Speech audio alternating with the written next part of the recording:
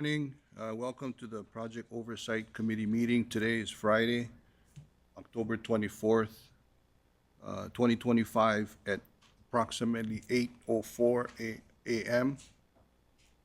I want to call this meeting to order. I'll start off with roll call. Lisa Baker is excused. Anthony Alto. Present. Ed Sniffen is excused.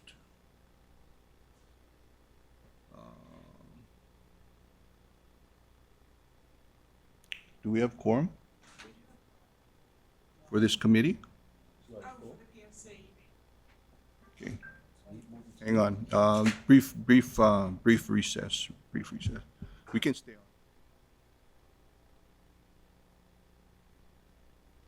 Okay, so let's see. Roger, would you like to serve as an ad hoc member on the POC committee in the interim?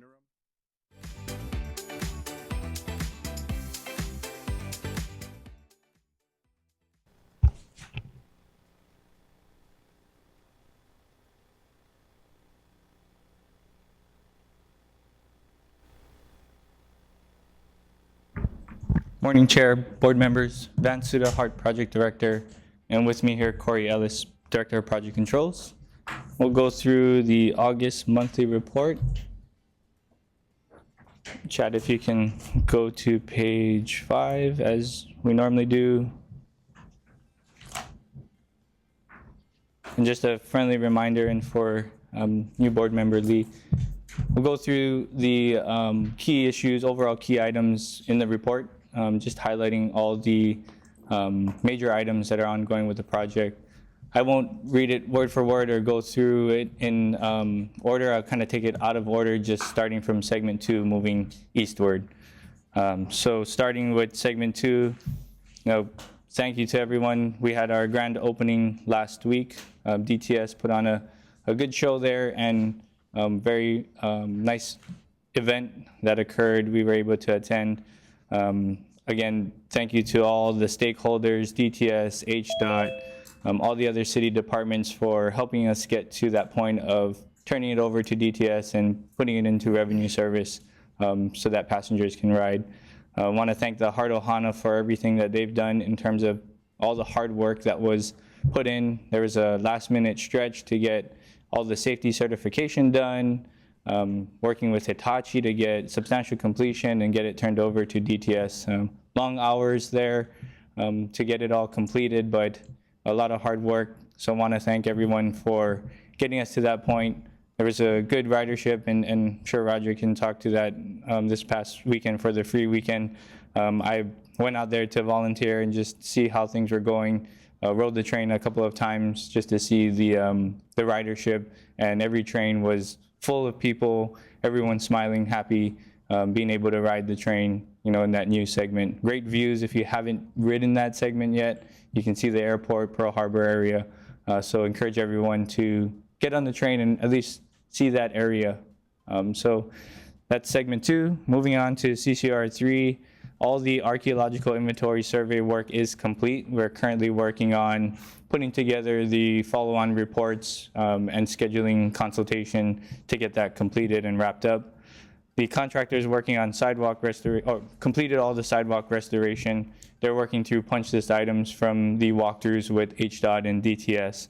There's a couple of traffic signal poles that need to be modified or repaired. So they're currently working through those items, but we're expecting that to be completed in the next couple of months and close that contract out. CCR 4, the 12 kV infrastructure from Pu'uhale to Waikimilo Road is complete. That was complete just recently. Road widening on the Mauka side between Middle Street and Waikimilo Road is ongoing. I think last month we reported that paving was going to start in October, November timeframe. We're actually looking at starting that in the December timeframe on the Mackay side, and then eventually the Mauka side. And then curb and gutter, if you've driven Dillingham, you can see some of that curb and gutter on the Mackay side that's ongoing in various locations, contractors jumping around to areas that are available to do some of that curb and gutter along Dillingham. Moving on to CCR 4E, 12 kV circuits from Pu'uhale to Waikimila Road, since that infrastructure was completed, cabling is ongoing. So good positive movement there with the 12 kV. All the 46 cable installation has been completed. We're scheduled to cut that over from the overhead to the underground around next week, Thursday timeframe. 138 kV, I believe last time we reported some issues that occurred while pulling the 138 kV cables. So just a reminder, as we were pulling those 138 kV cables, some of the runs we've seen high tensions while the cables were being pulled, and the work had to stop there. We had to do some investigation. We had subsequent excuse me, meetings with the contractor, with the cable manufacturer, internal team to kind of investigate what's going on there. There are some questions and investigation that needs to go on in terms of the infrastructure. So right now we're working with the cabling manufacturer and the 4E contractor to pull some mandrels through those conduits. And just to talk very high level on what that looks like for those that may not understand, basically you're putting a cylindrical piece of tubing or wood or a metal piece through the conduits to proof those conduits, and basically you're verifying whether or not the bend radiuses of those conduits meet the requirements. So we got the mandrel recently, earlier this week. We've started pulling that mandrel. Actually, the team's out there this morning with the contractor along with HECO to pull this mandrel to proof some of those conduits. It is holding off some of the cable pulling that we need to do. We don't know to the extent currently what that impact will be to the overall schedule.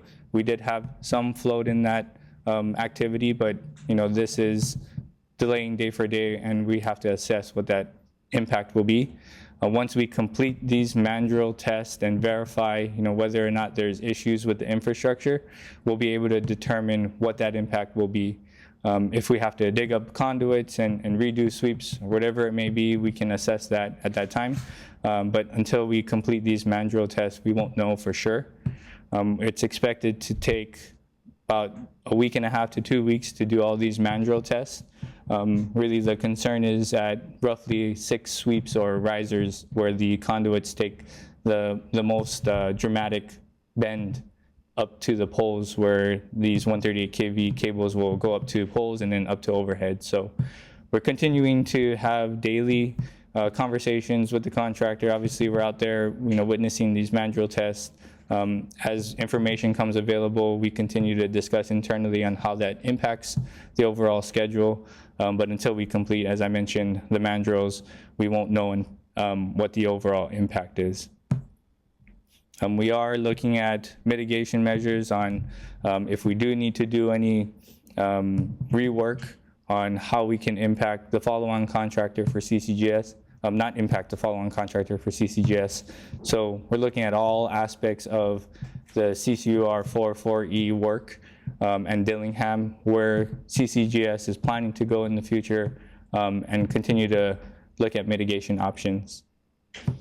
In regards to City Center Guideway and Station, CCGS, they completed load test shaft 6, that was in the Civic Center Station area. Load test shaft 4, which is in the Evile area. They finished the drilling. They're working on moving that forward to complete the test. They continue to work through design submittals and iterations with the team.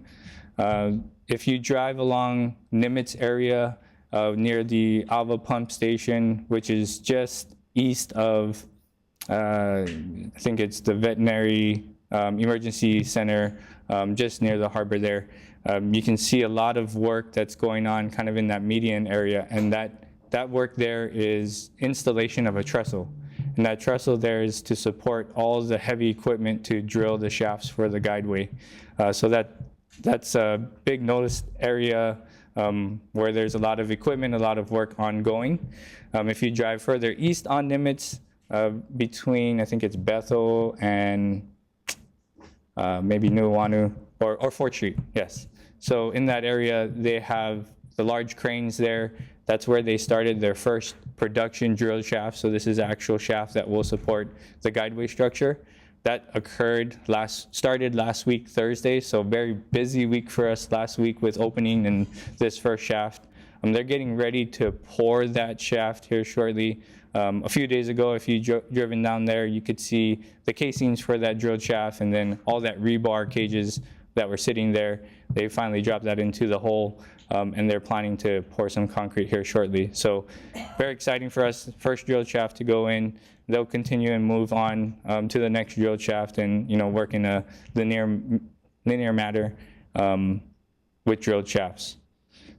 Station design workshop, we had our fourth station, our third design workshop for the fourth station last night at the Kalakaua Middle School. We had a good turnout, not as much as the first workshop, but we did have about 30 to 40 people come and attend to provide comment input, very positive comments and input from the community. This was for the Ivalai station.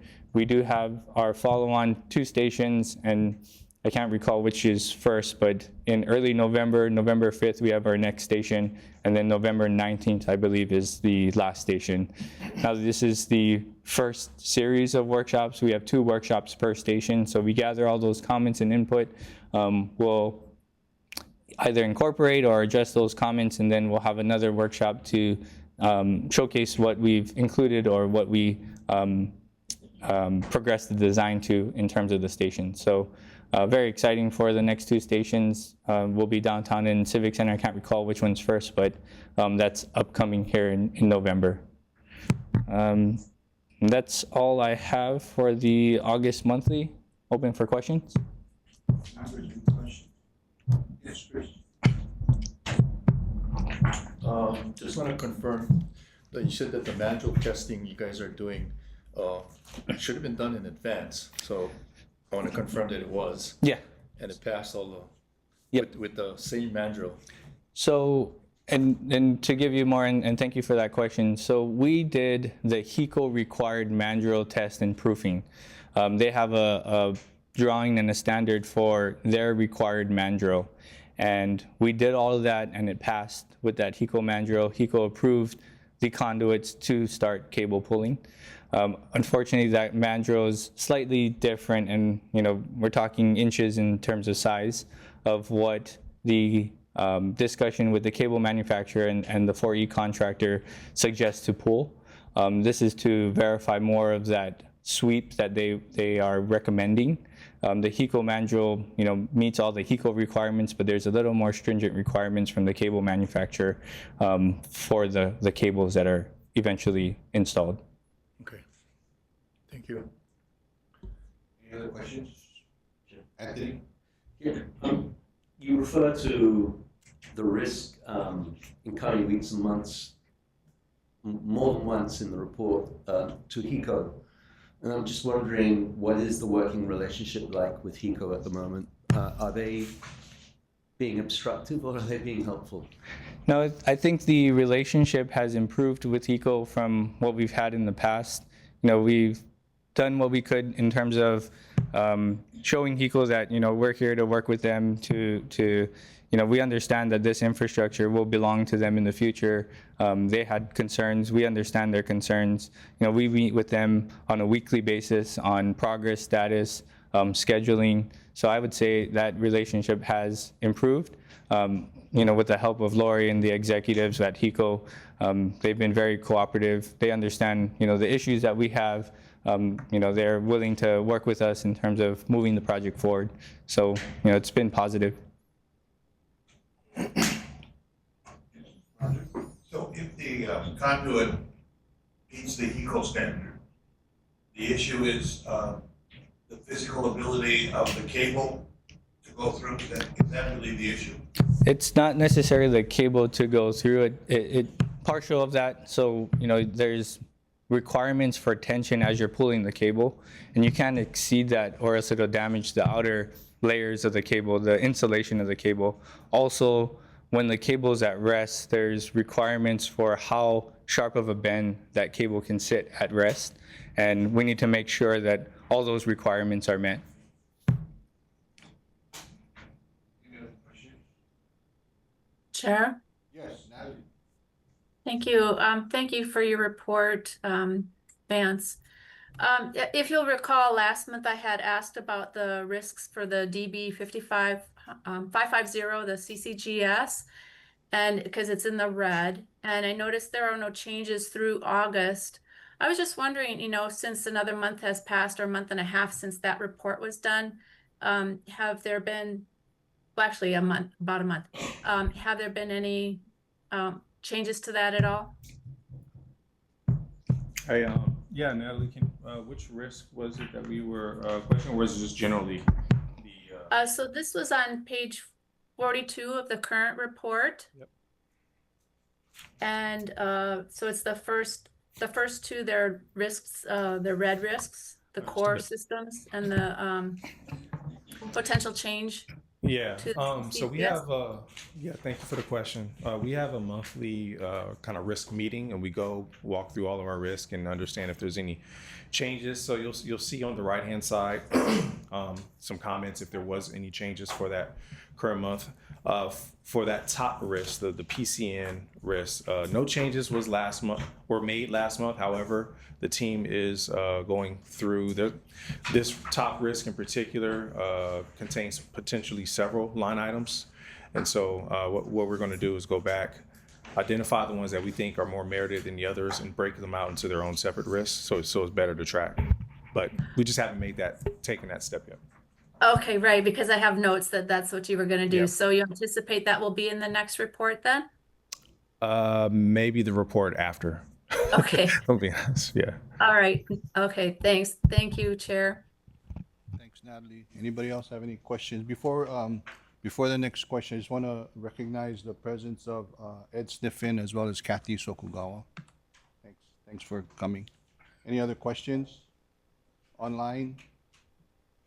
Kaulana, you got anything? No other questions? No, I'm good. I'm good. Okay. I just got a couple quick ones. It's kind of dovetailing off of the man drilling. So 1.5 to 2 weeks before they complete all the testing. Do you know how many conduits they have to test offhand? Yes, so there's 6 sweeps in total. That's where it comes from underground and goes up to the poles, up the risers. They're estimating roughly 2 days per sweep. And not to go into too much detail, but some of these sweeps have 4 conduits within that sweep, and they all follow the same path from manhole to the pole. Some of those conduits have cables already installed.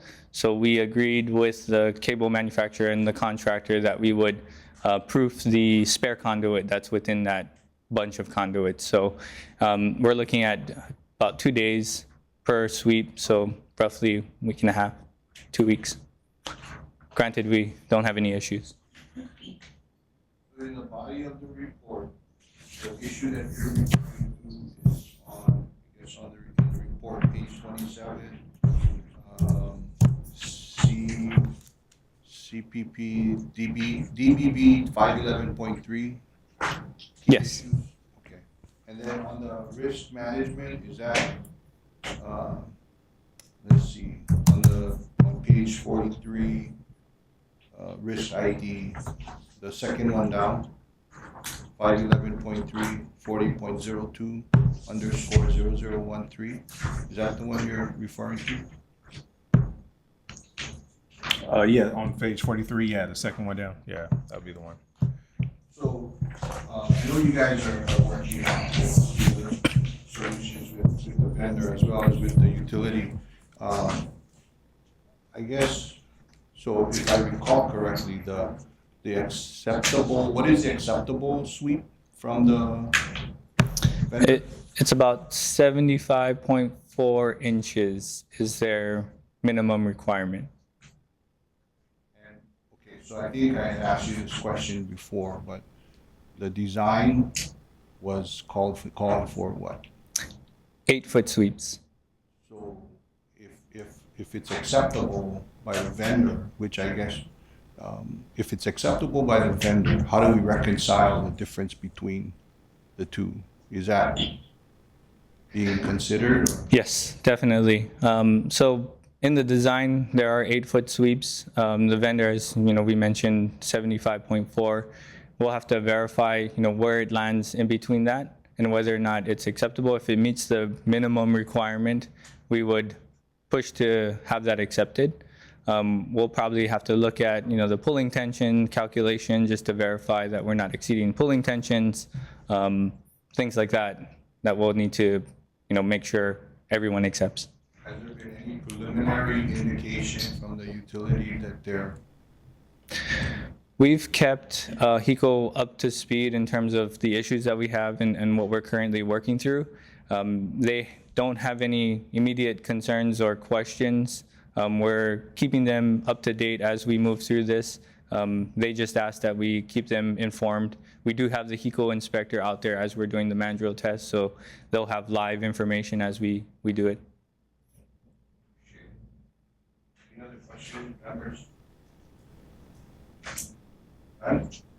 Okay. Thank you very much. We will move on to item number 4, August PMOC report, and I believe Vance and Corey will be giving this one as well. Before we begin, is there any public testimony? Anybody online that wants to provide public testimony? See? Board member Sniffen is here, so he'll replace.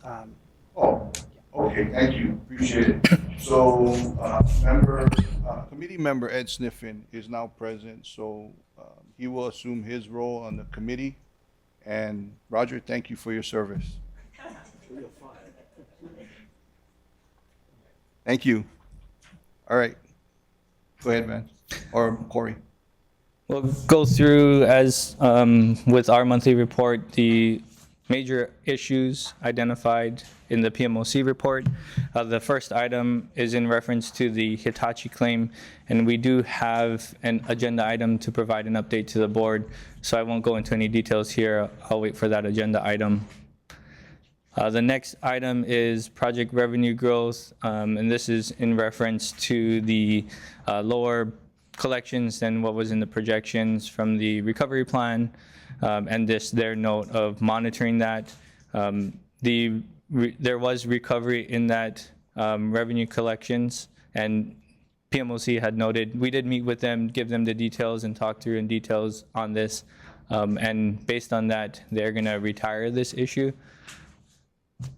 Moving on to, I think this is the last, second to the last item, CCR contract status. So this is a 344E, keeping the PMOC up to date in terms of all the progress and the issues we have with that 138 kV that I mentioned, and their concerns to the critical path and how that issue will play out in terms of schedule. So they continue to monitor that.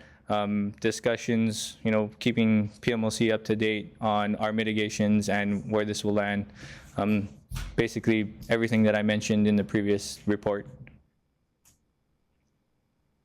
And then the final one, city center guideway and stations, referring to the contract and the schedule, and monitoring the revenue service date, and the official submittal of the schedule.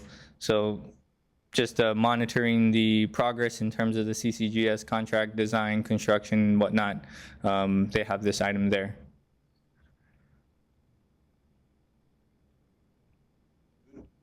Members, any questions? Cheryl? Yes, Natalie. Thank you. Thank you for your report. With respect to the revenue, you said that the issue with respect to the concern about the decrease from projections. Overall now, with looking at the recovery plan projections compared to where we're at today, is it still above what was initially projected for the 2022 recovery plan? We'll get Mike to. Aloha, Natalie. So overall, we're still above the recovery plan projections. We had a couple of quarters in fiscal year 25 where we were below, and we just got some more information We just got the completed first quarter data for fiscal year 26, and we're going to be below again. It's kind of in line with what we're hearing, from the state in terms of the economic forecasts and the revenue recovery for Hawaii. But despite in the past year being 3 quarters below the recovery plan projection, we're still significantly above what we had programmed in 2022 when we were developing the recovery plan. Okay, so do you know approximately what that amount is overall? Yeah, it's round numbers. I think we're probably at about 80 million above where we were projecting. Okay, thank you. Thank you, Chair. Thanks, Natalie. Any other questions? This may be a little softball, Chair, but I'm wondering to what extent our experience dealing with problems in the past, over the many years in the past, is reflected in the way that we deal with them now. Have we become more agile? It seems to me that we have. I know that, for example, the handover between Coluccio and Tudaparini went seamlessly. That Coluccio moved out of the yard and Tudaparini went right in. And I'm not sure it would have gotten that smoothly in the past. And I'm wondering to what extent you are able to keep everything on track despite these hurdles, especially with the utilities along Dillingham. From my perspective, it looks like you're doing a pretty good job there. Appreciate it. It sometimes may not seem that way when you're, sitting across the table with a contractor, but, we do have really good relationships with the contractor. And, Tudaparini coming in from, the mainland, not having a relationship here, we're really stressing the relationships with not just us, but the other stakeholders and our partners. And that's what gets us through these difficult times in terms of issues and problem solving, and getting the contractor to come sit at the table and, how do we get over this issue, set aside the commercial and, that discussion. What is the real solution to this? And then we can work out, any commercial impacts. But, that relationship that we have with them allows us to do that. I appreciate that, Anthony. Well, I've been going around telling people that this is no longer your granddaddy's heart, that we're a different organization, that we are operating much more efficiently with a lot of lessons learned from the past, painful lessons. But yeah, it seems to me from following, these progress reports that's what we're seeing. Thank you. Hang on, man.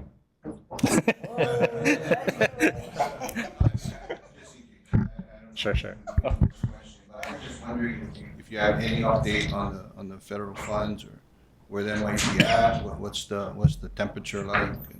Yeah, absolutely. It's a great question. So we are working with FTA on getting the next tranche, the 125 million that became available to us once we completed segment 2. Ordinarily, that process takes some time. It has to go through FTA and then several other signatories or parties on the federal side before the money is ultimately released. I say ordinarily because now we're in a government shutdown. It's probably going to take a little bit more time, but the rough timeline that we were given to get that money in normal circumstances, from the point where we started, submitting our payment requests, was about maybe 2 to 3 months. And so, yeah, but with the government shutdown right now, that kind of throws a wrench into things. So the timeline when we'll actually get the funds is probably a little bit up in the air, but we're working on it, and there's no indications other than, the slowdown caused by the government shutdown. There's no indications that money's in jeopardy or anything like that. Any potential anticipated impacts to our cash flow or anything? Yeah, that's a good question. No, we have sufficient money in the bank to pay our bills, so we're not don't anticipate any liquidity or cash flow problems. Yep. If I could add, on the federal side, it's not on the agenda separately, but it is in the monthly report. You folks last board meeting approved the third amendment to the programmatic agreement. And so we were pushing so hard because we were so afraid of what was happening with the federal government, the shutdown. So my team just told me, actually FTA emailed us on Wednesday, that has been signed. And it's a huge feat for us. It took 2 years to negotiate this with the consulting parties, with the stakeholders. And we did need to have the Navy sign off and ACHP. SHPD was very instrumental. It was painful because everyone's busy, but to have that signed and behind us is incredible. But just to know that even with the shutdown, those two federal agencies did sign it, and FTA was pushing hard as well. Regarding the question always comes up on the last two tranches, 125 when we finish Dillingham next year, and 119 in 2027. There's always a risk. Especially when you see what's happening with other agencies, the federal government is taking it away. But hopefully we've shown that we've met every deadline FTA and the federal government has put on us. So hopefully they will leave us alone. We are different, I see the media's online, we are different than those agencies in that the 1.55 billion was the original amount on the FFGA. It has not increased compared to those other agencies. So hopefully the administration will continue to release those last three tranches, this one that we will be applying for shortly, and the last two. Thank you.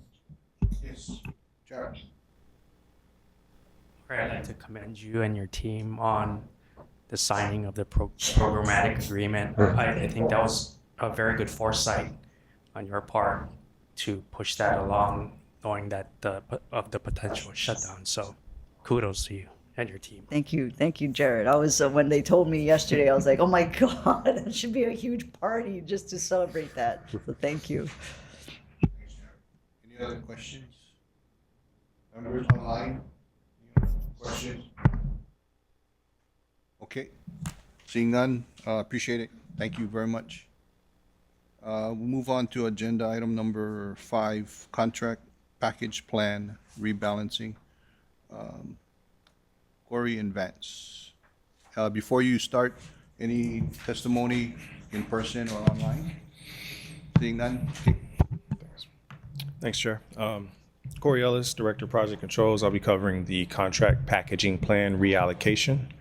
If you want to go to the next slide, please. So our staff is requesting approval to reallocate funds through unallocated contingency to reconcile multiple CPPs.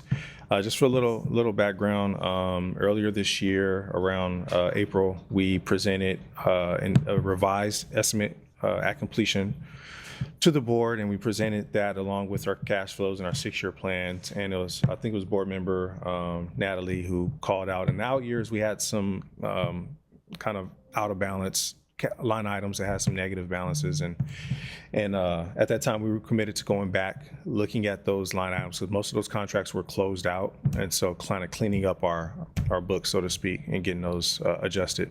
So we did go back and do this exercise. So this is kind of the result of that. In addition, we are going to be looking at some other contracts that we're funding. So if you want to go to the next slide, Chad.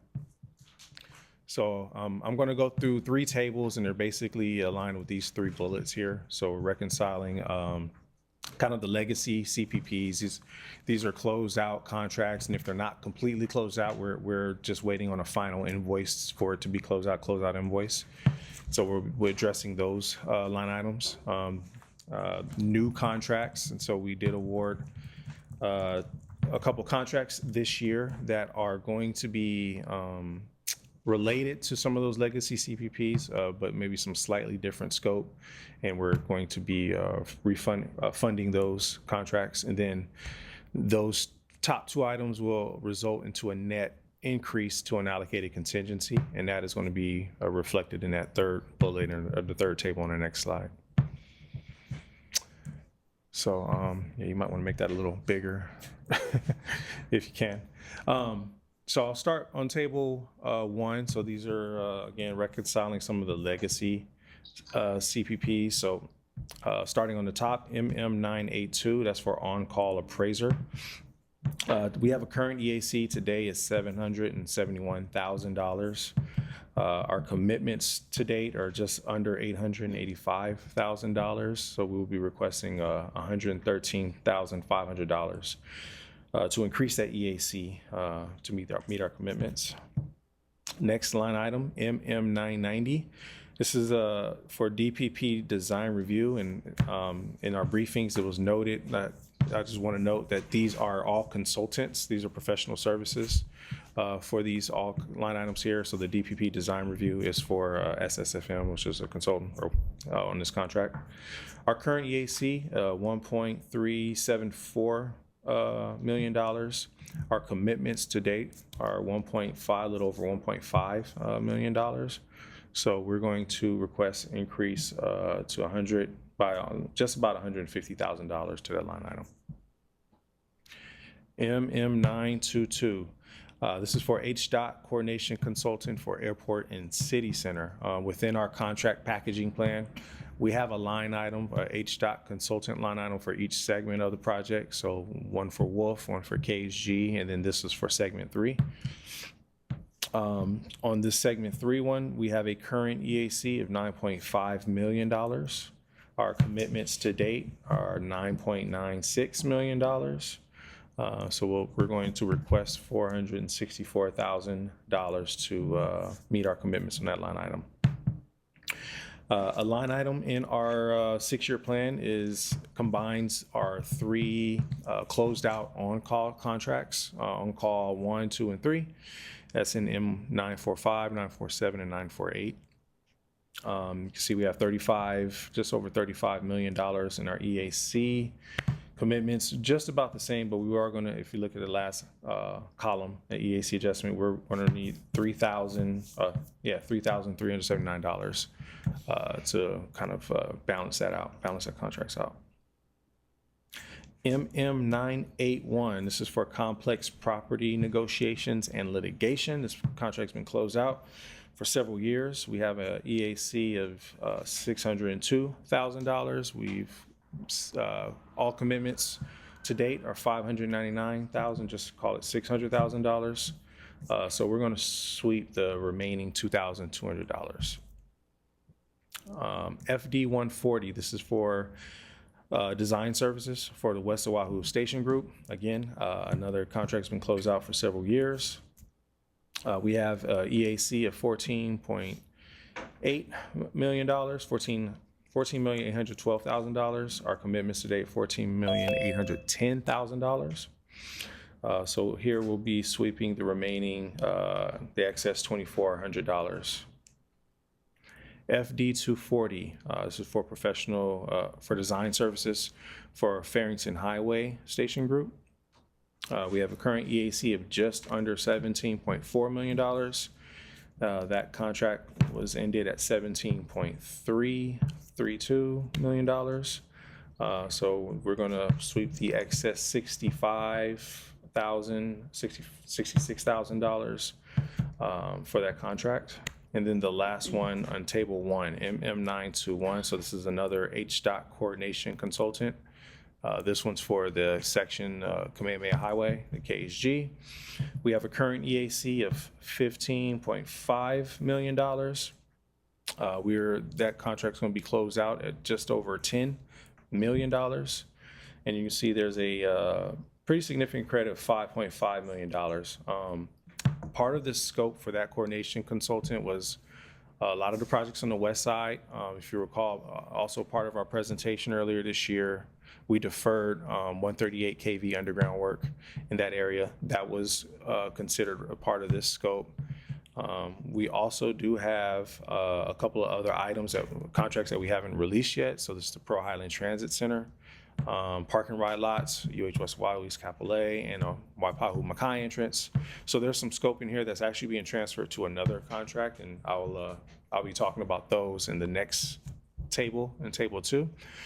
So this is kind of a combination of a scope transfer, and plus, since we've deferred some of that scope out of our EAC, we're sweeping that back into unallocated contingency. So if you see the bottom line in table 1, the transfer total. There's going to be a credit, which essentially would go back to unallocated contingency of $4.8 just over $4.8 million. That was a lot of line items. I just want to pause there. If there's any questions or anything on table 1, and I'll go to table 2. Chair? Yes. Yeah, if I may, thank you, Corey. So thank you for the briefing as well last night. Sorry, late afternoon for you folks. It was last night. I just wanted to clarify for people looking at this, these are all of them actually are closed out or being transferred. So we will not see any more changes with respect to the EACs on these particular jobs, correct? Thank you for that. Yes, that's correct, Natalie. Just wanted to make that note. Thank you, Chair.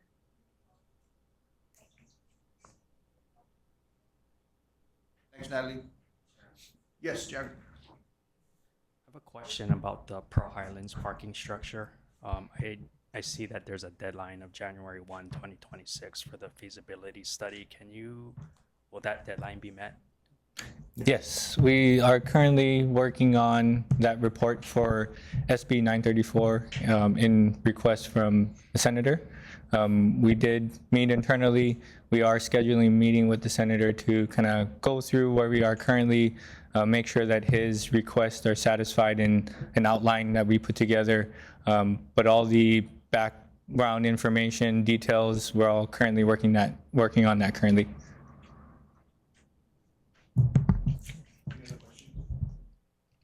Okay. Or just one question. Oh, yeah. So, other than the increase, correct me if I'm wrong, other than the increase to the unallocated contingency, there's no change to the bottom line? There's no change to the overall project estimate completion. It remains at 9.96. Yeah. Thank you. Members, any other questions? I do have, I'll cover the last 2 tables just to complete this presentation. I just wanted to pause with that. So table 2, so these are recent contracts. So as I referenced earlier, we did award 2 contracts this year. Repurposing those same contract ID numbers, MM990 is one of them. That was prior reference as DPP design review. This is now design review for other city departments. So there's going to be an additional $821,000 increase for that. So we're broadening that design review support for that contract versus just specifically for DPP. And then the second one in table 2, so that's MM922. That is right now referred to as HDOT coordination for segment 3. The contract that was issued earlier this year is now broadened that to a corridor-wide HDOT coordination consultant. So as I mentioned, some of that scope that was going to be covered in the HDOT coordination consultant for KSG is now going to be covered in this new contract. So that is going to cover the transit center and the park and ride lots and the station entrance at Waipahu. And so we're increasing that EAC for $2 million to account for that contract. So final EAC for MM990 will be $2.345 million, and final EAC for MM922 is going to be just under $12 million, $11.964. So the net impact of all of those changes is realized in table 3, so to unallocated contingency. Our current budget today for the unallocated contingency, $135 million. There's going to be a net increase as a result of these transactions of $2 million to the unallocated contingency. So the revised budget for unallocated contingency will be $137 million, $137,025,000. And then that completes the rest of the table, and if there's any other questions. Any questions? Members? So maybe I jumped the gun. So just That's all right. so to just reiterate, no change to the bottom line, increase in unallocated contingency in the amount of approximately $2 million. Amount of approximately $2 million, yep. Okay. So this is a referral recommendation to the board, right? Yes. So for the members of the POC committee, I'd like to recommend that we refer this to the board and, okay, so just let me, before I ask for the motion, I'm gonna try to make the, and you'll kind of, and this may be a little bumpy this month, but hopefully it'll be beneficial for all of us. I'm gonna try to do a lot of the heavy lifting in the committees and give more deference to the committees and the committee chairs. All members are welcome, even though you're not on the committee, to attend the committee hearings, the meetings, and provide your input, your questions, answer any questions you have. Even though you may not necessarily have a vote in committee, you can do all of your due diligence in committee. And then when we get whatever recommendation comes out of the committee to the full board, I'm hoping that we don't have to reiterate everything again. We just take the recommendation of the committee and we put it to a board vote. And if there is discussion, we can have it at that time. And then members of the full board can have their opportunity to vote. If that, I'm hoping that'll work out so we can be a little bit more efficient and not as redundant, and give more deference to the committees and to the committee chairs. So with that, yes. Kiko, if I might just add a little bit. Yeah. So I agree with your approach, and I think for our audience members who might be watching this later via YouTube or whatever, it's important to note that we meet in committee the same day as we do for board meetings. So the redundancy is the part that we're trying to eliminate. It's just so that we don't have to repeat conversations literally minutes apart. Thank you. In consideration of everyone's time and all of our resources, we want to try to be as efficient, but yet meet our obligations as an organization and as a board, internally, as well as, more important, to the public as well. So hopefully this will work out okay. So with that said, if I'd like to recommend that we pass this on to the full board for adoption, if I could get a motion. Chair, I move that we accept the proposed reallocation of the contract packaging plan. Thank you. Is there a second? Ed? It's going to be you, Ed. Okay. Thanks, Ed. Okay, so I have a motion and a second. Is there any discussion? Chair? Yes, Natalie. Thank you. I just wanted to comment, I did bring this up a few months ago because there were these amounts hanging out there. I forget what report it was we were looking at, but I really appreciate the follow through on the staff and cleaning up these areas because, well, as a CPA, I look for those things. And so it's nice to have this done. And if I were a voting member, I would vote to support that. Thank you. Thanks, Natalie. And that's exactly the kind of input that, is helpful in the committee, so that, even though Natalie is currently not a voting member on this committee, that kind of input is helpful to kind of inform some of the other board members. So thanks, Natalie. I appreciate that comment. So if there's no other discussion, is there any opposition from the committee members? Any no votes? Seeing none, recommendation passes. So we'll move it on to the full board and recommend adoption. Thanks. We'll move on to item number 6, Hitachi Rail Honolulu. Who's going to be giving this presentation?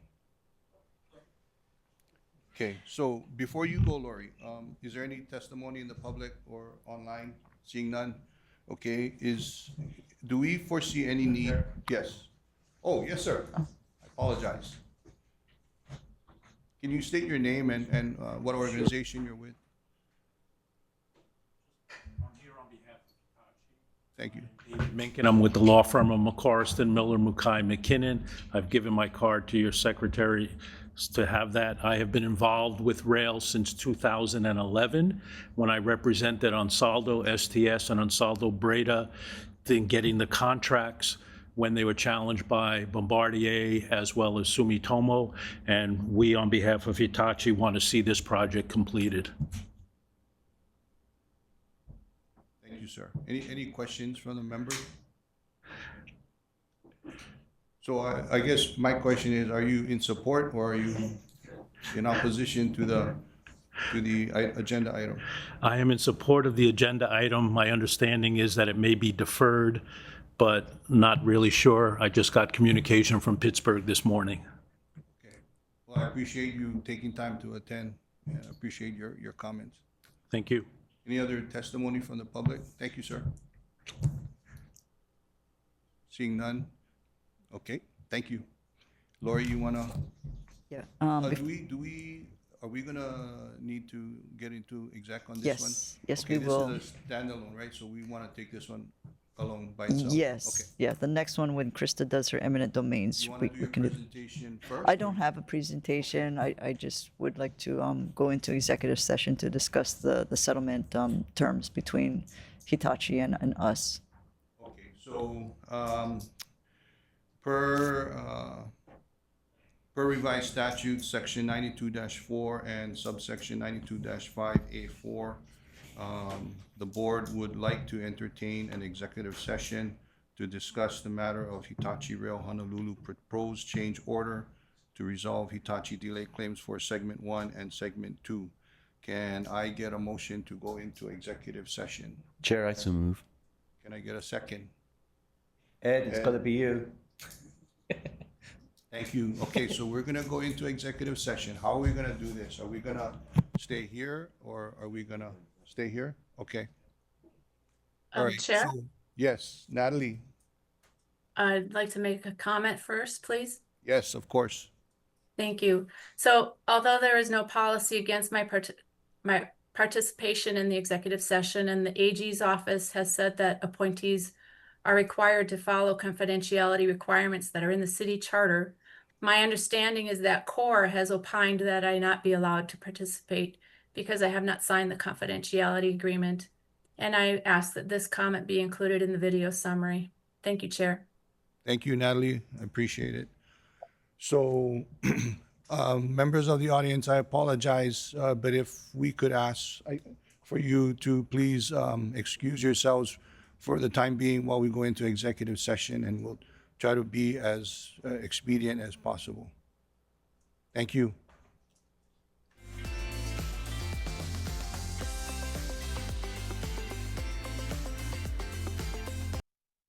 Welcome back. I'd like to call this Project Oversight Committee meeting back to order. It's approximately 10:08 a.m. We just came back out of executive session, and just wanted to report that in executive session, we did receive legal counsel regarding item number 6 on the agenda related to the Hitachi Rail Honolulu proposed change order. No action was taken.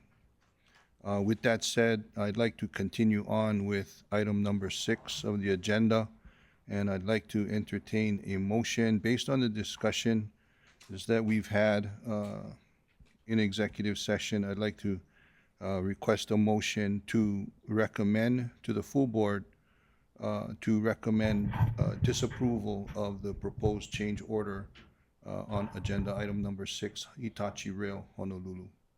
Chair, I so move. Thank you. I have a motion. Chair, second. Second, is there any discussion? Members Chair. or, yes, Natalie?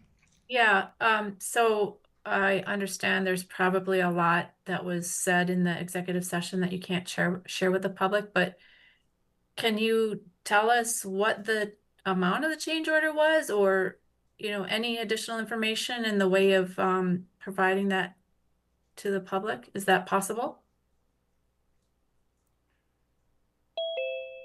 Yeah, Natalie, I think because it's still an ongoing discussion, and I think at this point, it's better that we not disclose anything.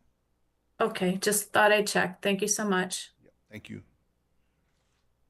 So if there's no other questions from anybody, not committee members as well as non-committee members, if there's no objection, any objections, the motion is approved. Okay, thank you. Can we move on to agenda item number 7? So we have, I think this is, we have two eminent domain agenda items. And I believe we have items number 8 and 9 also that we are potentially going to go into executive session. Dan, is it possible to hear these agenda items concurrently and then go into one executive session? Okay. So why don't we take all, let's see, agenda item number 7, AB, Resolution 2025-21, as well as Resolution 2025-22.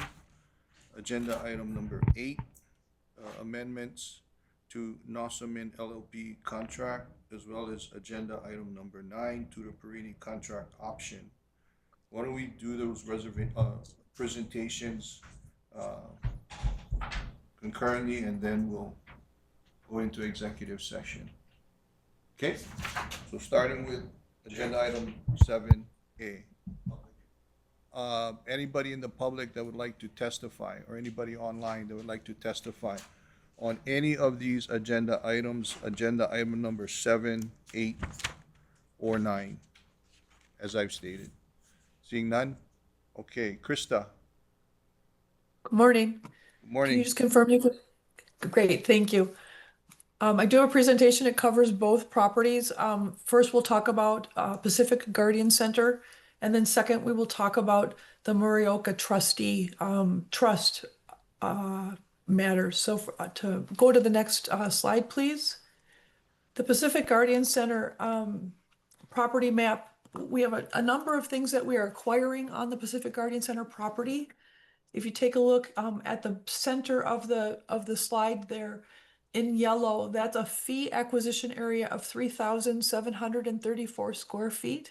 And that's where the downtown station will be on that side of the road, so on the Mauka side.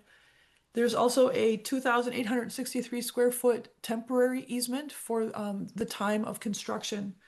And then very small on the right side of that property at the corner of Elakea and Nimitz is a sidewalk easement of 112 square feet and an additional 37 square feet.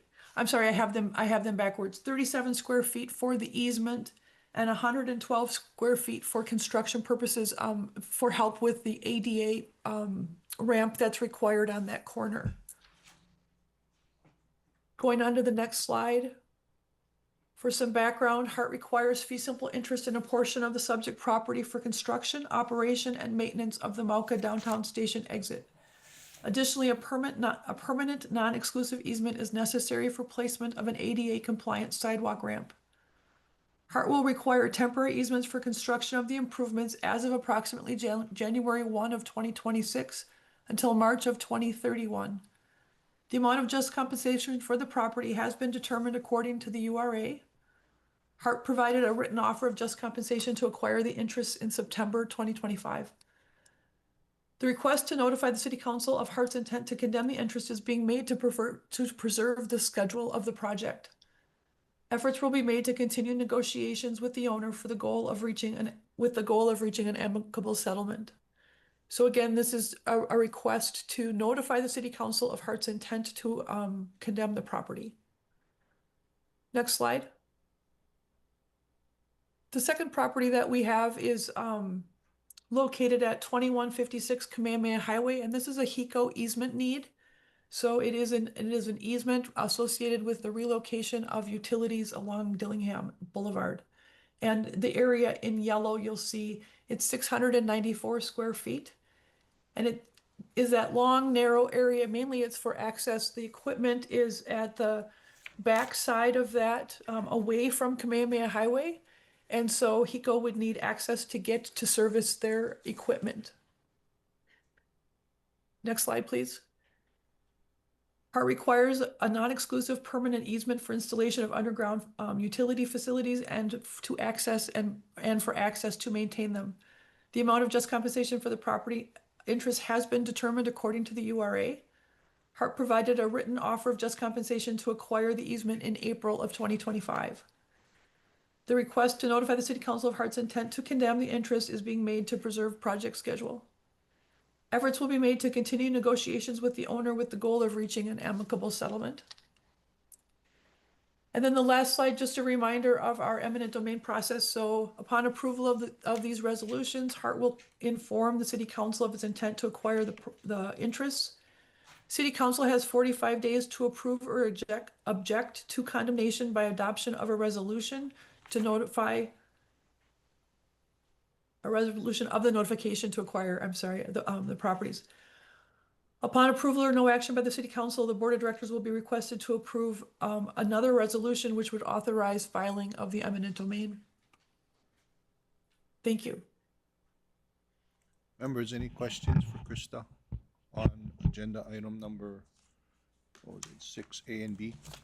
7A and B? 7A and B? No questions? Okay. Who is presenting agenda item number 8? Krista? No? Vance? Amendment to Nossaman contract. Krista? Okay. I wasn't We'll tag aware team, that I Krista. was. What? Pardon me? We'll tag team. Yes. You go ahead. Okay. So I don't have a copy of the presentation. I don't know if I'm gonna be able to see it. Let me see if I can grab it quick. No, not you. Who put the presentation together? Krista? Okay. Can we go to the next slide, please? So this is a request to exercise option year 4 and to add additional funds to the Nossaman contract. Nossaman is one of our outside legal counsel providers. Purpose of the request is for approvals of the contract amendment number 7 totaling $1.25 million to exercise option year 4 and for additional funds for legal services for real estate matters, contract SCHRT 1800039 Nossaman. This option year 4 will extend the contract to December 25th of 2025. Current total amount of the 26. contract will, oh, I'm sorry, yes, 26. Thank you, Vance. Total amount of the contract will increase from $10,688,163 to $11,938,163. Funds will come from budgeted allocated contingency. This legal service contract for real estate has been had a 5-year term expiring in 2022 with 5 one-year options. 3 option years have been exercised to date. Next slide. This firm will represent Hart in condemnation and uniform relocation assistance and real property acquisition policies act matters. So anything regarding the Uniform Act, Nossaman supports us in those things as well as some of the condemnation actions. The amount requested assumes representation in current active litigation. Any questions? Yeah. Any questions, members? Yes, Kathy. It's a 5-year contract with 5-year options. So is it preordained that they're going to ask for one every year of those 5 options? And how do they determine what's the amount for that particular year? I don't know how they've done it in the past, but I do know that the way that we did it for this request, it was based on some litigation proposed cost of services based on some active litigation that we're currently in the middle of. And so we based it on a report provided to us from Nossaman. And so that's how we're doing this one. I don't know how it was done in the past. And I do anticipate that this could potentially carry us all the way through the end of the contract, though the litigation matters are complicated and it's hard to tell for sure. So assumption would be once this term is up, the 5 years up, then there'll probably be another contract for another 5 years with a similar kind of provisions? So this is an extension year. So the 5-year base contract. Do I have that right, Vance, that the 5-year base contract is already up? Yes. This is an option year. Correct. This is the 4th option year of 5 total option years, 5-year base. And as Krista mentioned, it it's hard to project whether or not we're going to have litigation matters in terms of real estate. We're hoping that we don't have to use, this outside counsel, but we're hoping that this will carry us even beyond the amounts that we are requesting, not just suffice for the 1-year extension, but potentially, depending on, all those outstanding legal matters and where it can carry us. So it looks like, Krista, for amendments 4, 5, and 6 to exercise options 1, 2, and 3, we just exercised the option adding on the 1 year, but we didn't add funds to it. Is that okay? That's accurate. All right. Yes, that is accurate. Okay. We did not need additional funds. Okay, so we're adding this 1.2 million for option year 4, and we don't know what year 5 might look like yet at this point. That's correct. Okay.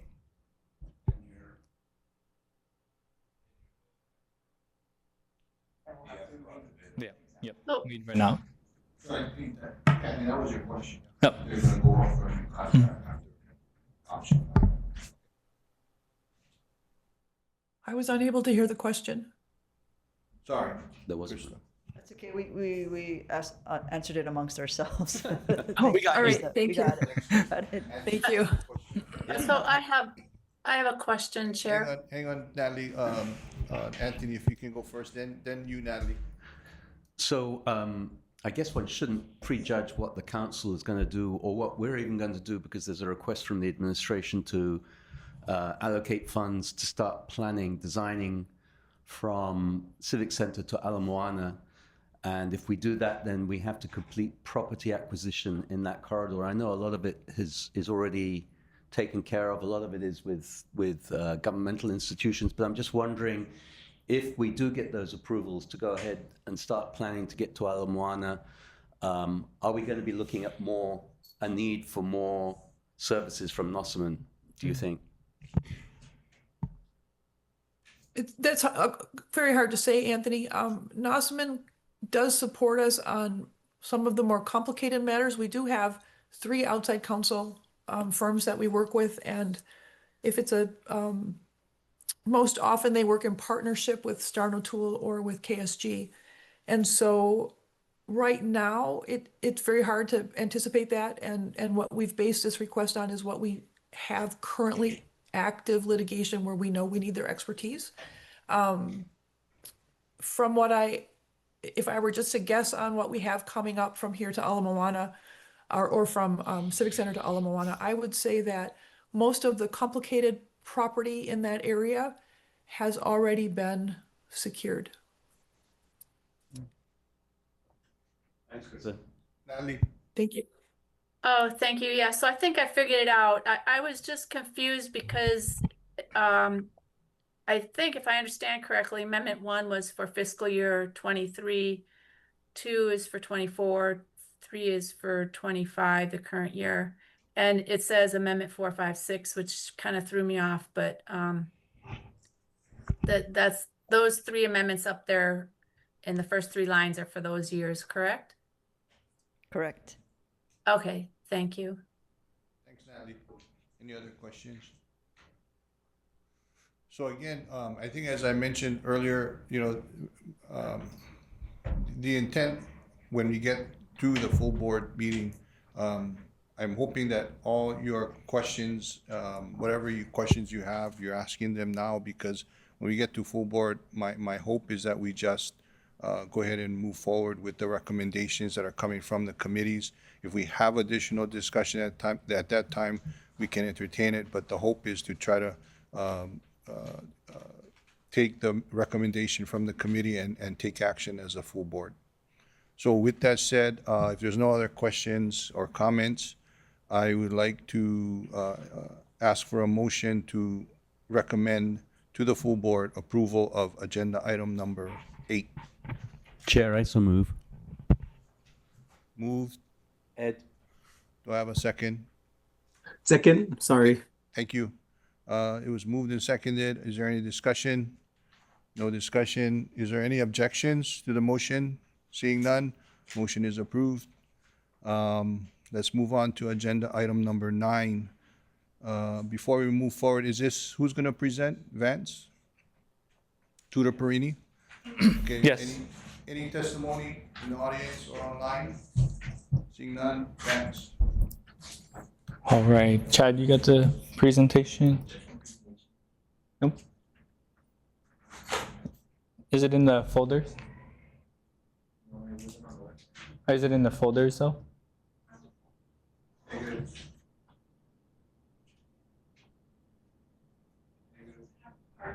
Okay, perfect. Yep. So as Carolyn's passing this out, I'll get started and then we'll go through the slides. So the purpose of this is request or approval is to exercise the CCGS price option 1, City Center Guideway and Stations price option 1. The scope is detailed in TP 1.3.1.2 in the CCGS contract, and I'll go through in high level of what that includes. But basically, design development for the guideway structure stations. HART has determined that there is sufficient non-FTA funding to execute price option 1, and I'll go into further detail in terms of that. So on slide 3 in your handouts there, the scope of price option 1, as I mentioned, the guideway alignment, guideway structure, station utilities, the infrastructure to support the core systems, equipment and devices, traction power substation. The one thing that's not included is roadwork design, which we are discussing in terms of internal discussions on how we will handle that in the future, whether it will be a future change order or if we will seek other means to get the road work completed. Contract background, moving on to slide 4. The contract was awarded just over a year ago in the amount of $1.65975 billion. No contract change orders have been issued to date, and the current substantial completion date is September 2029. Moving on to slide 5, just goes into the details of where the priced option 1 is located within the general terms and conditions in the contract. We do have a time frame that we need to execute this change order by to secure the pricing that's in the contract. If we go beyond that date, there is subject to the price is subject to escalation. And we do have a time frame as to when we need to execute that, even with the escalation. And that time frame is from November of this year to July of 2027. And we can only exercise this option, the latest date is August of 2027. Once the change order is issued, NTP must be issued within 30 days. And as mentioned, the roadwork design is not included. Moving on to slide 6, benefits.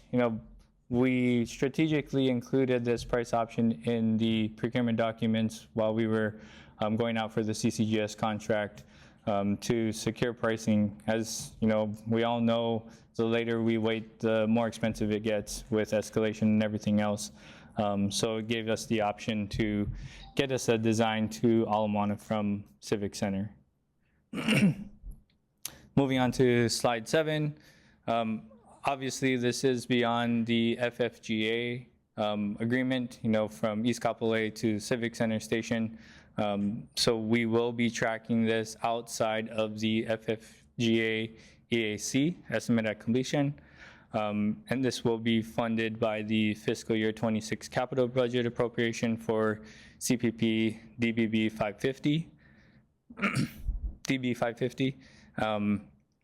It will not require a transfer of unallocated contingency. Ultimately, this will be funded from the reflected project ending cash balance. So everything outside of the FFGA, we will track it as a non-project cost, and we will ensure that we have visibility to that.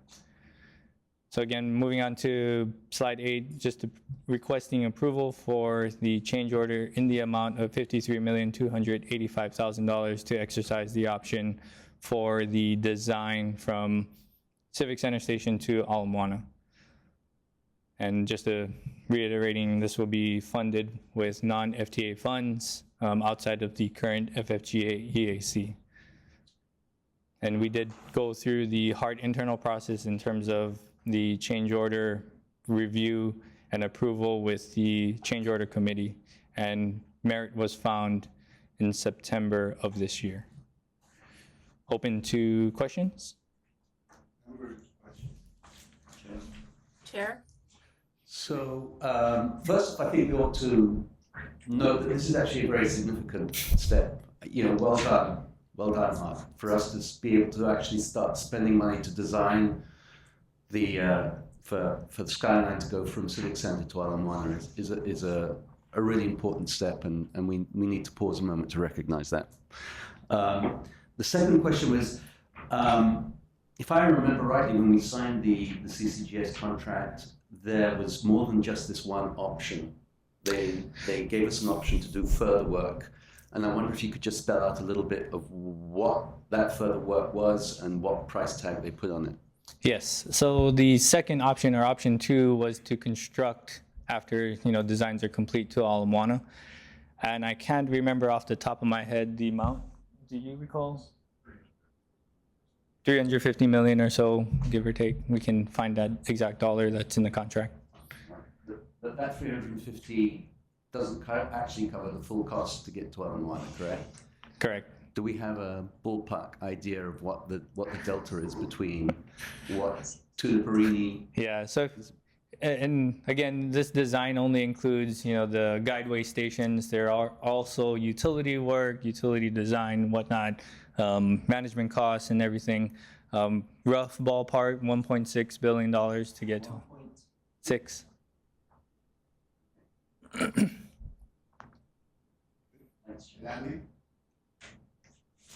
Yes, thank you. Just a couple.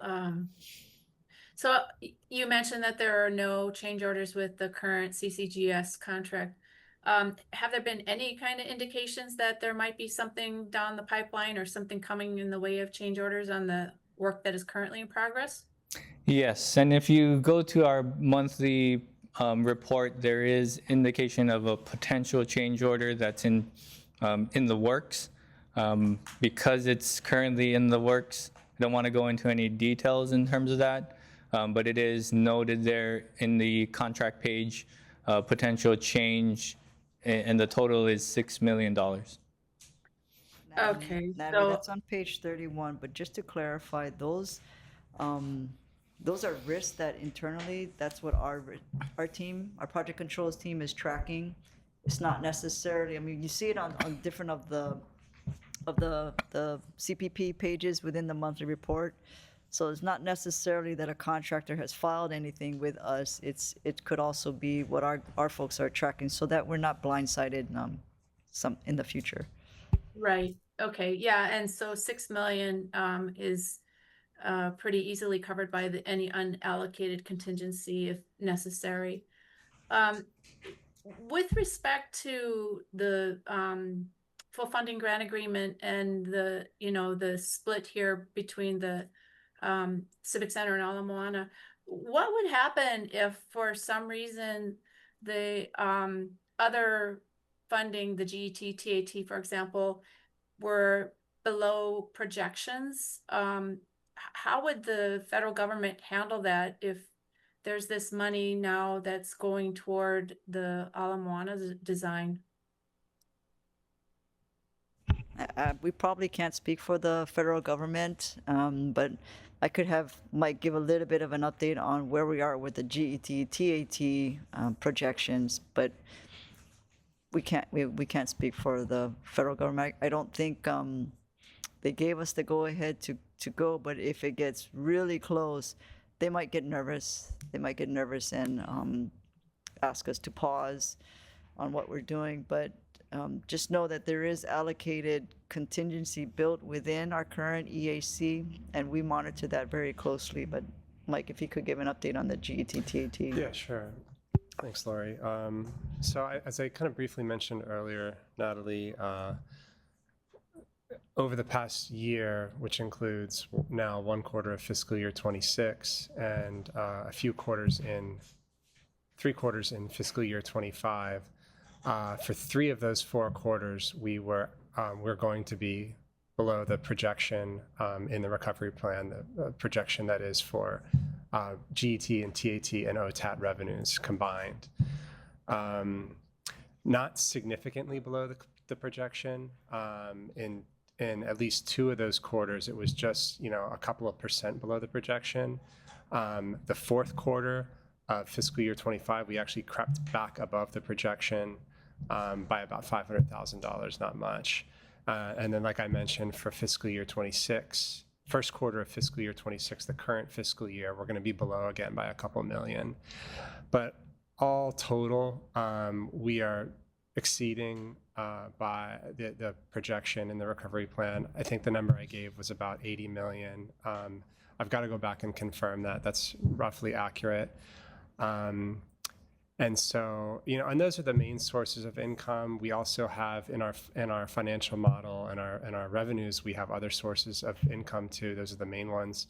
I mentioned last year we had a in fiscal year 25 we had a significant influx in interest earnings on our cash revenue, on our cash fund. Round numbers, in the financial plan, I think we were projecting single digits in the millions, like $3 or $4 million. And then we ended up getting, net maybe around $30 million more than we had been projected, which was a good thing. But yeah, it's something that we keep a close eye on every month. We get our GET numbers and TAT numbers every month, and OTAT as well. That's no secret that the state is like such entities as UHERO, for example, don't have a great outlook for fiscal year 26. They're projecting mild recession, and I mentioned earlier that that's been kind of played out in Q1 revenues for fiscal year 26. Sorry, we are down. The state is showing that they're down, and that of course trickled down to the numbers, to the revenue that we're getting at Heart. But I personally don't think that there's any reason for panic or alarm right now. We are below, but we're not significantly below. And like I said at the onset here, we're cumulatively from 2022, we're significantly above. Watching it very closely, but no cause for panic right now. And I think after we weather some uncertainty in the beginning part of fiscal year 26, right now the projections are looking positive again. Thank you. So I understand, and this is important for the public to understand too, that the current minimum operable segment goes to Ala Moana. So that's, something that the city council has reaffirmed. And I understand why this was put in as an option in the CCGS contract. It's too bad, I think, that the timing is required for like the first week of November for you folks to reply to them. With the government shutdown and things almost daily coming through with respect to, changes in tariffs and just everything that's going on at the federal level, the shutdown, all that kind of stuff is just, personally, my preference would be to be on the conservative side of this and weather this out through the end of the year at least. But I totally get it. I appreciate your staying on top of it because I think that's really important. And those are my comments and my questions. Thank you so much, Chair. Thank you, Natalie. Any other questions? Yes, Roger. One is, what degree of design? Is this 100%, 60%? 100%. 100%. One of the issues with Ala Moana is once we get in there, how do we get out? And is that going to be considered as part of this? I mean, since the LPA went in, there's new high rises. There's differences in the amount of a corridor that we have in order to get out. So how do we address that now? We've had some preliminary discussions with Tudor and their designer Parsons. For that very reason, we get into Ala Moana and we're kind of stuck dead end there. It's not included in this scope to explore that option, but we are going to pursue and continue to discuss with them on what are our options there and potentially looking at a design that can get us out of there. Our understanding, some of that has been looked at previously, potentially during the P3 timeframe. So we'll continue that discussion. It may have to be an additional change, but we'll continue discussing with them. And then my last one is, as Lori's pointed out, that's the site of our largest transit center. We operate more than 1,200 bus trips there. Will this design accommodate the bus-rail interface? We'll definitely be working with you and your team, Roger, to ensure we have a good collaboration and it's efficient in that area. Thanks, Roger. Any other? Yes, Yeah, Ashley? not exactly a question, but I do want to point out that the OTAT does not have a sunset and therefore is potentially bondable. So there is potentially another source of funds to help us get to Ala Moana, although at 1.6 billion are not enough to pay for everything, but certainly enough to get a considerable amount of the work done to help us get there. Thanks, Anthony. Any other? Yes, John. So maybe just to follow up on Roger's question about Ala Moana being the destination right now. If getting out is going to be a big problem, is rerouting part of scope to avoid being dead-ended and stuck? Currently not, but again, we'll probably have further discussions with Tudor and their designers of what that effort would be and whether or not we'd have to add additional funds to this effort for design. I know there's been back of napkin discussions of how we get out of there, some ideas from experts and people that have the knowledge to do so. So we'll have those discussions with them. Right. So I guess thinking logically, I would rather have that discussion before we start dropping money into the design of Ala Moana, because that might be a waste if there's a decision to reroute to avoid that situation. So I wouldn't want to waste money, in other words, by doing a design on something that we're not going to construct. Understood.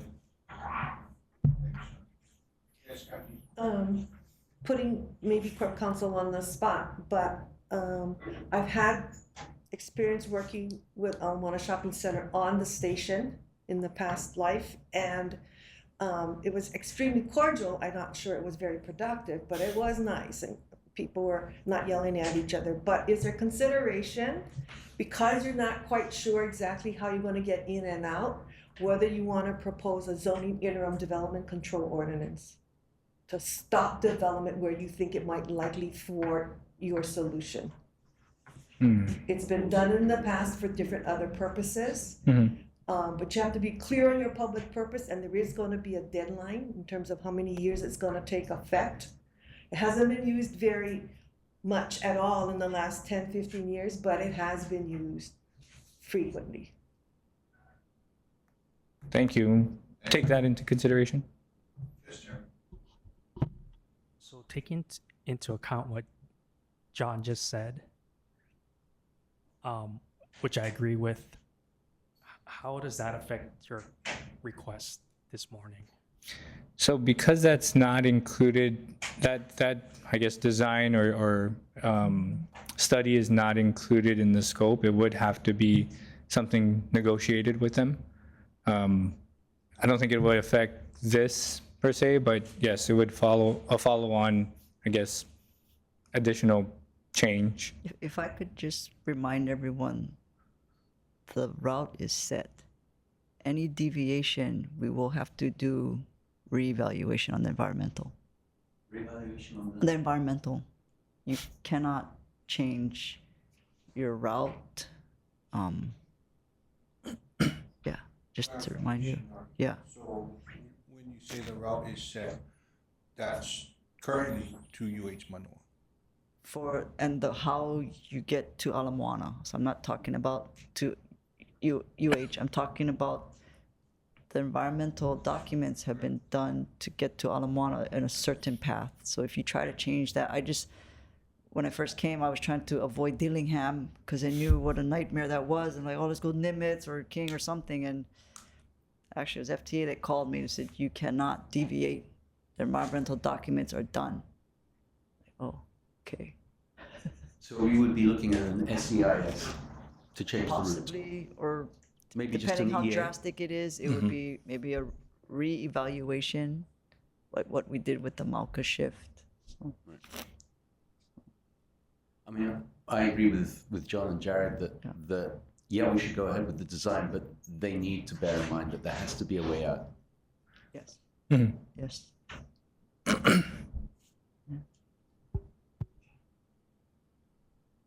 Any other questions?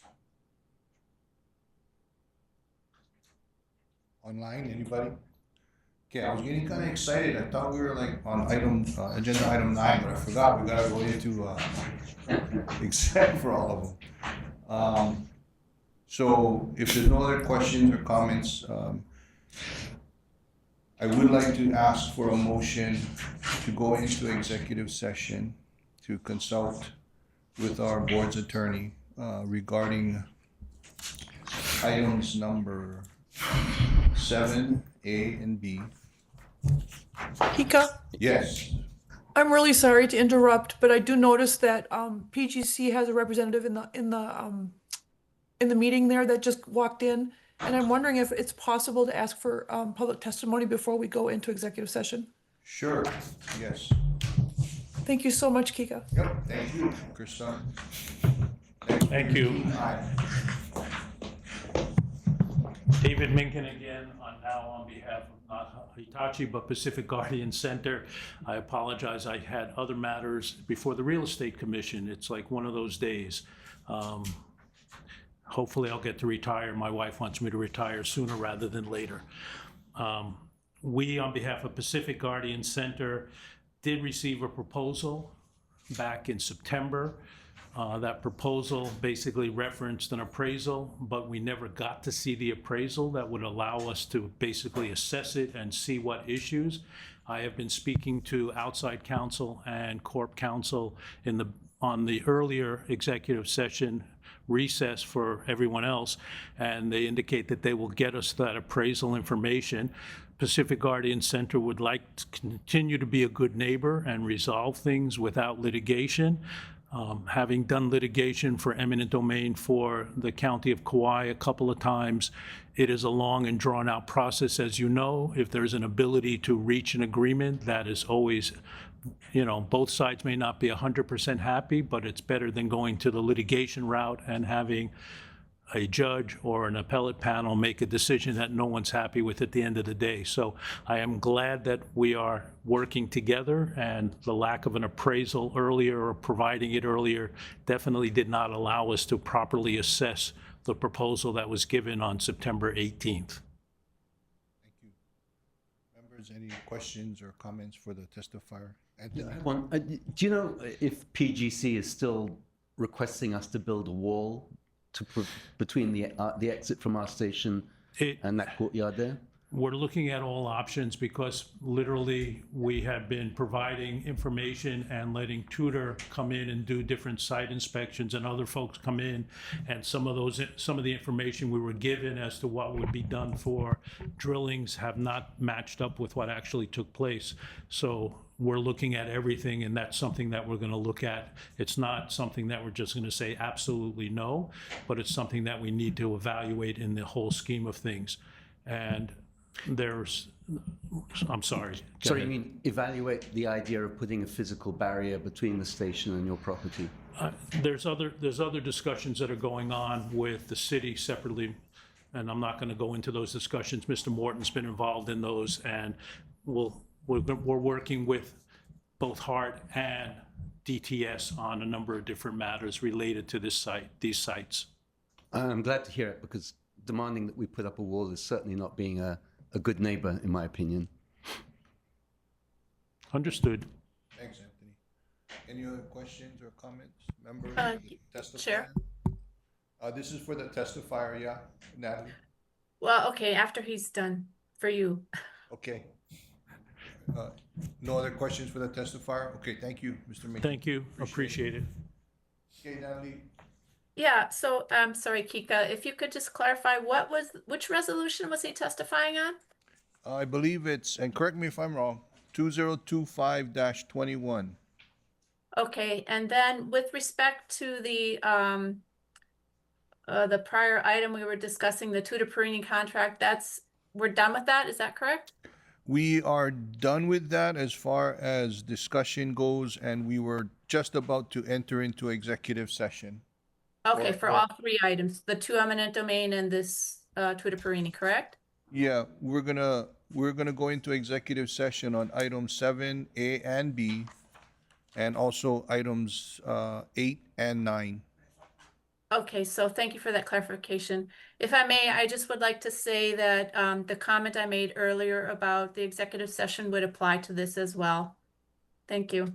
Okay, thanks, Natalie.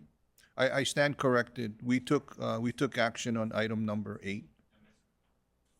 Okay, thank you. So we're going into executive, I'm entertaining a motion to go into executive session to discuss items number 7A and B and items number 9. Yeah. Chair, I make the motion that we move into executive session on those agenda items. Ed? Second.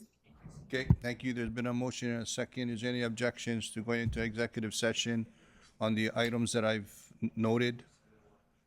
No objections. Okay, we're gonna go into executive session a second and last time. Again, audience, I totally apologize. Appreciate your guys' patience. We're trying to move through as quickly as we can. So if I could ask members of the audience to please excuse yourself so we can go into executive session, and we'll call you as soon as we're done. Thank you.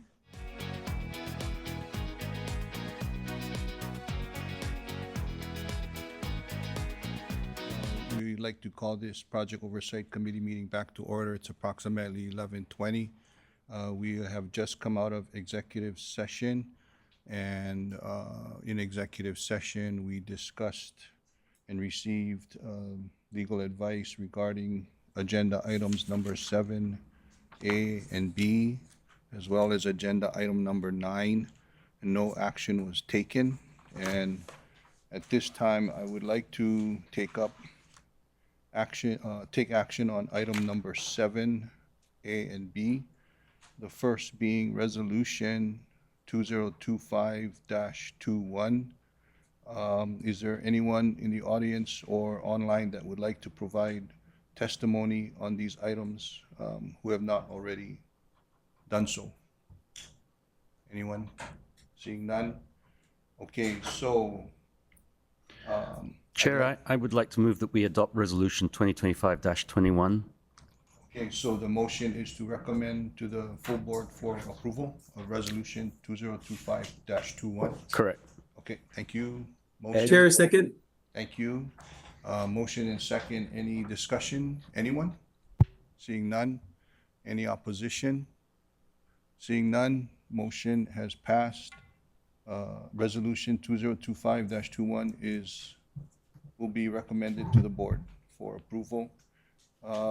Moving on to agenda item 7B, resolution 2025-22, asking for a similar motion to recommend to the board for approval. Chair, I move that we recommend to the full board for approval resolution 2025-22. Chair, second. Thank you. It's been motion and seconded. Any discussion? Seeing none. Is there any objection to the motion to recommend to the full board to approve? Seeing none. The motion to recommend to the full board, item number 7B, has been approved. Okay, the last item, item number 9, Tutor Perini contract option for additional design services to Ala Moana. Is there any testimony in person or online that would like to provide testimony on this agenda item? Seeing none. Is there a motion? So I'm asking for a motion to recommend to the full board for approval of Tutor Perini's contract option for additional design services to Ala Moana. Chair, I move that we recommend to the full board the adoption of the Tutor Perini contract option for additional design services to Ala Moana. Chair, second. Thank you. Motion is seconded. Is there any discussion? Members? Members of the committee, members of the board? Any comments? Seeing none, the motion to approve or recommend to the full board for approval, agenda item 9. Any objections? Seeing none, the motion is approved. Okay, item number 10, summary of board member requests. I don't believe we had any today, did we? Actually, Chair, we do have one request that I noted. Give me one sec. Board member Natalie Iwasa requested that the first 2 items in the risk management table in the monthly progress report be updated to reflect the current status. That was the only one. Okay. That's all. Vance, you noted? Okay. So I have one addition to this board member request. So my request is to somehow get a recap of previous requests and their pending status. So we can kind of keep track of what we're requesting and what has actually been accomplished, so we can make movement. So if we can add that on. Okay. Thank you. If there's any other, is there any other business? Seeing none, okay, this meeting is adjourned, 11:25. Thank you. You guys want to take a 5-minute and then move into?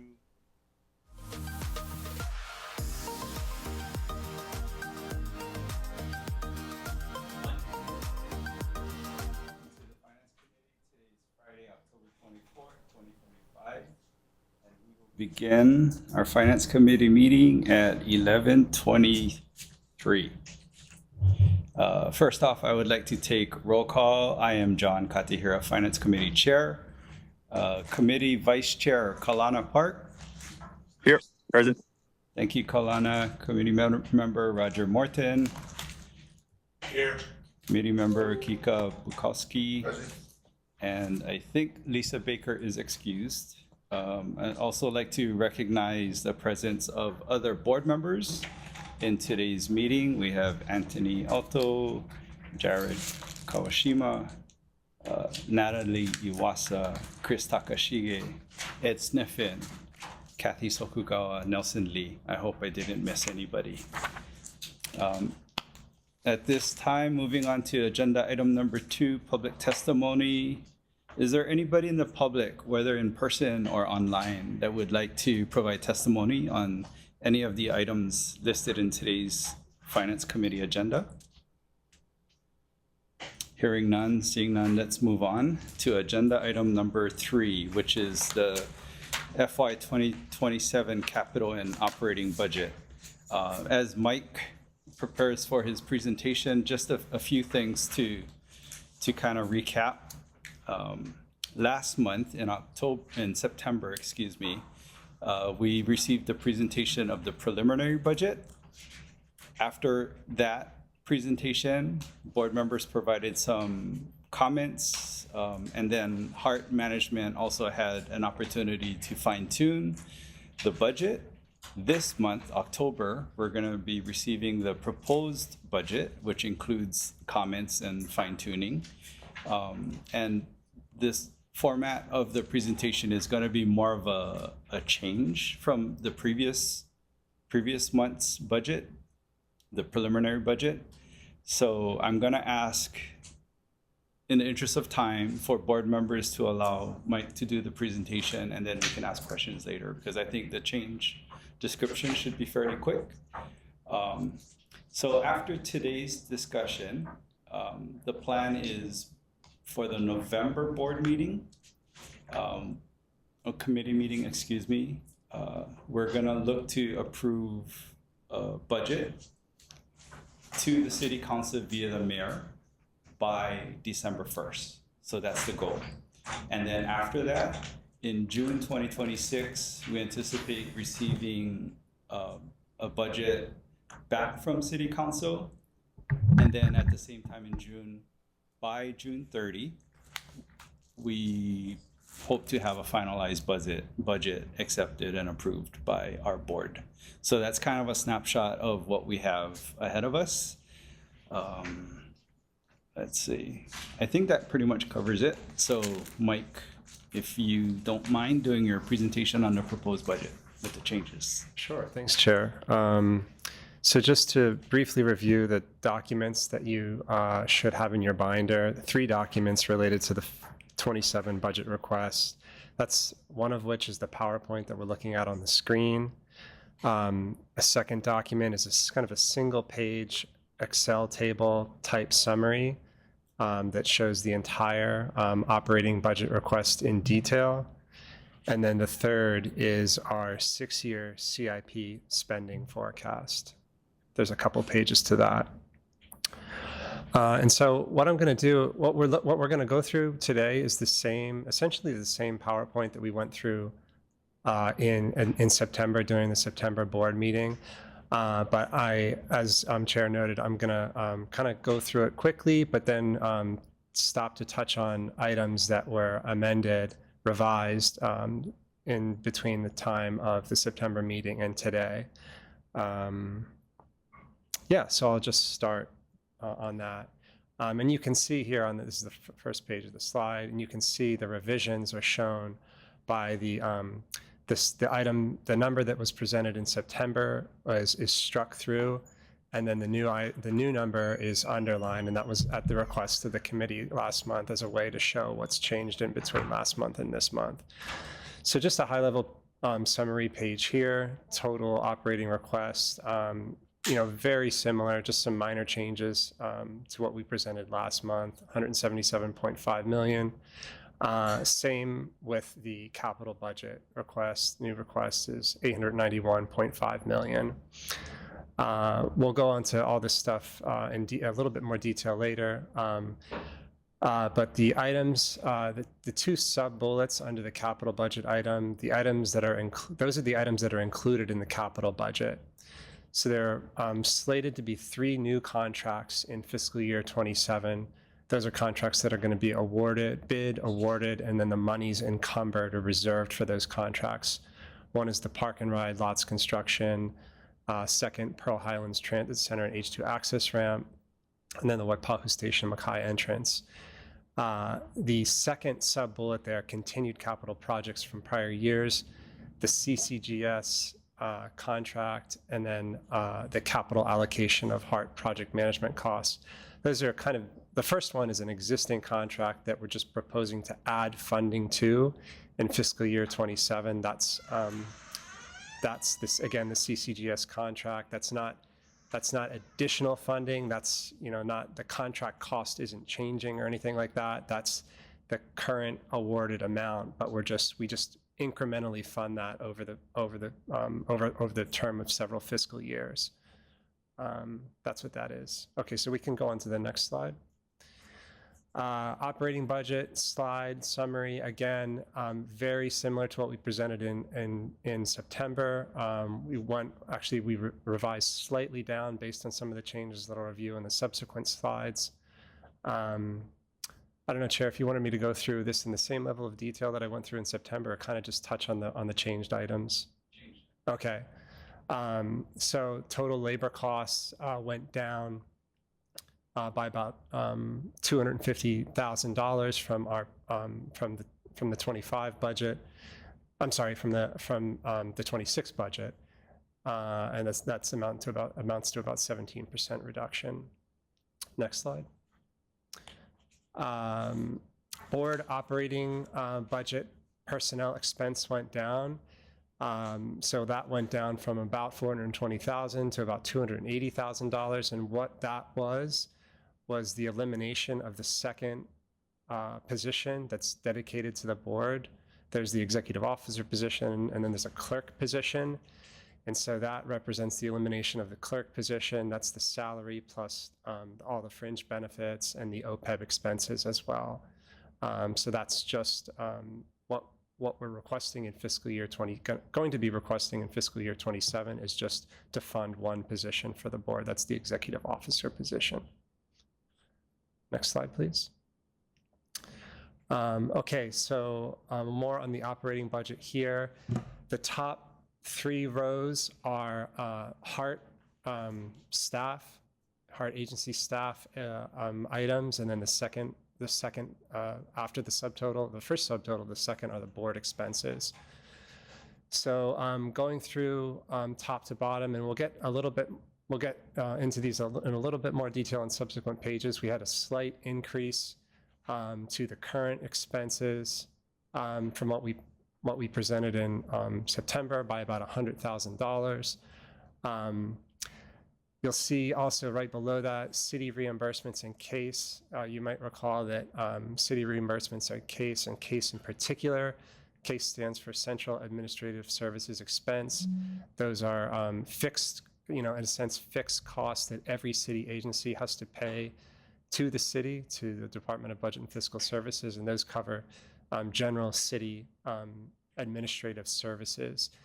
That amount that we have to pay is a % of our operating budget requests plus the interest costs on our debt. So there's a calculation that occurs, and then that calculation just results in what we have to pay in this item here.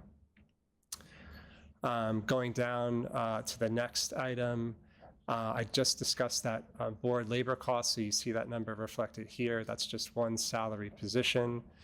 The next item is board current expenses. So most of that item is so there's two things that comprise this item right now. 3 things actually, but the 2 biggest things are, one, that is the CEO's leadership training program that was put into the budget as a requirement last year or 2 years ago, last year maybe. That's at about $50,000, and then there's $20,000 in there for board-related travel for transit conferences, and there's a balance of about $4,000 in there for some miscellaneous items. But the 2 biggest, again, are $50,000 for the CEO training program, and then $20,000 for board-related travel. So those were the change items on this slide. So we can go to the next one. And this slide is essentially a little bit more detailed look at what was on the previous slide. You could see the board items that I just talked about there in terms of labor, just the reduction in the salary and the fringe and the OPEB cost for that one position. Next slide. Current expenses, again, the first few lines, the first 5 or so are HART agency related, the second are the board related. So going through one by one, communication services, we had an opportunity to look at our costs a little bit more, our anticipated costs, and what's coming up here. We ended up increasing that ever so slightly by about $2,400 for communication services. Legal claims and legal services and claims support. This is funding for outside counsel. This was discussed in the previous committee meeting. We ended up indirectly discussed in the previous committee meeting. We ended up increasing this amount by about $60,000. Again, just based on anticipated support that we're going to need on various issues, whether they be real estate or real estate transactions, acquisitions, other claims that HART is involved in or could become involved in over the next 18 months or so. So there was an increase there. And then the very last item there, there was we went up by about $36,000. There was just kind of various items, again, looking at dialing in a little bit more into our fiscal year 25 actual expenditures, and again, looking at projections, what we're going to need for 27. There were some various items that we just increased. There's slightly more, our insurance premiums went up slightly more. There's some additional cost in there for our document sharing, our transmission system in there that we have a consultant for. Just kind of a mixed bag of miscellaneous items. And then, yeah, jumping down to the HART board items below, again, there was just some minor tweaks there, but again, the two main items where it says board all others, the two main items are the CEO training and the HART board travel. And that all filters down through the total item on the bottom there. Next slide, please. Okay, city charges. This is what I kind of mentioned this on the other slide, so I'll go through this very briefly again. City reimbursements are direct costs that we incur mainly for attorneys from our corporation counsel. Those are kind of like internal legal expenses that we incur for the project, and we reimburse the city for those expenses. So that's what the first row is. Second row, again, is that case, that central administrative services expense. And you can see in the footnote there, you can see how that's calculated. 5% of the operating budget plus that includes interest on our bond payments. And then that's just a straight calculation. That was just modified as a result of some of the other changes that we made in the operating budget. Next slide, please. This didn't change at all. This is just our debt service for 27, and this won't change at all, barring any refinancing or refunding opportunity to lower our interest rates. It's not looking like there are going to be any opportunities to do that right now, but we always kind of monitor that to, in the event that could save us some money. But this didn't change, and this probably will not change. Next slide. This didn't change, no changes on this slide either. This is our anticipating funding sources for fiscal year 27. This is all taken essentially directly from, most of it is taken directly from our financial plan, as well as our cash flow reports. Next slide. This is the, again, what we looked at on the first slide. This is the capital request. No changes from what we presented in September, except for the very last item, HART Project Management Capital. As a reminder, that item is the portion of the operating budget that we capitalize. So we capitalize about 90% of our operating expenses because we're almost entirely dedicated to a capital project here at HART. So when we look at our operating expenses, it is city policy that we capitalize a majority of those. So we do that and capture it here in our CIP budget. Next slide, please. And again, just total summary. I mentioned these numbers on the first page. Those are our total budget request amounts for operating and capital for fiscal year 27. Next slide. I think that's it. Yes. Happy to take any questions. Thanks, Mike. Yep. Committee members, any questions, comments? Chair? Sure, Natalie. If I may, yeah. So thank you, Mike, for that presentation. Lori and I have had a discussion in the past about the operating expenses, which I had always thought should all be capitalized. There are now 6.5 positions assigned to operating, which is about $1 million. Who is in that? Or is it just like an allocation of all the staff? It's an allocation, Natalie. No positions specifically. Okay. One Carolyn is, oh, I'm sorry, the board executive officer is 100% operating. Thank you, Larry. Yep. Okay, thank you for that reminder. And then with respect to, we'll be looking at the cash flow. So the unreserved fund balance is listed in this budget presentation as about 432 million or so. But with respect to the cash flow, it's now increased to around almost 530 million. So about $100 million more. I realize it's more conservative to stick with the number that you have. But, you know, 100 million is 2/3 of the TECP that you have listed there. So I'm just wondering, you know, do you plan on changing that, or, you know, are you going to review it in the spring when the city council looks at it? What are your thoughts on that? Is that, Natalie, the balance that you're looking at, is that, I'm sorry, I should know the answer to this question, but is that the current balance, or what we've done here is forecasted what the balance will be at the end of fiscal year 26? Okay, maybe I looked at the wrong number because I thought it was from the August 2025 projections, and we now have the September 2025 projections. So perhaps you can look at that. I mean, because it could be adjusted, you know, later on. That's not a real big deal with respect to approval, I think, at this point.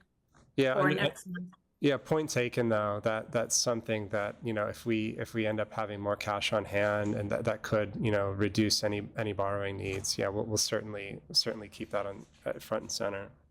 Okay, yeah, and then I think it would also reduce some of the fees that go to BFS, you know, especially if you don't need to do the TECP, then that line item would decrease as well. So Absolutely, yeah. okay, and then just one other comment. So John mentioned, the chair mentioned the timeline that we have, and later we're going to be looking at charter amendments. And this has been something that I just never, ever understood, why they put in the charter that the budget must go to the mayor by December 1st. And that makes it really hard, I think, for you folks to try to project what is going to happen, like, you know, kind of far out there, actually. And I never understood why that date is not the same as the city. So I don't know if there's still time to put in a charter amendment request on that, but it's something I think that should be considered. Natalie, thank you for your comment. I was, you know, this is my first round doing this for Hart. And one thing that I did notice is that we have almost a 6-month period where it's idle, you know, from the time that we approve it and send it over to city council and then wait for city council response. It's almost a 6-month gap. So I'm with you. I would like to see that 6-month period reduced to maybe like 2 months, and that would afford us more time to prepare a budget that's more in line with the proposed fiscal year, rather than forecasting it out too far in advance. So I'm going to look at that moving forward. Great, thank you. Thank you.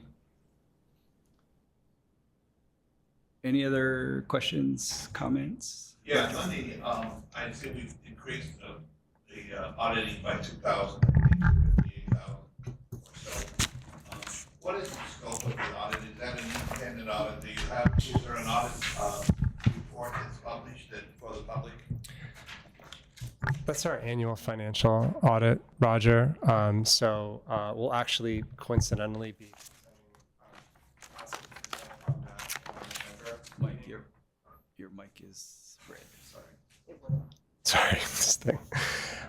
That's our independent financial audit that we'll you're asking to be presenting on in November. But that's the increase there was just, you know, yeah. Well, is that the basis for the segmented report within the city's overall audit statement? No. So that's different from Yes. that? Yes. I believe so. What is that? We do need to get our annual audit to BFS because it does roll up to the big city. So yes, previous years we were always late. We haven't been late since. But so That's the cover. that I know it rolls up Okay. somehow, but are there two audit reviews, one by the city auditor and one by your auditor? Or? Yeah, maybe I misspoke a little bit. The city has its own auditor. We have our own, as you know, we have our own independent financial auditor. And Laura's absolutely correct that our information rolls up to the cities, but they also do their own audit as well. Not necessarily of heart. I mean, there's a degree of cooperation that goes on with us and them, but yeah. Thank you, Roger. Was there a question on this side? Kathy? I have a question on the CIP on park and ride lots construction. So it's a two-parter. The first question is, do you already have development rights on all those lots? I don't know where they are. And is there a philosophical shift on Hart's position on park and rides? Thanks. Because in the beginning of the program, the idea was to follow Seattle, which is not encourage a lot of parking at the downtown urban stations, but to make people, encourage them to catch the train at the very ends and then take the train into town. So is that a change in philosophy? Or, I don't know how, and where are the lots? So the two lots that we have in our program is one located at the East Kapolei station on the, I'm gonna say Mauka side of Kualakai. And then the other one is at the UH West Oahu station. There's a temporary park and ride there currently on the UH side. The one in the flood hazard district? The triangle one? Yeah. I don't think so. I think that. The one you're thinking of, I think, is Pearl Highlands.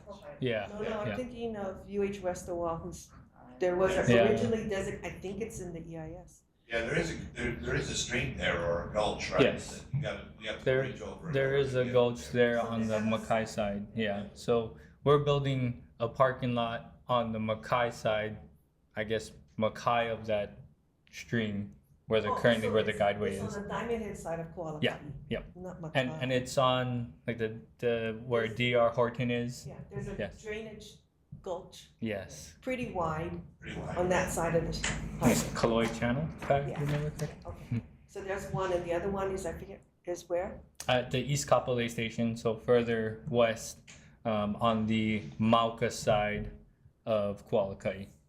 So again, we have development rights already So given to us for those. I'm not sure if the agreement is finalized. That's UH property on that side, and then the UH West Oahu parking lot. There is a land swap with DLNR and DR Horton, I believe, that hasn't been finalized yet. So for $67 million, we're getting 2 park and ride Correct. sites. Is there any sharing in the cost by the landowner, with the landowner? Not at this time. We were mandated to do this. We have to do this. Is it in our FFGA? We have to have X number of stalls. So to your point of changing philosophy, this is in our contract with the federal government that we have to do this. But for now, it is Yeah. at the outskirts, it's at the end of the alignment, so. And Okay, we've thank you. been working with UH in terms of the parking lot at East Kapolei because they have potential future development that will go on in that area where they own the property. So coordinating with them so that our parking lot doesn't preclude their future development. Yeah, the good news and the bad news is that on Monday, they were circulating at UH West Oahu looking for parking that wasn't there. The bad news is that there wasn't parking there, so we need Nice. the additional lots for sure. Okay, thank you. Kathy, Jared? Yeah, sure. Just going back to the December deadline, I'm wondering if it would be difficult to push that deadline back because isn't the mayor's budget to the city council due in March? So, I mean, I'm thinking that the mayor would need enough time to evaluate our budget before they submit their budget to the city council. Can I What's- just yeah, okay, go provide ahead. some comment on that? Yeah, yeah. So I don't think it's necessarily provided for in the charter. I think it's more internally in our rules, so we can look at it. I think the rules is set up the way it is to give the council adequate time to review and provide comment to the Hart board. I think it just for procedural reasons, it's transmitted through the mayor's office to the council, if I recall correctly. So I'm sure the mayor, and, you know, will take a look at it as well. And I think the way, I'm certain, well, I'm sure the way that I understand how it works is that the mayor as well as the city council provides recommendations to the board for consideration. So it might be able to be compressed, the timeline. But as far as transmittal purposes, it's transmitted through the mayor's office to the city council for review and recommendations to be brought back before the board for final review and approval.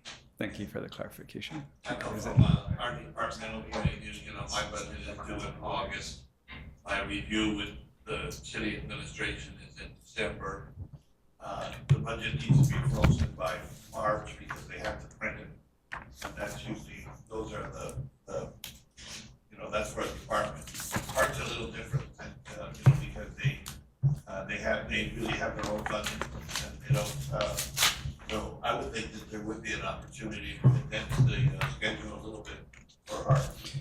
That's what I was asking, Mike, because I forgot already. When did the city departments have to submit to the mayor? Because we don't have to do that. To your point, Jared, Hart doesn't report, a budget doesn't go to the mayor, but it's council that we really need to get in front of them. So March 15, I believe, is the date that we. goes to council. Okay, It's usually at the end of February, first week of March.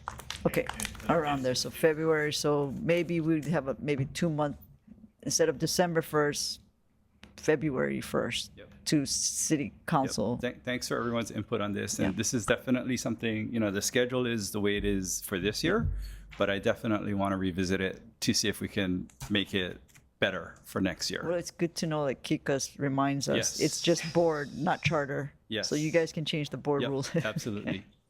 Thank you. Any other questions? John, just one comment. I'm pretty sure that's in the charter.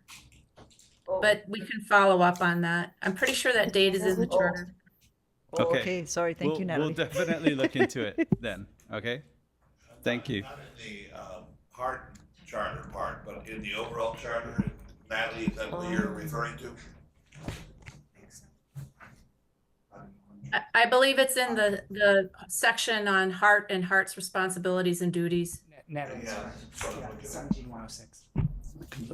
Okay, so why don't we, this is not important, I mean, this discussion is important, but it's not critical right now.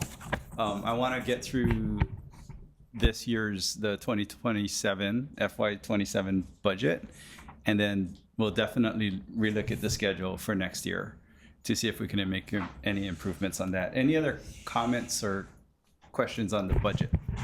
Chair, just stepping back a bit, looking at it from the 30,000 foot view, if you strip out the debt service element from the operating budget, it comes in at less than 5 million. I think that's a pretty lean budget considering that we're building a $10 million project. And I think again reflects the efforts of the administration to tighten up our operations. It's excellent. Thanks for the comment. Anything else? So I have a little suggestion, and I feel bad picking on the number that has probably the least amount of zeros in the budget, but there is that line item under Board of Directors, the travel and training. So Mike, I think you described that as 70,000 total, 50,000 of which is for CEO training, I think, that was mandated by the board.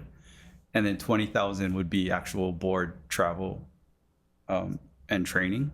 So my suggestion there is, rather than make it look like 70,000, if somebody just read this, it looks like board travel and training. Can we somehow break that out so that it's separated? I don't want anybody to have the misunderstanding that the board is spending 70,000 on travel and training. So maybe split it out into two line items. Maybe the CEO training one can go into personnel. I don't know, but On it's slide just 7, that definitely try, if Chad, you could go to slide 7. We could definitely, right now it's board all others. Yeah. We could definitely break that out. Yeah. So, yeah. So whether it falls under the board category or falls up to the personnel category. It doesn't matter too much to me, but as long as it's separated, I see. it's a lot clearer. I see. Does that make sense, Mike? Yes. Yes. So I think that's the only suggested change to this. Are there any other comments? I guess, Chair, if I may, we are going to be taking up board travel, I believe, in the full board. Yep. So just FYI. Yep. Thank you.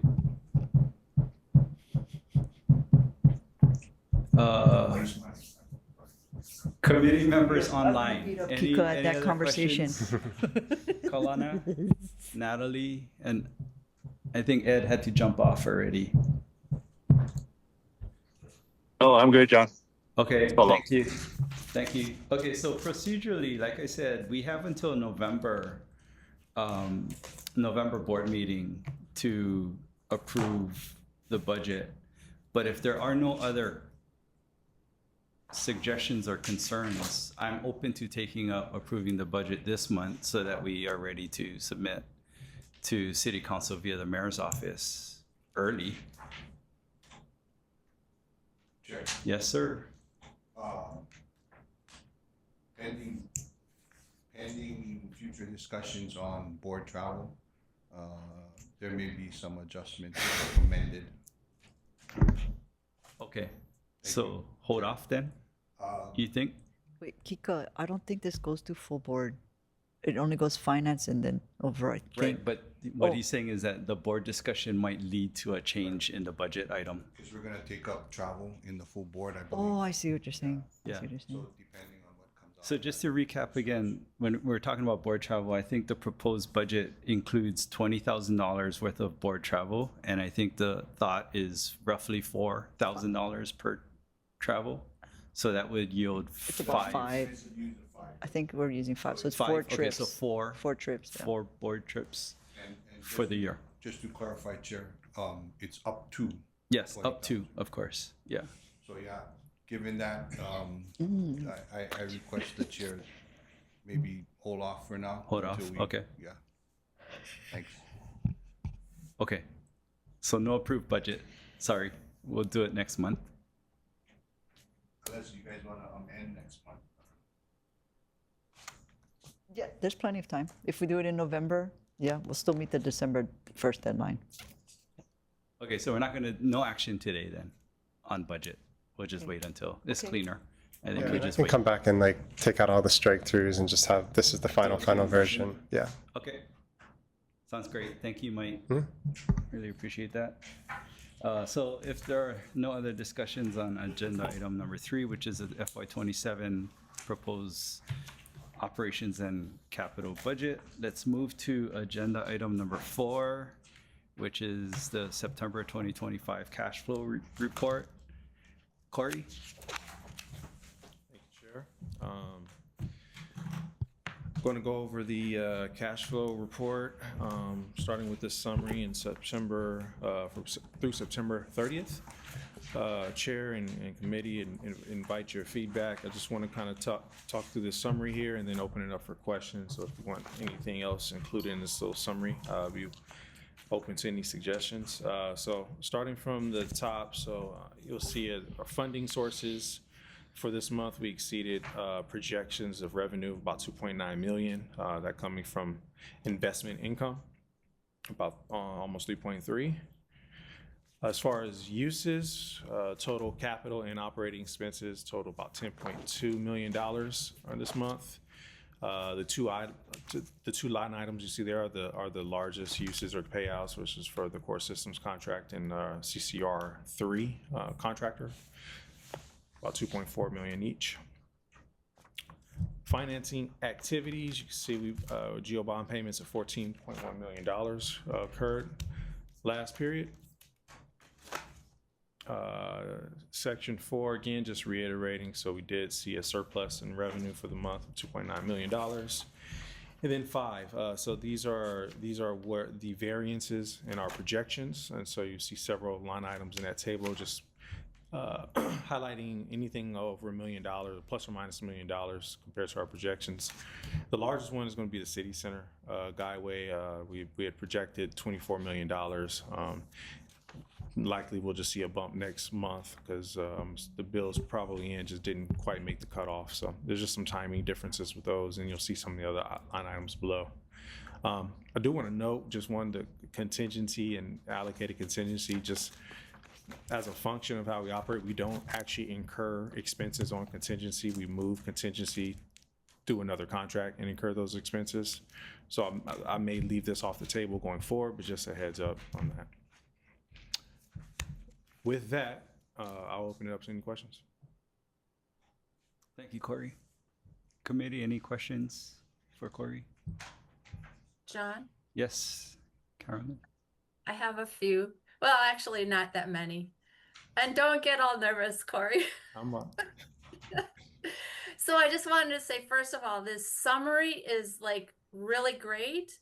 And the variance reports at the end are very helpful. This is one of the biggest, best improvements I've seen in the cash flow reports since I've been monitoring HART for over 10 years.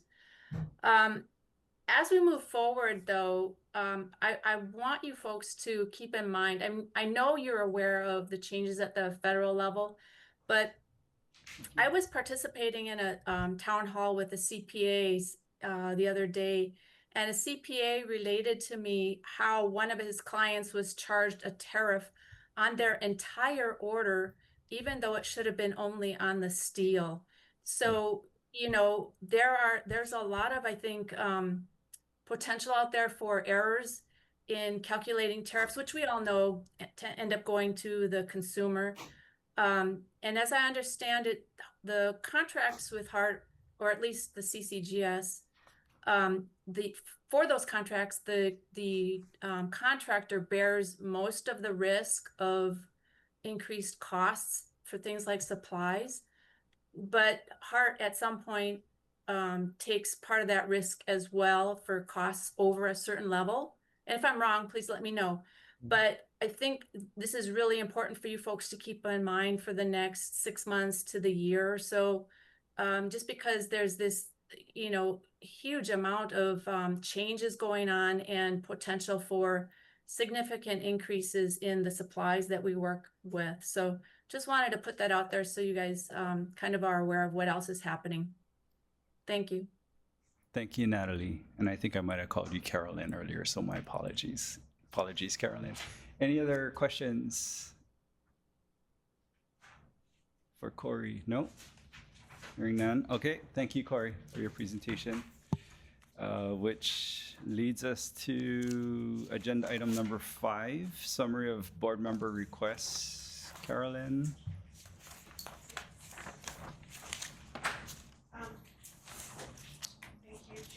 There's just the one that you mentioned regarding the proposed FY27 budget under Board of Directors' current expenses to please clarify travel and training in the amount of $70,000. Okay, clarify, I guess maybe the request is to break out the expenses.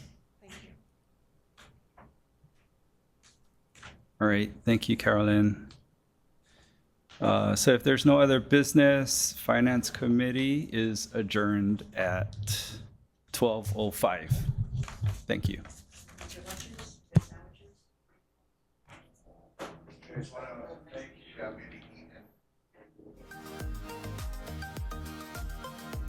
Calling to order the meeting of the Government Affairs and Legal Matters Committee of HART. The time is 12:16. I want to apologize to the public that we are going to be eating our lunch at the same time as conducting this meeting. We've already been meeting for more than 4 hours, and we've probably got another 2 ahead of us. Before I proceed, I'm going to call the roll. Ed Sniffen is excused. Lisa Baker is excused. Roger Morton? Here. We do not have quorum, so I'm going to appoint somebody. Who should I appoint? Chair, would you like to be the additional member of the committee? Sounds good.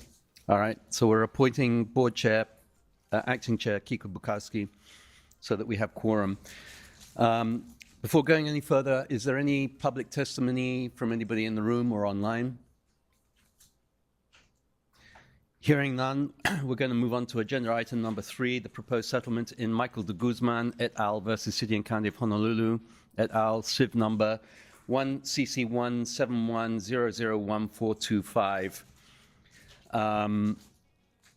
Do we have an attorney who wants to make a presentation? Yes. This is for the public presentation, correct?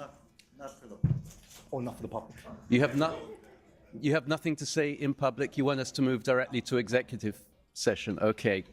Could I hear a motion to move to executive session? This would be the board may enter into executive session pursuant to Hawaii Revised Statute section 92-4 and subsection 92-5A4 to consult with the board's attorney on the questions and issues pertaining to the board's powers, duties, privileges, immunities, and liabilities. Chair, I move that we move to executive session for the reasons you stated. Thank you. Do we have a second? Thank you, Chair. We are going to move into executive session. Do we stay in the room or do we go to... Moving everyone into executive session. I mean, into a breakout, so just give me 1 sec. Okay. Excuse me, Anthony? Oh, sorry, Natalie, your statement. Yes, please. Yeah. So this comment applies to all the executive sessions that are applicable for this meeting. There's a disagreement between Corporation Counsel and the Attorney General's office regarding the requirement to abide by confidentiality restrictions, which are already within the city charter. Since I haven't signed the confidentiality agreement as required by Corporation Counsel, I understand I will not be allowed to participate in the executive session. And if that could be included in the video summary, I'd appreciate it. Thank you, Chair. I have a question for Natalie. Go ahead. Natalie, I know there's been a long time that we've been in this situation where you can't sign is there a portion of that agreement that you object to, or do you object to the entire principle of the agreement? That's a very good question. And at one point, former Chair Hanabusa had said we would have that agreement on an agenda item. Because I think it's very important that the public understand, as well as other members, because I'm aware that some people have violated that agreement. And there are, yes, a number of provisions in there that I totally disagree with. So perhaps at some point we could have that discussion at the board level. Yeah, Thank I you, would Chair. support having that discussion at some point. Yeah, I agree. I would like to point out at this opportunity, though, that every member of the board, every other member of the board has signed this, as has everybody who works for Hart. Laurie has signed it. We should have that conversation, but not now. In interest of time, we'll have that at a later date, Natalie. Just a follow-up, please, if I may. Sure. Not every former board member signed it. So just want to clarify that statement. Thank you. Okay. So with that, are we ready to move? She has to accept Move into breakouts, the breakout room. go into the breakout room. Natalie, did you get an invitation to go to a breakout room? She's frozen. Yeah, I think she's gone. Yeah.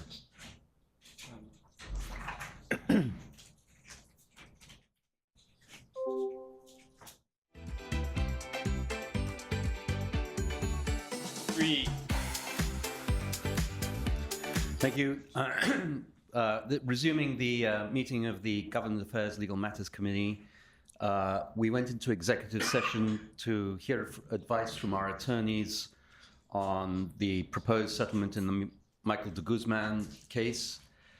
And with that, I think I'd like to see if anybody would like to make a motion. I'll make a motion. I'd like to make a motion to approve resolution number 2025-24, approving the settlement of D.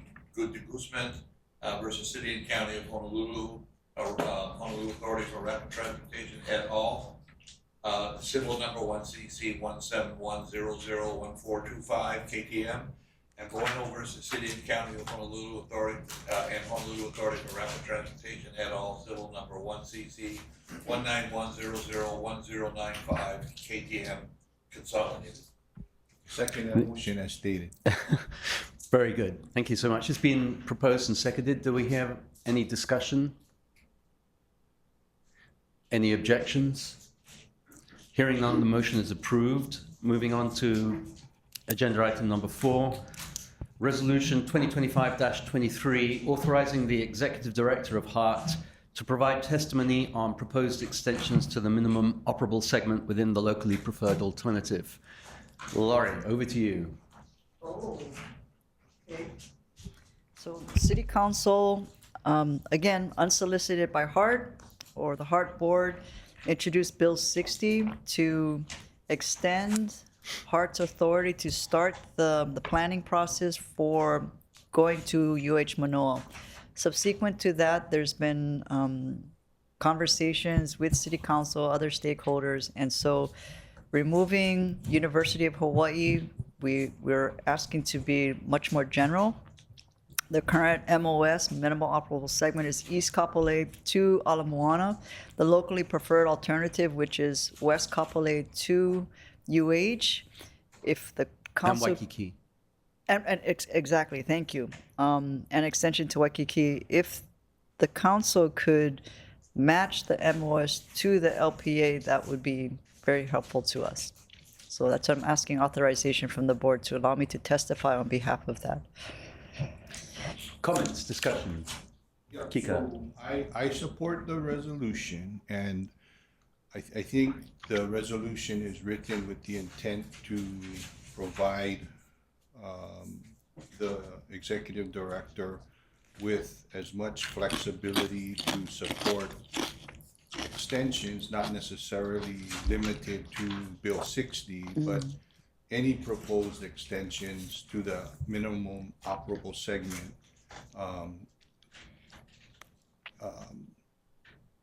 as long as it's consistent with the locally preferred alternative and also consistent with HART's authority, which is granted under Article 17 of the Charter to develop, as defined, the fixed guideway system. So the intent is to provide as much flexibility.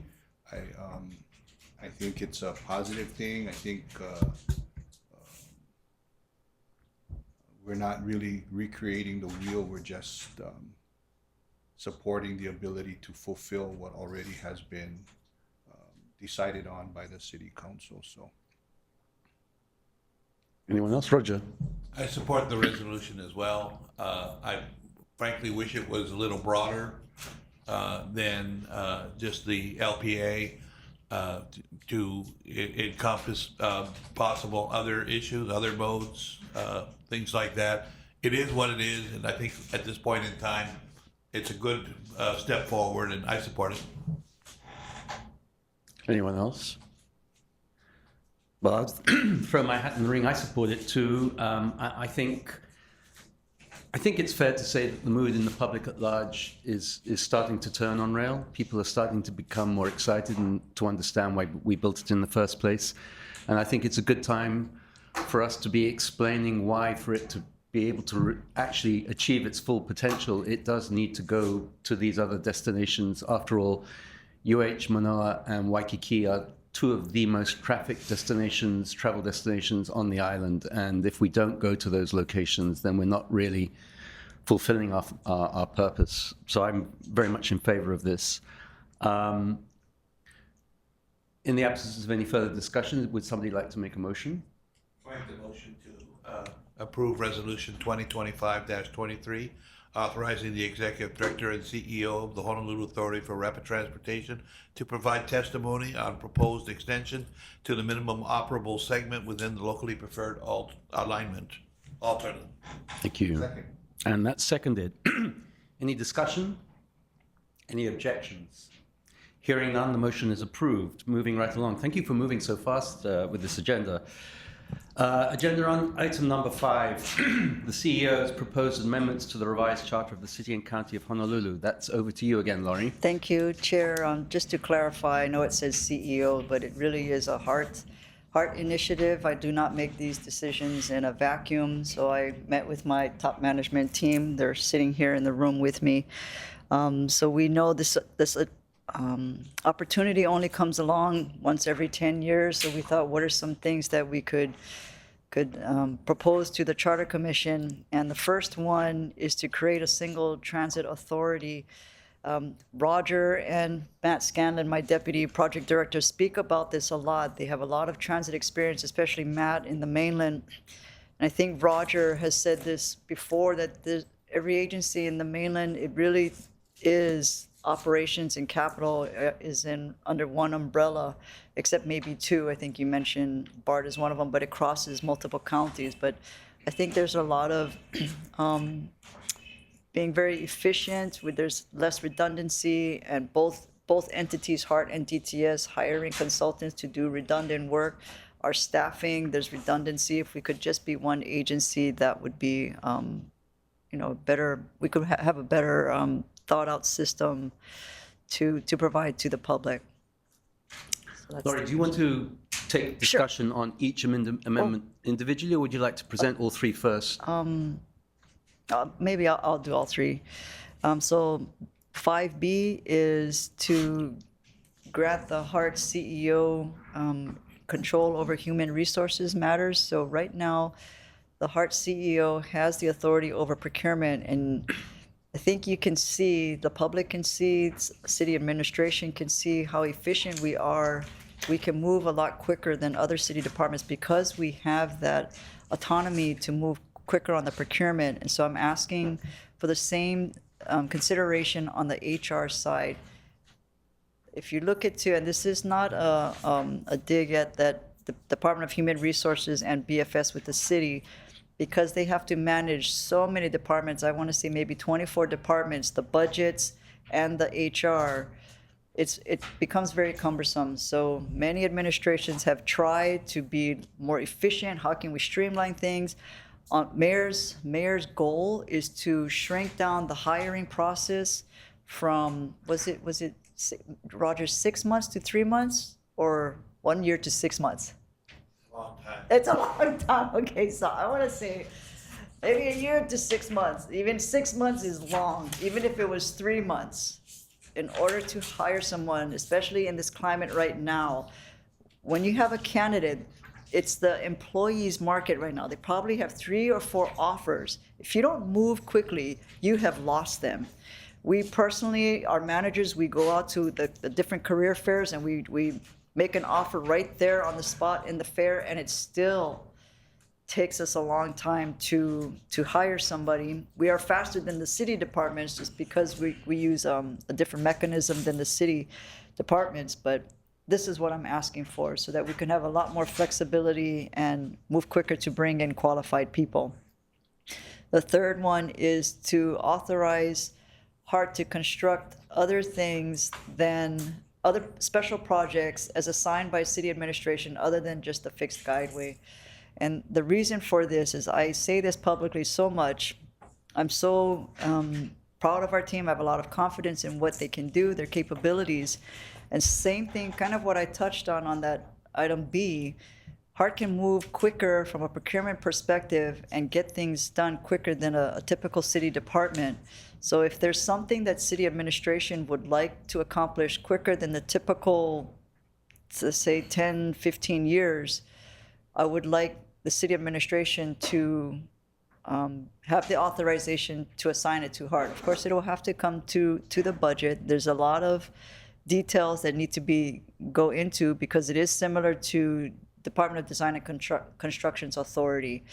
The budgets would need to be carefully monitored because this would be funds coming in from the general fund side, but this is just to grant city administration the opportunity to use HART as a special projects arm to execute projects for them. So Chair, that's the summary of the 3 items that we're proposing. Great. Thanks, Laurie. Let's move to discussion. Roger, you have your mic on. Go for it. Okay, thank you. I'm in opposition to the first proposal. Don't know why it went off, but and Lori and I have had a pretty good discussion over this, along with discussions with the mayor and the city administration as well.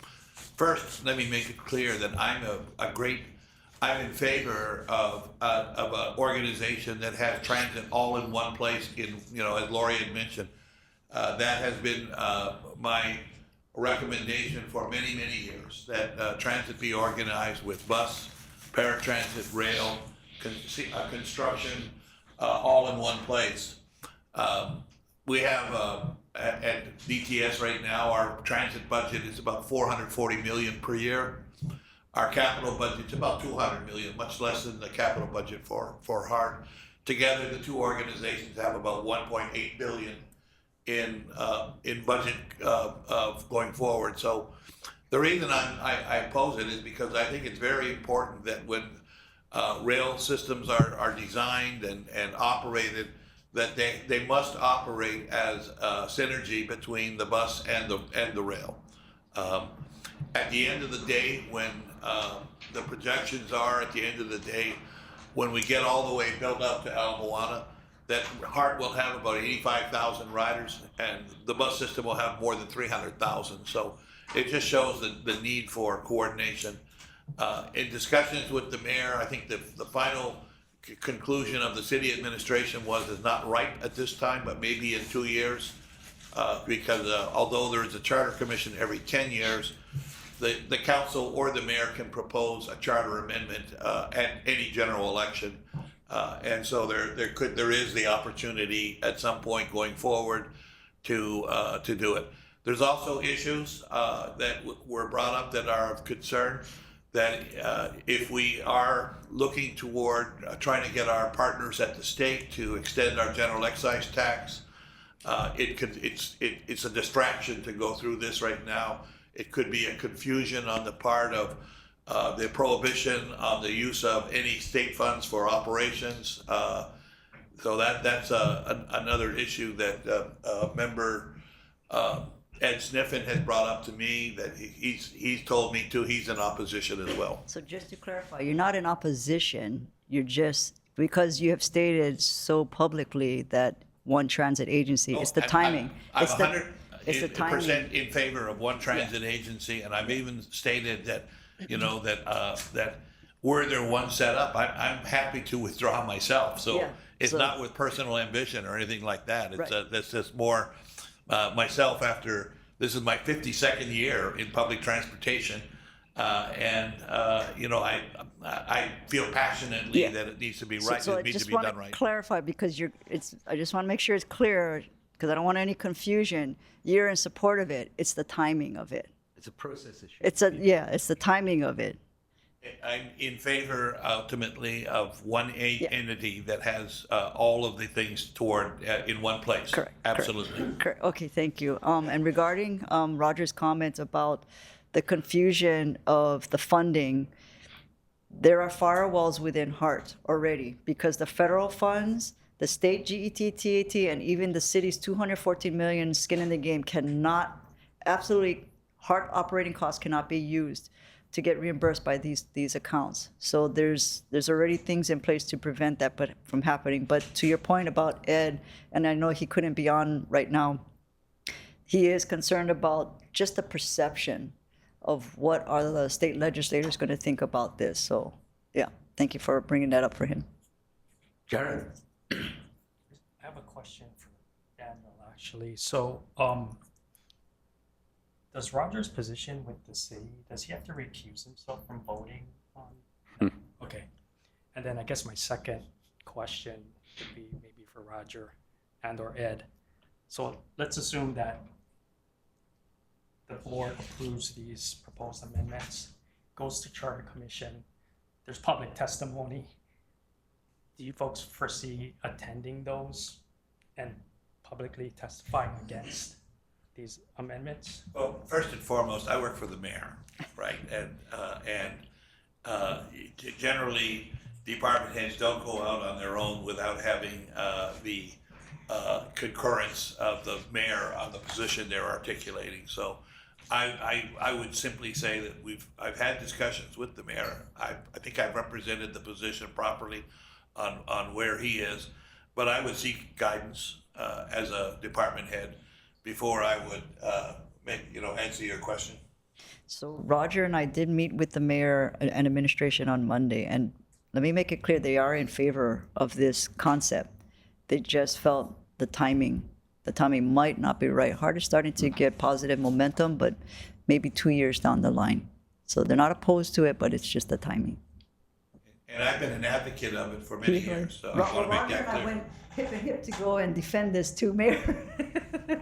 Yeah, just, hearing what Ed said this morning, I'm just afraid that if the board approves it and then it gets in front of the commission, and then there's going to be, conflicting testimony Correct. against, so. Correct. Yeah. Anyone else? I have a question. Go for it. So just to clarify, so if I'm hearing everybody correctly, the current proposal is just to bring O&M back to Hart. That was the original, but when I spoke to Roger, he's like, well, you're still piecemealing things. You need to be one transit agency. So we switched it to the whole transit under one umbrella. But Hart's original is just undoing what the charter did a few years ago and bring O&M back of Skyline only back to Hart. So that is something you. So the current proposal is, sorry. The current proposal is to bring everything under Hart. Yes, but All transit. you folks can change it if you want to. But that is the trend nationally to move to be a multimodal It is. agency. It is. And Roger, your position is that? One of my positions is I don't think that Hart has done sufficient examination of the implications of it. How we would budget, what would happen to I have more employees than Lori does in rail. What happens to those employees? So I just, I continue to say I think it's a great concept. I think that it's not right now. That's my position is, that we should figure out exactly how it would work. I think as part and parcel of that discussion, we should be looking at whether or not our state appointed officials for this board should be full-fledged board members with voting rights and ability to attend executive session. I think that part of the issue here is if we want this system to flourish and go forward, we're going to need state support to get that. And part of that is the board set up sufficiently right now to have the maximum potential of getting that state support for future endeavors.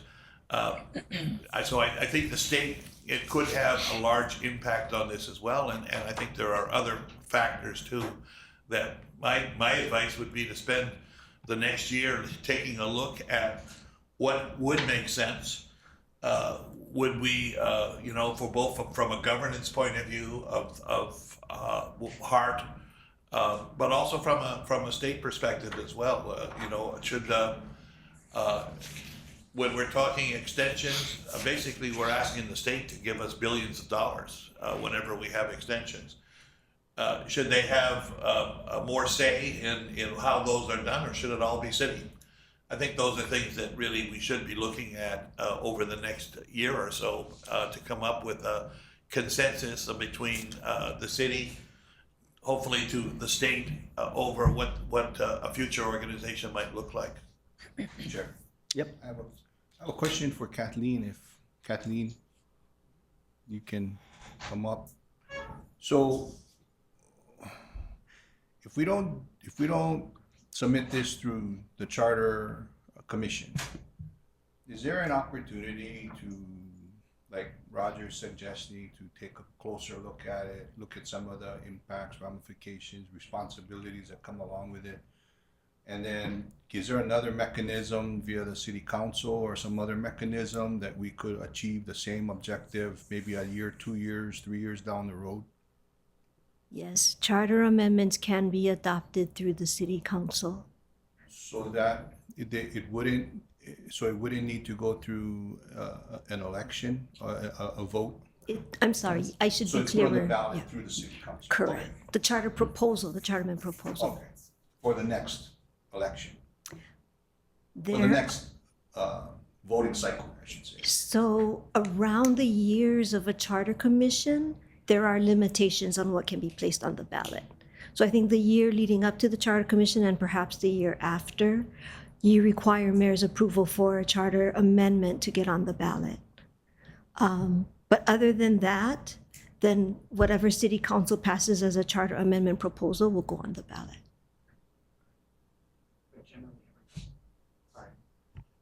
Generally, though, it's every 2 years coinciding with the election is sort of when the vote would Yes. happen. It seems to me that, reading the room, there's general agreement on the principle. Where there's disagreement is on the process. And the reason we're discussing this now is because we have a deadline to submit a proposed amendment. But as I understand it, the Charter Commission is then going to go away and chew on this and deliberate, and we actually won't see anything for 2 years. And so my question to you, Roger, would be, why can't we get the ball rolling, put this out there for discussion, and in the intervening time, before the Charter Commission actually comes up with a finished proposal, which is about 2 years, work on all of these process questions that we're talking about? Because I think they're valid, but I'm just concerned about the idea of pushing this off so far into the future. Chair? Natalie? Yeah, if I may. So I participated in 2016 charter quite a lot. I went to a lot of the meetings. And the schedule is that they are accepting proposals now. As Lori said, there's a deadline. And then they start to whittle down those proposals into what they will accept. They take public testimony. There are a lot of meetings coming up, especially in the spring, early summer. Their target, I believe, if I remember correctly, was to have something put together by July, maybe August. Don't quote me on that, but it's sometime around there. Because the election is in November, it's not 2 years down the road. So the only 2 years down the road is potentially if you're looking at a council-introduced charter amendment or a mayoral charter amendment. But the ones that are currently being looked at would be voted on next election, 2026. Thanks for that, Lori. Natalie. You're welcome. That's still 10 months.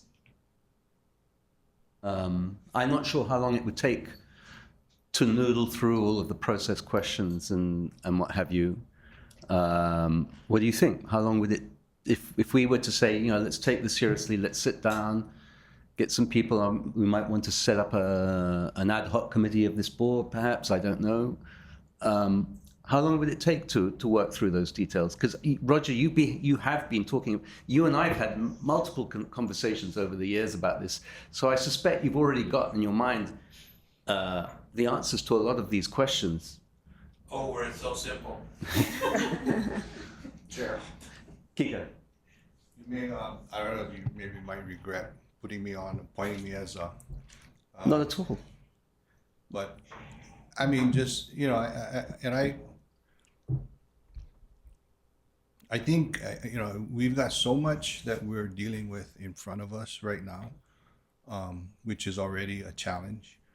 I just, and I expressed this to Laurie, it's almost, I just hesitate, taking, more on. I mean, my grandma told me, hey, before you take more, eat what's on your plate. And I'm not questioning the ability of Hart to take on this role. It just, given everything that we are trying to do, trying to complete, and contemplating going before various bodies to ask for assistance, it just might not necessarily be the right. And if we put it to the Charter Commission,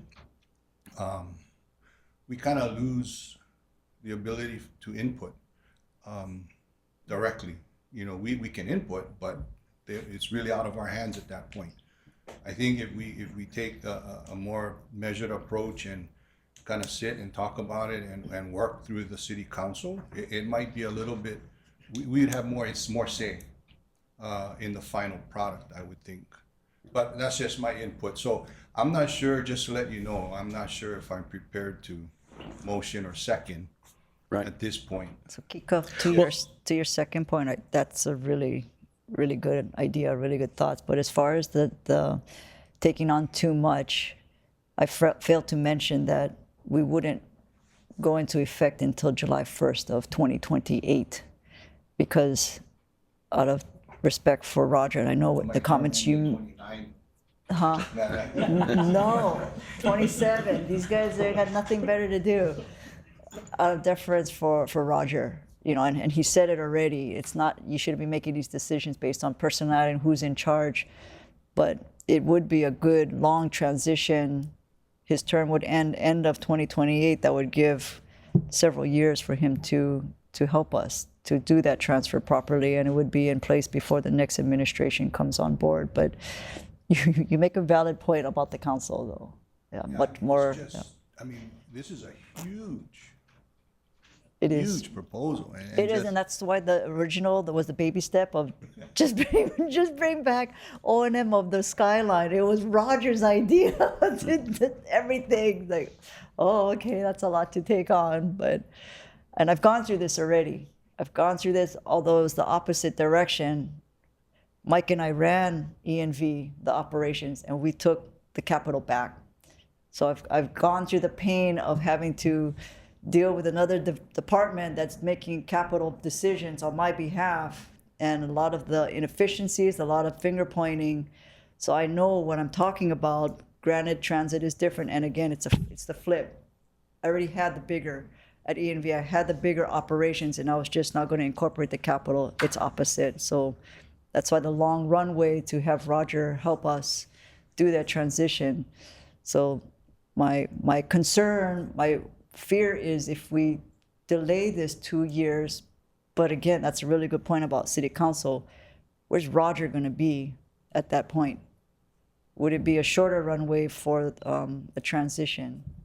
So I don't know who the next DTS director is, but he comes with 50 plus years. You ran OTS, you created OTS. Maybe it comes with a caveat that Yeah. Roger got to expand. I just want to know for the record that I didn't guarantee 2 more years. Jared. So I actually sat on a prior charter commission.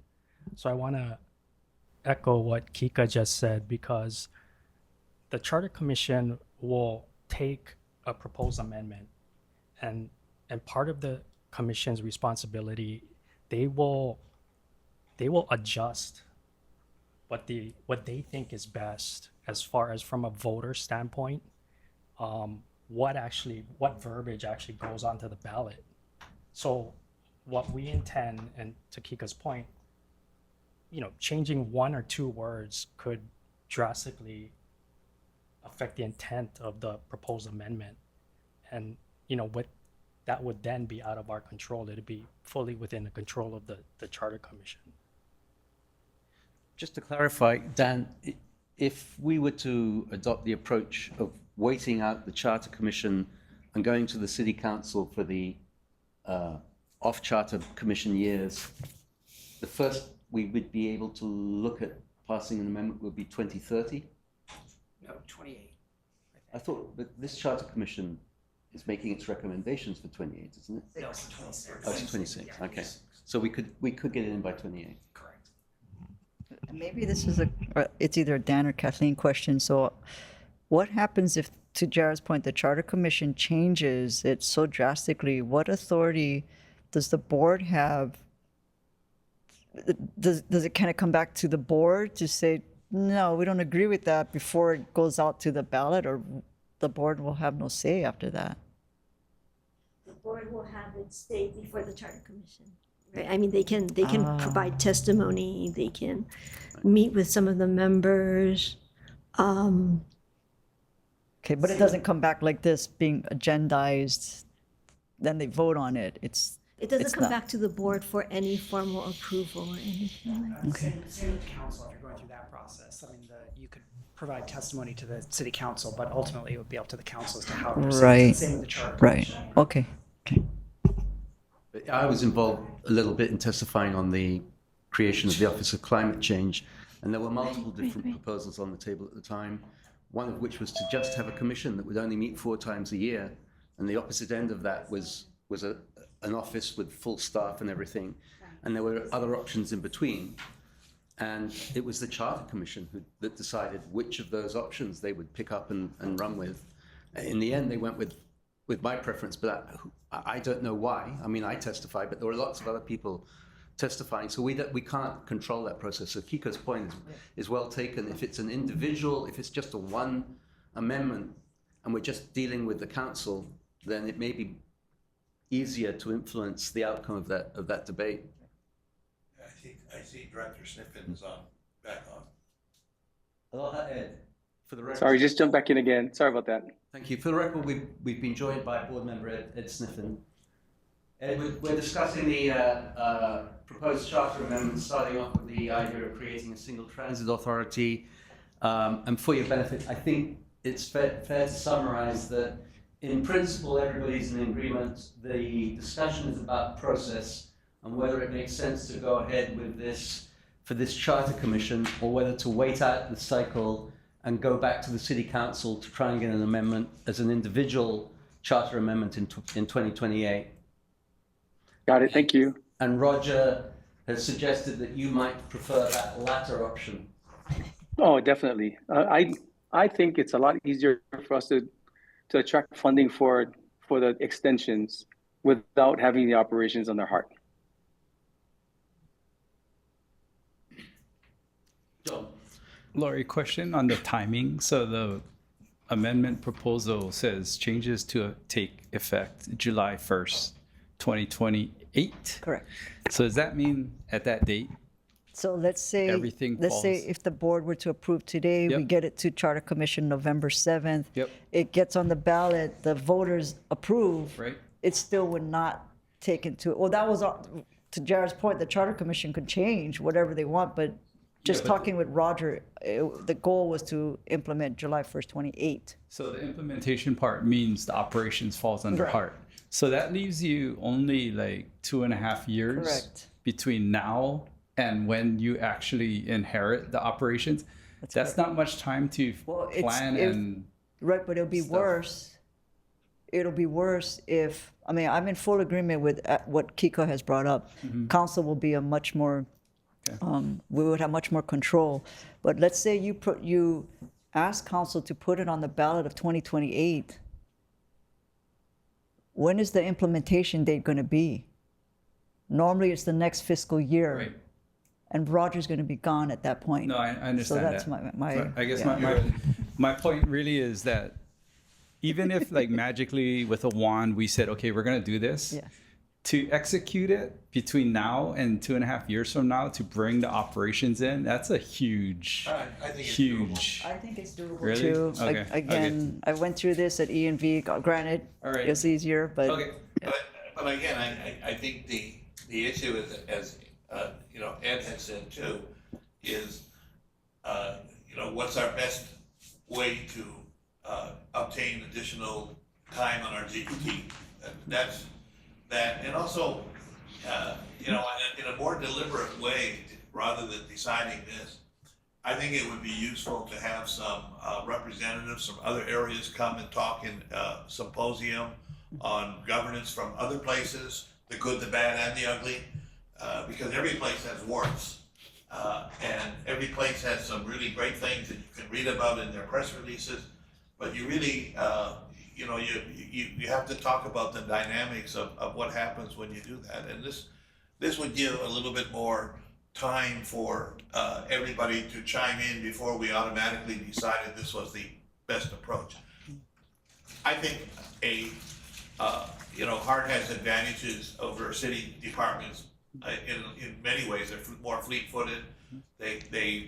Lori is a procurement officer which I think is very important, particularly in construction. You can't be waiting around for decisions to be made, so it's really important that they have that.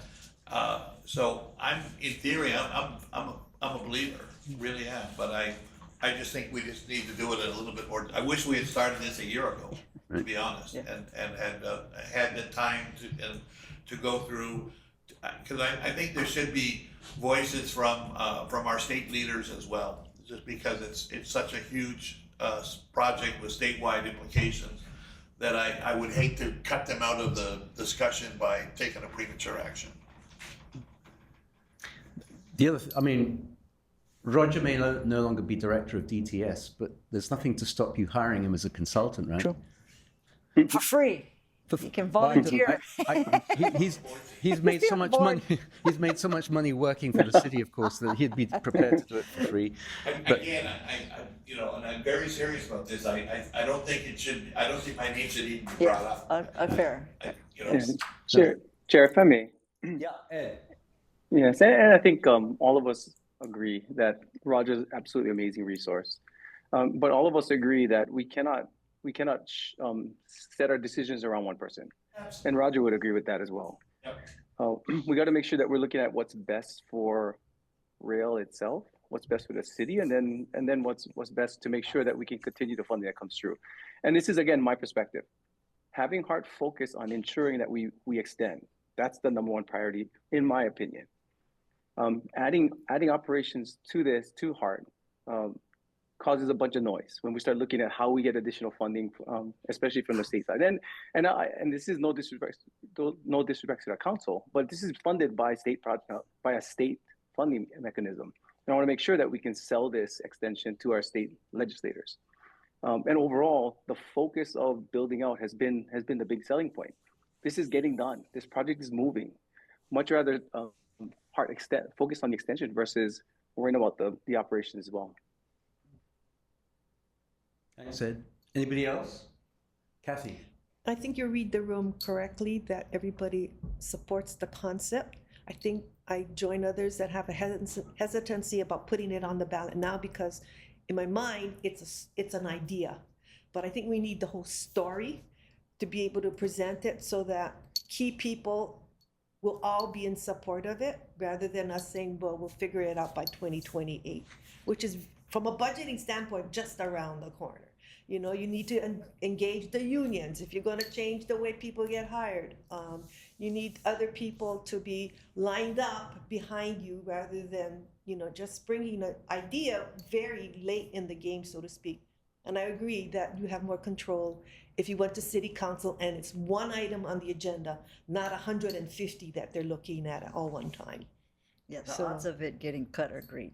Well, it depends on how much, it excites the commissioners, and who supports it. But again, it means diligently going to every one of their meetings throughout the community, the whole 9 months or whatever is their community participation schedule. That's a lot of time, as opposed to 3 meetings at council. Anyone else on this item?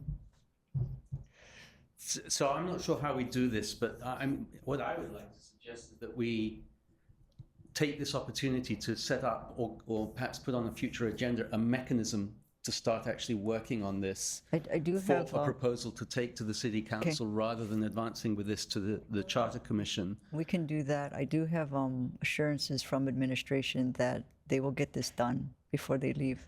So yes, we should maybe in a year bring it back to the board to vet it out. Why wait that long? Oh, true.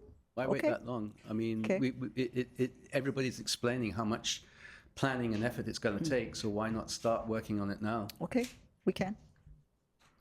So that would be my suggestion, unless somebody wants to make a motion to approve this proposed amendment. Thanks, Kathy. As I said, I'm just picking up the sense of the room, but I think that's the way we should go. Are we agreed on that? So perhaps, Laurie, you could come up with some language for the next board meeting, or the December board meeting, for us to consider a mechanism to start actually having this. Because, as we all agree, we've had these conversations informally for years now. Let's start a formal process. All right then, so moving on to item 5B, it's a proposed amendment. I'm taking them one by one. Is that okay? Yes. Babe? Just one clarification for the record for Got it. A. Are we So I guess I I know. haven't heard any objection. The chair's recommendation is that we do not make a motion, that we do not approve this proposed amendment, but that instead we have asked the CEO to come up with some language for a mechanism to discuss this proposal going forward. Right? Yep, understood. Perfect. Okay, so moving on to 5B, proposed amendment to give HART exclusive control over HART human resources matters. Laurie, Yes. I Is guess there you spoke to all discussion? three. Yeah. Anybody else want to comment on this proposed amendment? Nobody? I mean, I'll say that I think it's an excellent idea. We were, I think, close to a staffing crisis a couple of years ago, and part of the reason for that is because hiring people through the city HR process was gelatinous. It was really painful. And one of the things that makes HART the more efficient organization it is today is that it has some independence, and certainly when it comes to procurement. So if we can do it on the procurement side, why can't we do it on the HR side? So I'm very much in favor of this, but nobody else wants to comment? Chair, if I may. Ed, go for it. Yes, absolutely 100% in support of this. I know that Lori can move much faster with this amendment to make sure we can bring the right people in. So 100% in support of this. Thank you, Ed. Mayor is also in support of this. Kathy. I just have a question. I'm not a big passionate person about HR stuff, but if this goes through, does anybody know if then that reduces our case fee? And how would that compare to how much increase you would have because you'd have to staff up for jobs that you don't do now? I mean, is there a balance? Is it net zero? I would love to get a take from BFS on that, because right now it's just a flat percentage rate on our operating, and Break it down. that would be a good question.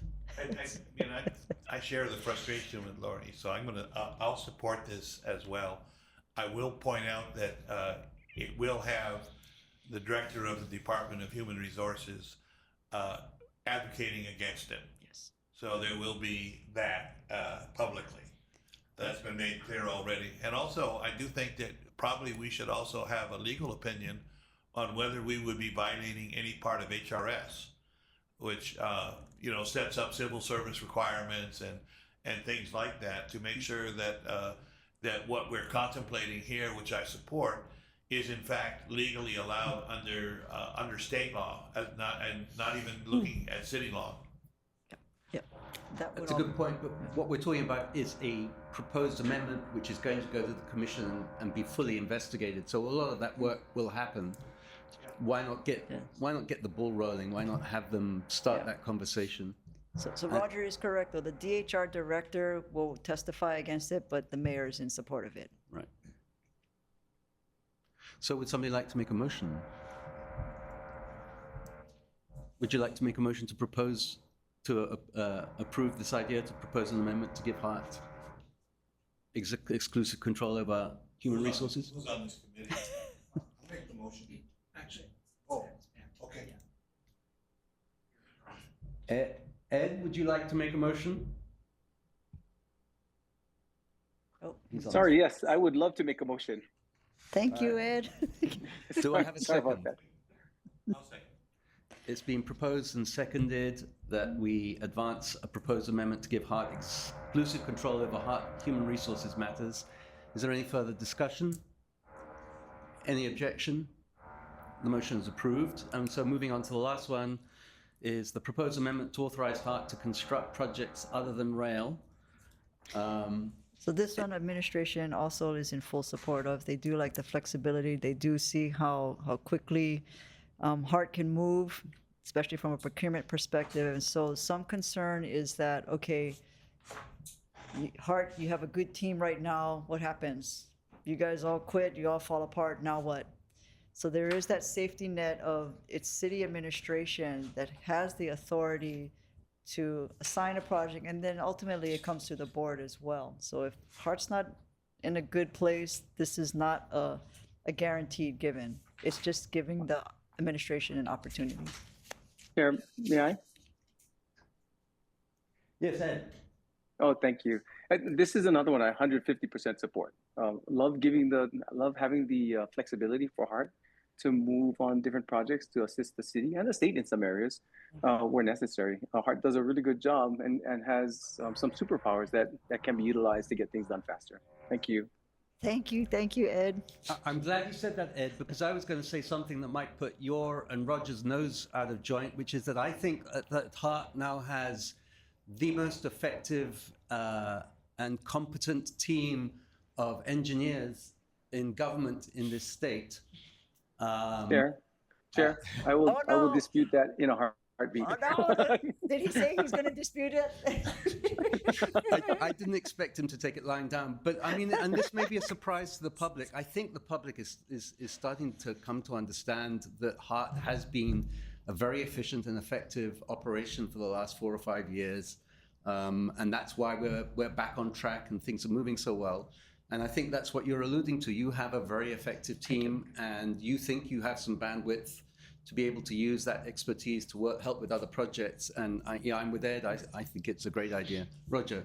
I also like the idea as well. We have some projects that probably are outside of our wheelhouse that we're doing now. We're doing a couple of bridges that really would be more suitably under either DDC or Hart. They have more expertise than we do in that civil type construction.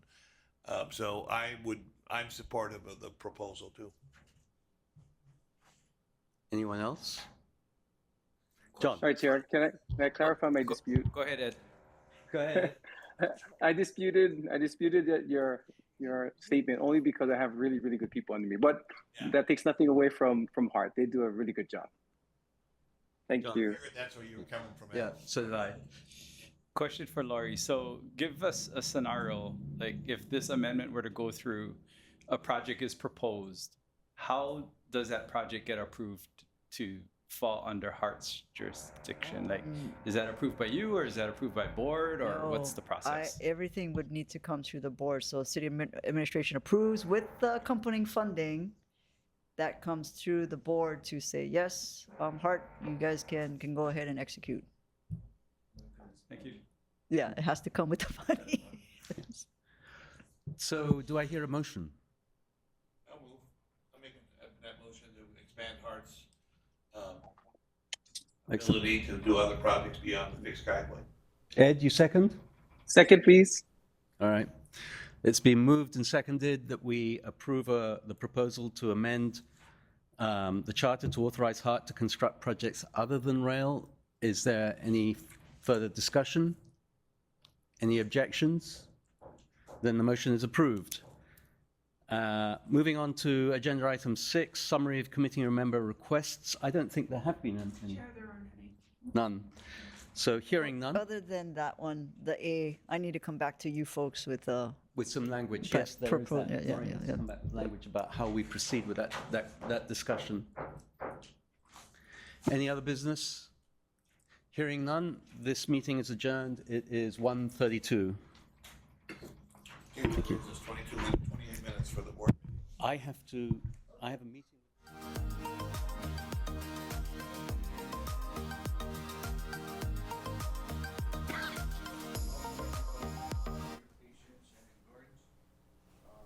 This is the Board of Directors meeting for Hart, Friday, October 24th. The time is approximately 1:34. And I'd like to start off with the roll call. Chair Pro Tem is present. Anthony Alto is excused. Don Pagliucci Acuna is excused. Lisa Baker is excused. Natalie Iwasa. Here. John Cadillo. Here. Gerald Cappuccino. Roger Morton. Here. Joe O'Donnell is excused. Colana Park. Colana Park. He's muted. He is muted. I'll come back Ed Sniffen. Here. Kathy Sokugawa. Here.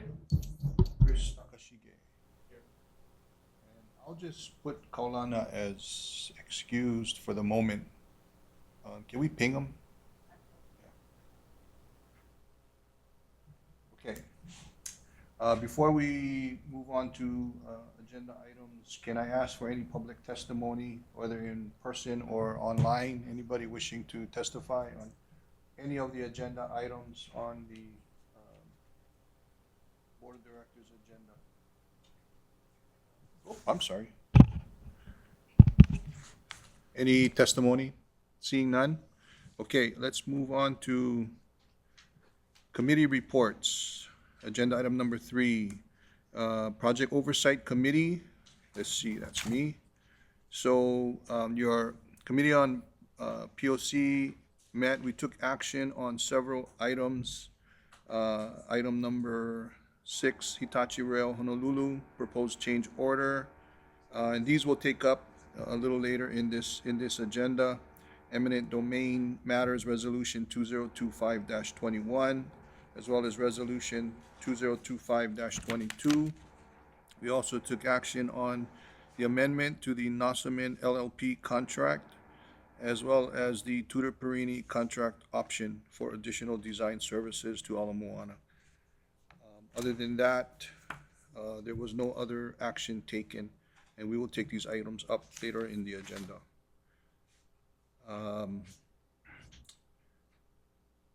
Item 3B, Finance Committee, Chair Katahiro. So Finance Committee reviewed the proposed budget.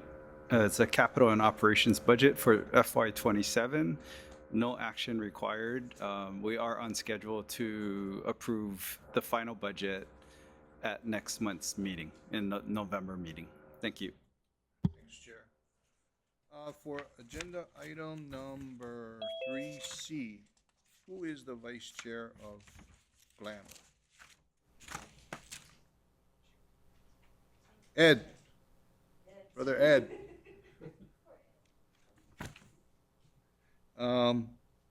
It's talking on the phone to somebody Roger, else, you I'm wanna, sure. I take a remember. stab at, Sure. We did have a, where are we on number? 3C. I'm sorry, I'm on government affairs. Yep. 3C. On government affairs, we had a lively discussion on various matters, including some charter amendment issues that we'll take up later on the full board. Let's see, we also did in government affairs, we took testimony, we had a discussion on a proposed settlement involving a Hart litigation matter. We took up a resolution authorizing the executive director to take a position on Bill 60. And we had a lively discussion on charter amendments involving creating a single transit authority, second one to give Hart exclusive control over Hart human resource matters, and a third one to give Hart authority to build projects other than rail. Thanks, Roger, appreciate it. Are there any questions or comments from members on any of the items, agenda 3A, B, or C? Seeing none? Okay, moving on to agenda item number 4, Hart Executive Director, CEO's update. Okay, thank you, Chair. So for the first item, per my contract, I need to register for the UC Berkeley training class by the end of this year. And so I've been reaching out, I've been trying to. In fact, I've been pretty persistent with them. They didn't know they had an issue with their online registration. So I said, can't I just do it old manual way of filling in an application and mailing it in? And they said they finally figured out what the problem was. The class date hasn't been set yet. So they called me earlier today. They said they're thinking about the April-May timeframe, and hopefully within the next 2 weeks, the registration will be open. And so I may need to ask for an extension of that deadline by the end of this year. I just need to register and then take the course within the next couple of years, but I just may need to ask you folks. I'm not asking it today, because I'm hoping it becomes a moot point in 2 weeks, but just in case we get down to the wire November, December, I'm a little nervous about it. So, yeah, just wanted to bring your folks' attention to it. You go, okay. Second item, just Vance already covered it. Many of you were there. Just so proud of the HART team and DTS and HDOT and Hitachi getting us open on that day. Ridership's been pretty good, yeah, Roger? Yeah, So, ridership on the weekend, on the first couple of days was about to a double time and a half, but, you know, from what it was. About 20, yeah. Well, there was about 10,000 on the first day, 10 or 11,000. There was 20,000 or so over the weekend, over the free weekend.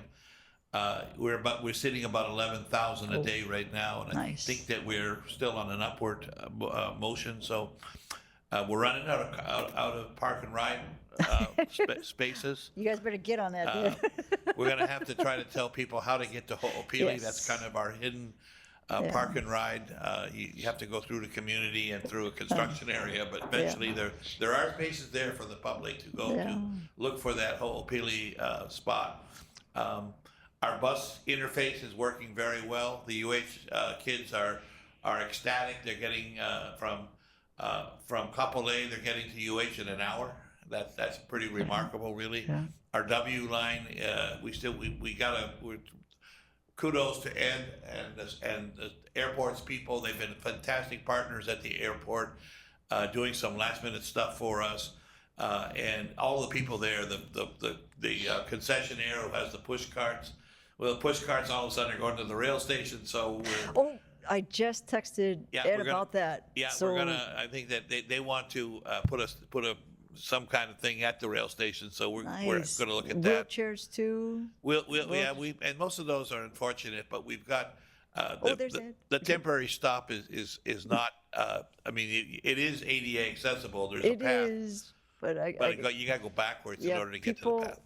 My team was volunteering at the airport station this weekend, and the elderly and those that are in wheelchairs or don't have a wheelchair and they're with a cane or walker, it's a far walk to get to the terminal. So I thought, maybe the wheelchairs like Ed has at the terminals, or those big golf carts that shuttle people. I don't know if that's an option, but Well, definitely the carts for the luggage. Ed owns the airport, so I'm going to I look know, to him. so I He's been texted a him, great maybe partner. that's a thought. He's been on his people, I know, every day, on us every day, about making sure that we get it right finally. I'll let him speak for himself. I appreciate that, Roger. Yeah, so this weekend our guys looked at using the golf carts in that area, the larger golf carts. They're looking at the paths to make sure that everything's safe for the carts to go. So they're looking at putting something together for next week already to make sure that those that have trouble walking can have a way to get across pretty easily. Wow, thank you, Ed. And I had to go there yesterday to give a presentation, and I already saw the stickers pointing to Skyline in the elevator. Even my son flew in. He's like, hey, where's the station? I'm like, just keep heading Mauka. He goes, never mind. I see the signs. Like, hey, great. So you did a good job. Thank you, Ed. Just the holo didn't work. Oh, thank you guys. Really appreciate all the work that DTS and HART did on this one. Make sure everything got ready. Thank you. And a personal thanks to you, and your folks have been fantastic working with them. Thank you. I'll let them know. Thank you very much. Is there access to the lay cellars from the station? Yes. You just go right downstairs. It's right there, right down the elevator. Yeah. Thank you, Chair. Apa. Okay. Any other questions, comments for Lori? I gotta ask for everybody's forgiveness. I am so sorry. I forgot to, Nelson, I just want to make sure you're present at the board meeting. Yeah.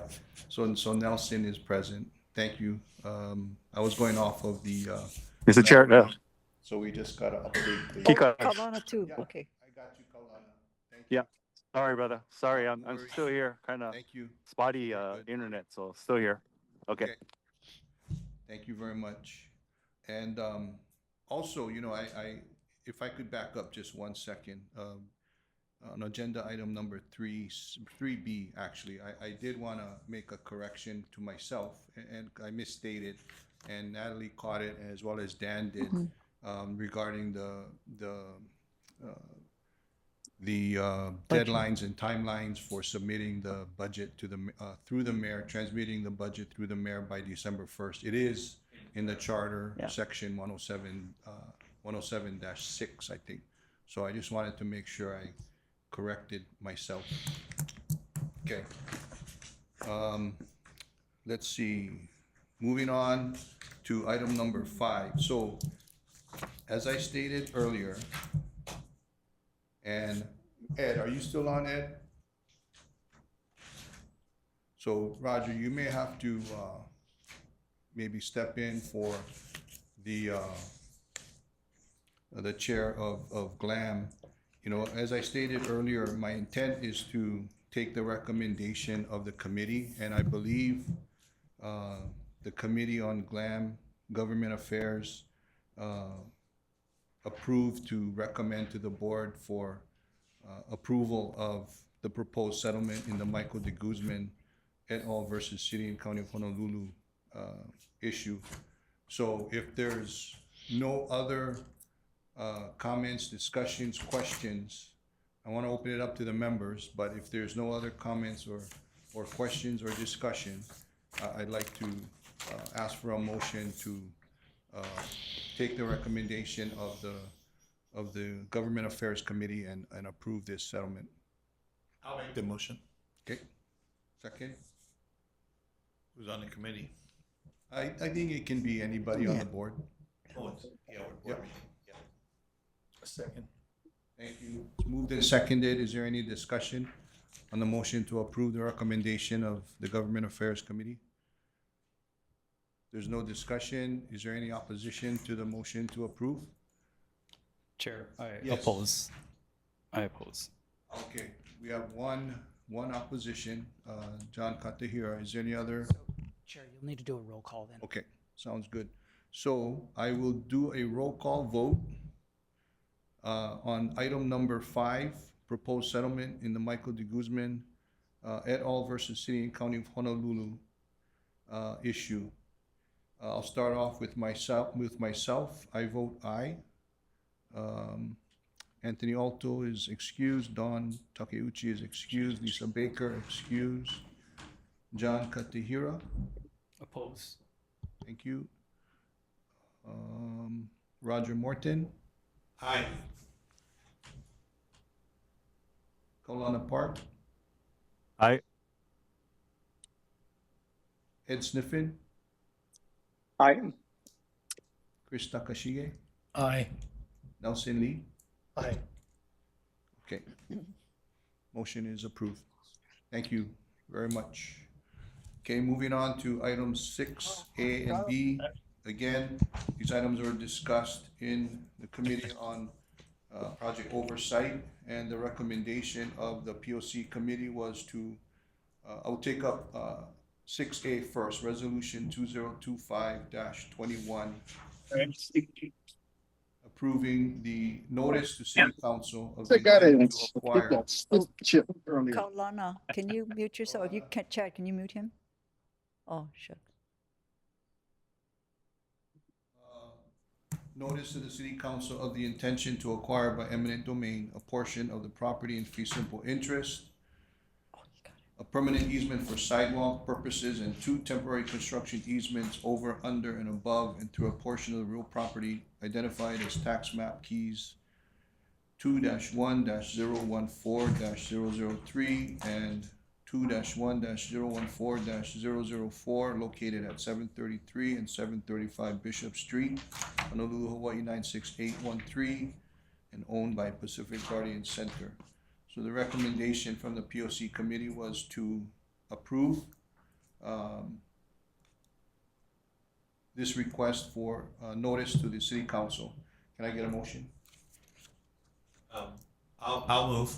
Can I get a second? Second. Second. Motion is seconded. Any discussion?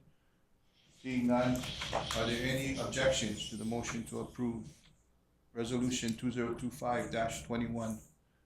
Seeing none, motion is approved.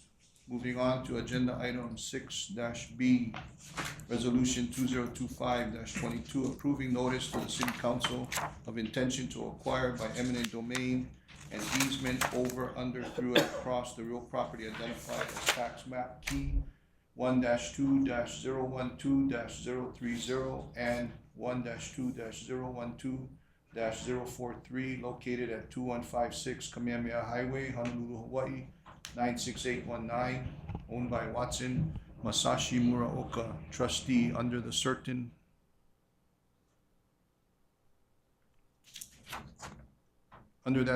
Watson Masashi Muraoka Revocable Living Trust dated October 3rd, 1990, an undivided 50% interest, and Barbara Misui Muraoka, trustee under that certain Barbara Misui Muraoka Revocable Living Trust dated October 3rd, 1990, an undivided 50% interest.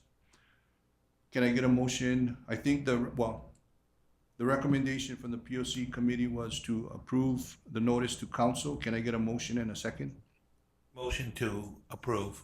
Second. Been motioned and seconded. Any discussion? Seeing none. Any objections to the motion to approve? Motion is approved. Okay, moving on to agenda item 7, amendment to Nossaman LLP contract.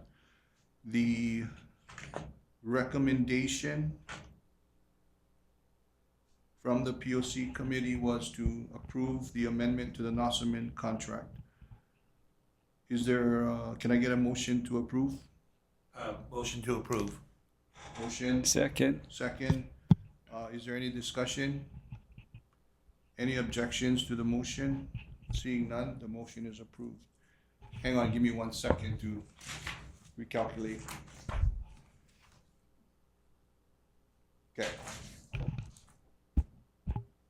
Moving on to agenda item 8, the Tudor Perini contract option for additional design services to Ala Moana. The recommendation coming out of POC committee was to approve the request for Tudor Perini contract option for additional design services to Ala Moana. Can I get a motion to approve? Roger? Chair, so moved. Okay, I got a motion. Is there a second? Yeah, second. Ed, you second? Second, please. Okay, thank you.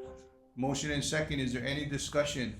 Chair, as we discussed in the committee meeting, I would really like for HART staff to, and the consultant, to somehow consider an alternate route or a route that improves extending beyond Ala Moana, because it seems to be some challenges with the station at Ala Moana being extended. So if they can consider that, that would be my request. Thank you. Thank you. Duly noted. Any other comments, suggestions?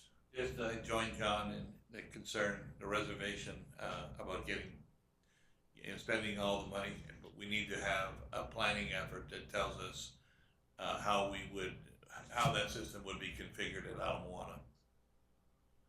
So I urge, I'm going to vote to approve, this, but I would urge HART to, make that an important part of this going forward. Would be to have an agreed, whether it's a Y or a separate mode or different things people have talked about at different times. But we need to make sure that we figure out how we're going to do that before we get there. I totally agree. I think the majority of the board has expressed a similar concern, and I'm not sure, Lori, if there's a way that maybe we can, keep the POC committee updated on how we're incorporating the suggestions that have been made. Yeah. Okay. Thank you.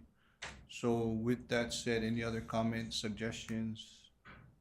The motion to approve Tudor Perini contract option for additional design services to Ala Moana. Seeing none, is there any objections to the motion to approve? Seeing no objections, the motion is approved. Thank you. Item number 9, contract package plan rebalancing. The recommendation of the POC committee was to approve the contract package plan rebalancing as presented by HART. Is there any discussion? Can I get a motion? I'm sorry. Can I get a motion and a second to approve? Motion. Second. Motion is seconded. Any discussion? Seeing none, any objections to the motion to approve? Seeing none, the motion is approved. Agenda item number 10, Hitachi Rail Honolulu proposed change order to resolve Hitachi delay claims for segment 1 and segment 2. The recommendation of the POC committee, and Dan, please correct me if I'm wrong, but the recommendation out of the POC committee was to recommend to the board, to recommend to HART to disapprove the proposed change order to resolve Hitachi delay claims for segment 1 and segment 2. Can I get a motion and a second? Motion. Moved? Second? Second. Moved and seconded. Is there any discussion? No discussion. Is there any objections to the motion to approve? Or, I'm sorry, to recommend disapproval? Seeing no objections, the motion to disapprove is approved.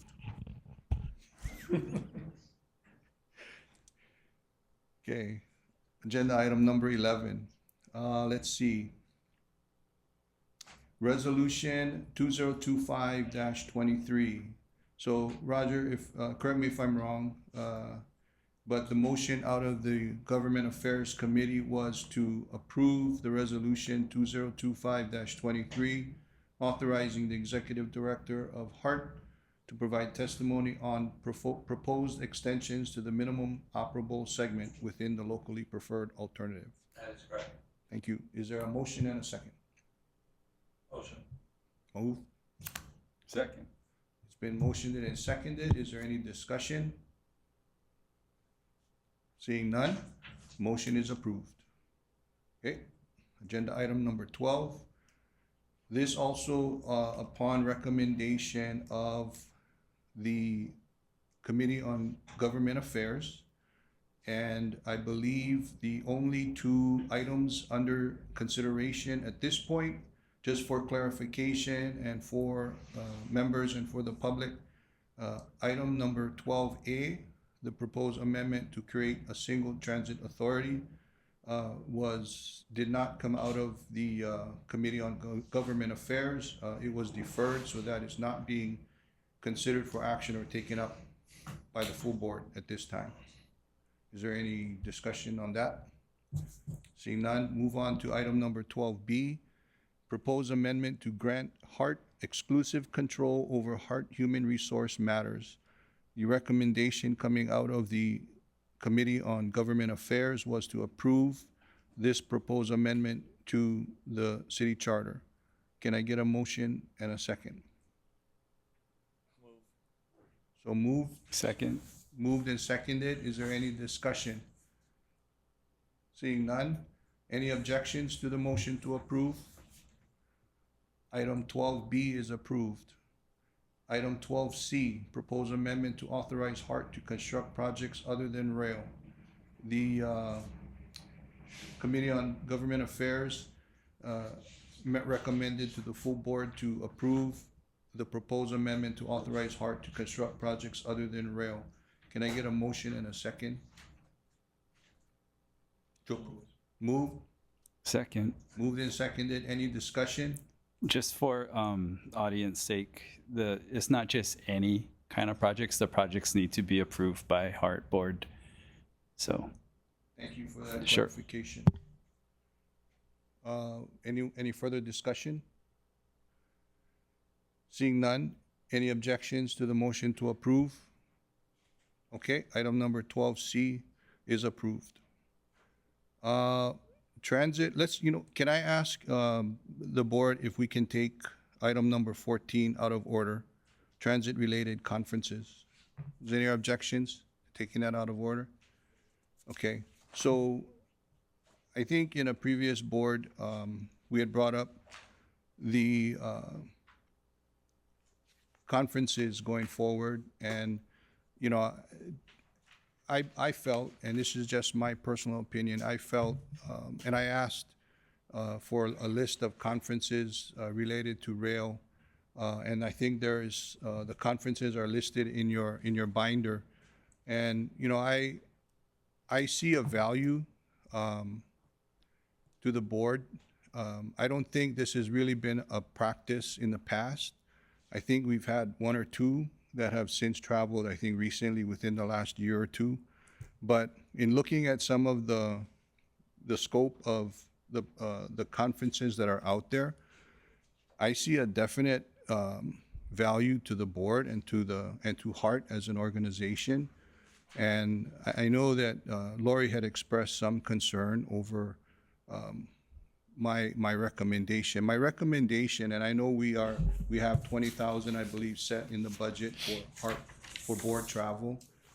But I really think that allowing up to 2 members to meet sunshine restrictions to attend conferences that may bring value to the board as far as policy making and governance, I think is a good thing to explore. So unless there's any objection, I'd like to ask the board's consideration for increasing the board's budget for travel for 2027 to include up to 6 travels.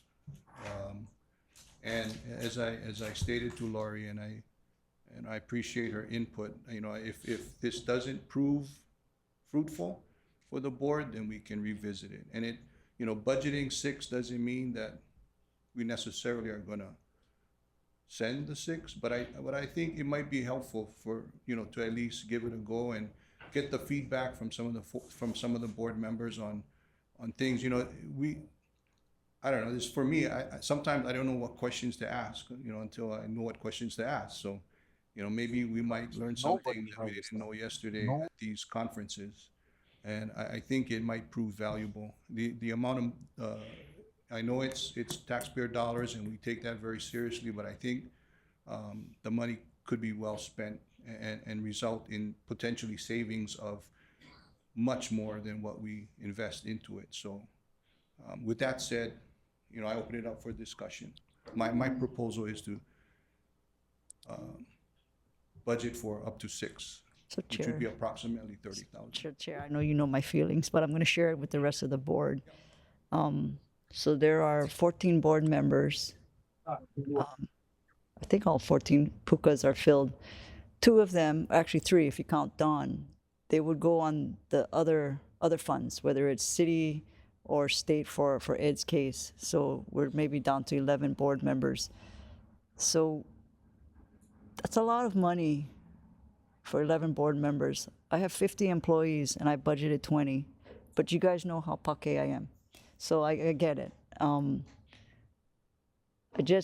to your point, Kika, we're using taxpayers' money. And so I don't see the necessity of sending 2 board members per conference, maybe 1, and then you folks share the knowledge, which is what happens with us. Our team goes individually, and then they bring back and they report back to the rest of the team what they have learned. And so that's just my concern. You're asking for more than a bigger staff than HART has. I know it's a cap, but it's just be careful of the perception of what we're sharing to the community. You know, I mean, I appreciate the comments, and I'm very mindful of what you're saying. Yeah. But you know, I also see some intangible benefits where hopefully, you know, you can send some of your staff to these conferences along with up to 2 of our board staff. 1 board member, 1 HART member. And you know, I mean, we've always talked about getting together, trying to figure out a Yeah. way to get together as a organization to team build, right? So this may be a way to, aside from learning new things about rail and transit, that might help us save much more than we're expending, a way for us to build that relationships between board members as well as board members and HART staff. So Maybe this is a question for Dan. So Dan, let's say all the board members go on 1 trip to the conference. We're not violating sunshine law, right? So There is an exception for conferences, but I think it's still limited to less than a quorum. I have to double check the sunshine law, but. So are you suggesting that I increase it from 2 to 5? No, one trip with all 14 of you. Yeah, you can do more than 2, but I think it's still limited to 5, but I need to double check.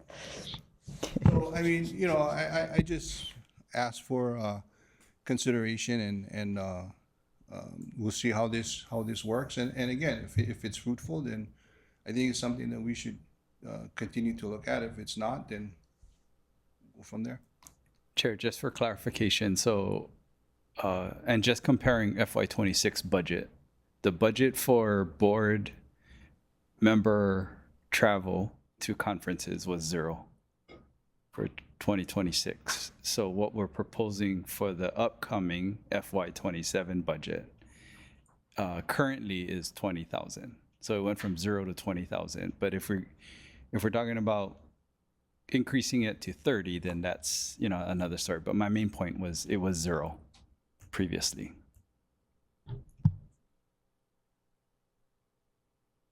So is there any discussion or my proposal, I guess, is to ask for a motion to approve up to 6 for 2027.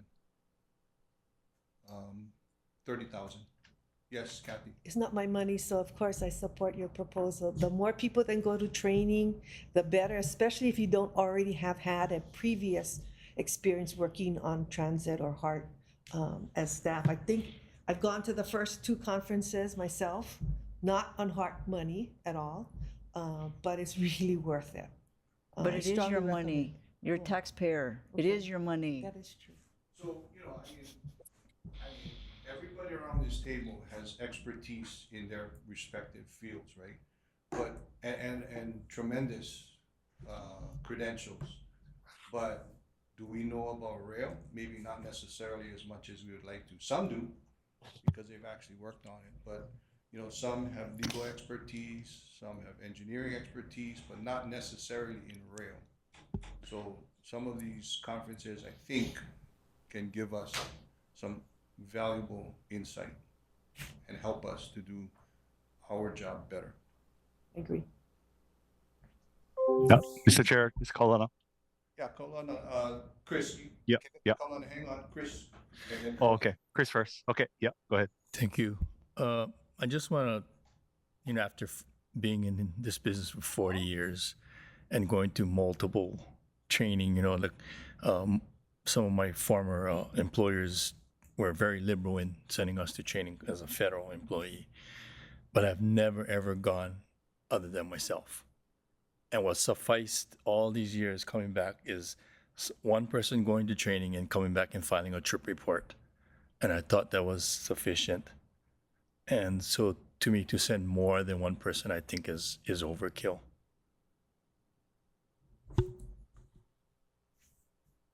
Could you Chair? stipulate that it's no more than 1 trip per person per every 5 years?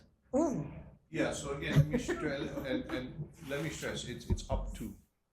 It doesn't mean that we're gonna spend it, it just gives us the flexibility to, if that's what we choose to do.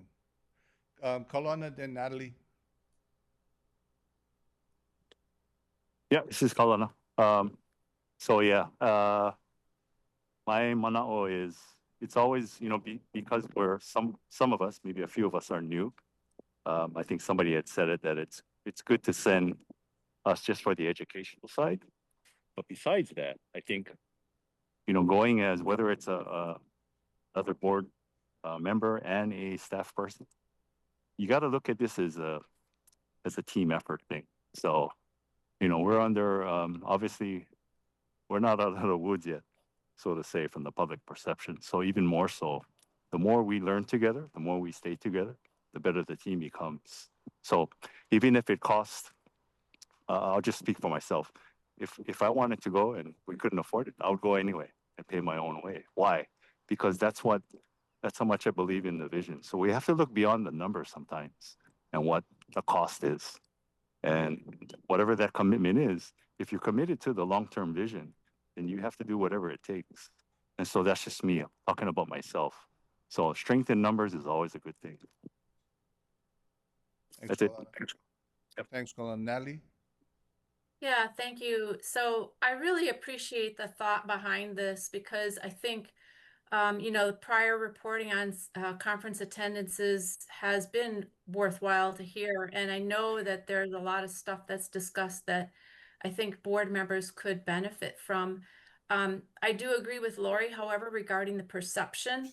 There is still a lot of negativity out there about HART. If you look at the articles that are published, the media reports, there are always a whole bunch of comments about spending money. And, especially if the staff only only has one person going, I think it would be better to just have one HART board member attending and share that information. Now, I do have a question, however, because, a lot of conferences these days have a remote option, or at least with respect to certain sessions within the conference. So I'm wondering if that might be an option on a few of these conferences anyway. That would be a way for board members to get additional input. So those are my comments. Thank you so much, Chair. Oh, all you guys, no, go ahead. Just to Roger. answer Natalie's good, I'm not aware of any of these conferences that do have the virtual, not the ones listed that have virtual. There are some meetings within the conferences, committee meetings and others like that have virtual ability, but the overall conferences themselves do not have virtual. They did during COVID, but they no longer do. Yes, Jared? So I agree with the comments regarding public perception, but I've never been to one of these conferences. So I've been to other conferences where they're so large and there's so many classes that one person cannot attend all of the sessions. So, looking at it just from a two-person perspective, maybe two people can go to the same conference but attend different classes, right? So I wouldn't necessarily just look at just the number. Obviously, if they're attending all of the same classes, then yes, I agree that doesn't make sense. But two people can go to the same conference and attend completely different classes and then both report back later, and that would still be beneficial, possibly. So I think at the end of the day, each director needs to make, their own best judgment as to whether it fulfills the mission of the board in expending these public funds. So jumping on what Kalana said, another thing that other departments have done for other conferences is split the cost. So two people will register under one membership, but they split the cost in two, so two people can attend, but they're funding the other half by themselves. But the other thing about video recording is a lot of conference I've gone to, they do record the sessions, but the key, really valuable thing is the mobile workshops where you go out in the field, and those are generally not recorded. Yeah, I think that's the way it is with our conferences too, that there is an after-conference recording. Right. So, I think, the proposal that I'm asking the board to consider is to approve, and I want to stress, up to 6 travels a year. It doesn't necessarily mean that we're going to spend it, but it's giving us the flexibility and the option and putting it in the budget should we feel that it's appropriate to do so. Taking all what you guys are saying into consideration, when the rubber hits the road, we can look at each conference individually and see how and if we were going to handle it and how many people, if anybody even expressed an interest in going. We may ask some people if they would consider going based on their, what committee they sit on or what committee they chair and what the subject matter of the conference is. But I think right now, we're not saying we're going to spend it. We're just asking to have that option available, because if we don't put it in, then I don't know if we would have that option available come 2027. So with that said, if there's no further discussion, Kalana, I mean, Kika, sorry, maybe a point. So being finance committee chair, I'm thinking of it as just FY27 because that's the budget that's on the table. So if we were to say yes to up to 6 people equals 30,000 budget, it's only for that 1 year. So if it turns out to be a bad decision, then we don't need to do it for the following year. So it's not a permanent decision. Just throwing that out there. We always have the flexibility to adjust. I do have a question. So we're estimating it's 5,000. What if it's 7? You guys are capped at the 30 or 20, right? You're not gonna take from something else. I think, I don't want to speak for chair, but in my mind, I would look at the value, you know, if it's worth spending that extra 2,000 in your example. No, but I mean that might take away from an opportunity for Okay. 6 trips. It might be only That's 5. my question. Okay, that's my So question. I think we have to be realistic, and we're setting a budget, Right. right? So a higher budget, we have to look at the total value of what's on the Yeah, table. I just wanted to know whatever number you guys settled at 20 or 30, you're not gonna go at 32. Yeah, I mean, that's my mindset, but I don't make the decisions. Actually, you do. You're the chair. You're the finance chair. If you want to place a number on it, then I'll ask for a motion to approve up to $30,000 in 2027 for board member travel to conferences, related conferences. I have a suggestion that, you know, if we do move forward with this, that we draft a written educational policy. And so it kind of sets a framework for what can and cannot be done. What can you go travel to the conference and then go to dinner and spend $100 and drink a bottle of wine, or, you know, I mean, maybe there should be some parameters, right, about.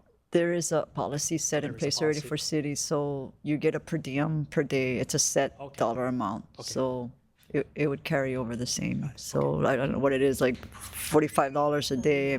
Yeah, plus it goes towards your hotel fee. So you don't have very much leeway in spending. Yeah. But, and I do ask, you know, when Carolyn was good enough to put together these conferences, so it is a thorn in my side that one of the board members is going to that first one, because when you look at the purpose of this meeting, that is not HART's purview in the current charter. We don't do TOD. So I know previous board members approved this trip to go on to, so he is going. It's been budgeted. I think, oh no, I don't know if it was budgeted, but just. You know, I mean, I'm speaking from my point of view. I would prefer not to limit, other than the dollar amount. I think we want to provide as much flexibility because, you know, if Bill 60 passes, you know, things might be different. If the charter amendment passes, things might be different. Understood. Not just, I'm not limiting it to this for this fiscal year. I'm just saying in the future when trips are contemplated and you folks approve it. Because like, again, the perception of the public, I mean, HART was asked to fund for politicians to go on trips to other countries, and I couldn't justify it.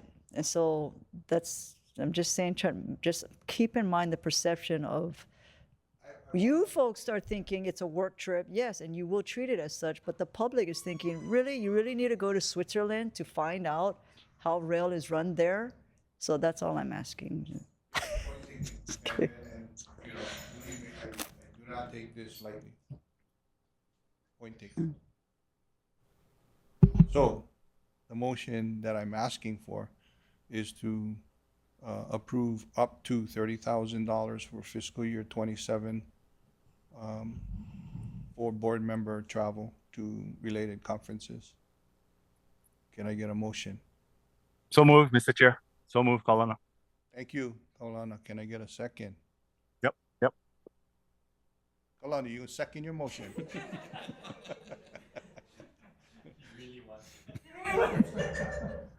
Can I get a second? I'll second. Okay, thank you. There was a motion and a second. Any further discussion? If there's no discussion. Sorry, Yeah. I'm always late with this, but I do agree with Jarrett that we should, as we discuss creating this budget, we should have the rules that follow, that make the justification for these travel arrangements and then the decision-making process on who goes. So that should also come with the responsibility of budget. I agree. Are we assuming that travel and stays would be basically following the similar guidelines to our city and county? I'm not familiar with city and county, but that's a good place to start, I would say. It's a reasonable travel policy, allow. Laurie, can you Yes. provide, maybe can you provide John? Yes. Finance committee? Yep. And maybe you can agendize it and, yep. Yes. Ken? Along that lines, I would assume that the city requirement that you file a travel report is also required every time you go on one of these conferences. So you will have to file a written explanation of what you did at the conference, what you learned, what you're going to, take with you in your, next endeavor as a Heart Board member. The other thing is, what's the opportunity cost of that extra $10,000? Where would it come from? I mean, it's small change compared to the overall Heart budget, but does it have to be taken from some other budget Yes, you're item? taking it from Heart's budget. What? I'm not understanding what the question is. There's money that's coming in, right? He's asking for 10,000 more than you were requesting for 20,000, right? So he's upping it to 30. Mm-hmm. So the difference, the $10,000, where would that come from? No, it's just coming from Heart's budget in general. Okay, it's not taking from an existing allocated fund. Unless you guys cut it somewhere else, yeah. Thank you. Chair? Yes.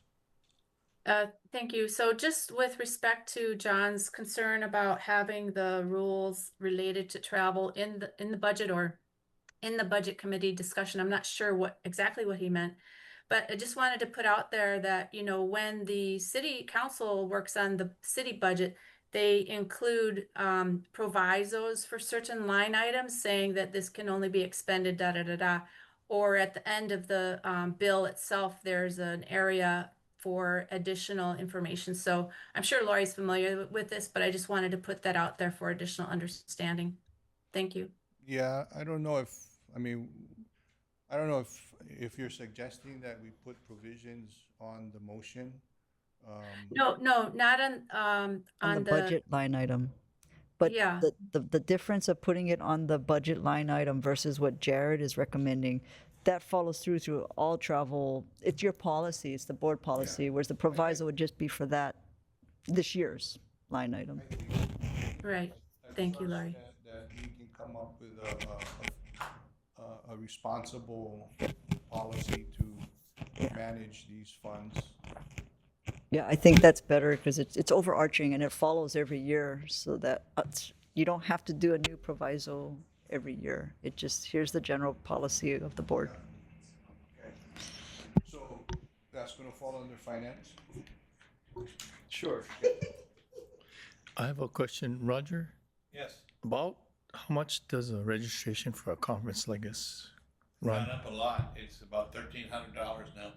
Still not bad.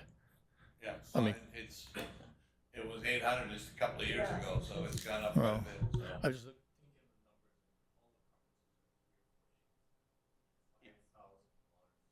Yeah, and from, that's pretty comfortable. Yeah. Ticket for 800. yeah, you should be able to. Yeah, you should be able to, unless you're staying in a $500 a night hotel, right? And that's that adds up a lot of the cost too, is where you stay. So, but yeah. You should be able to do it for 4,000. I mean, if you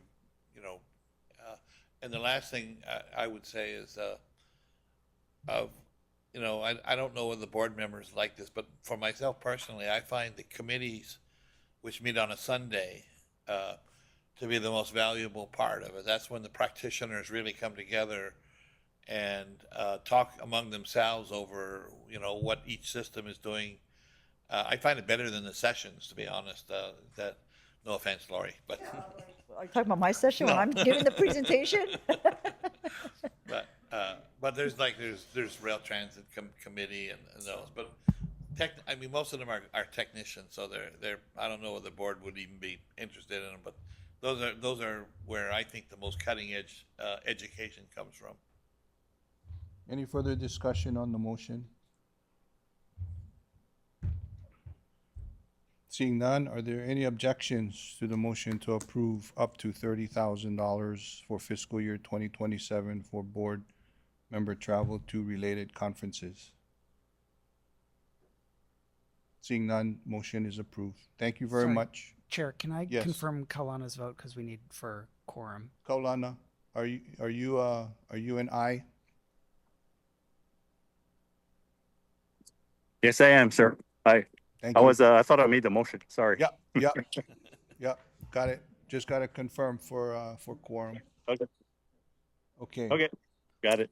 Okay, so, hang on one second.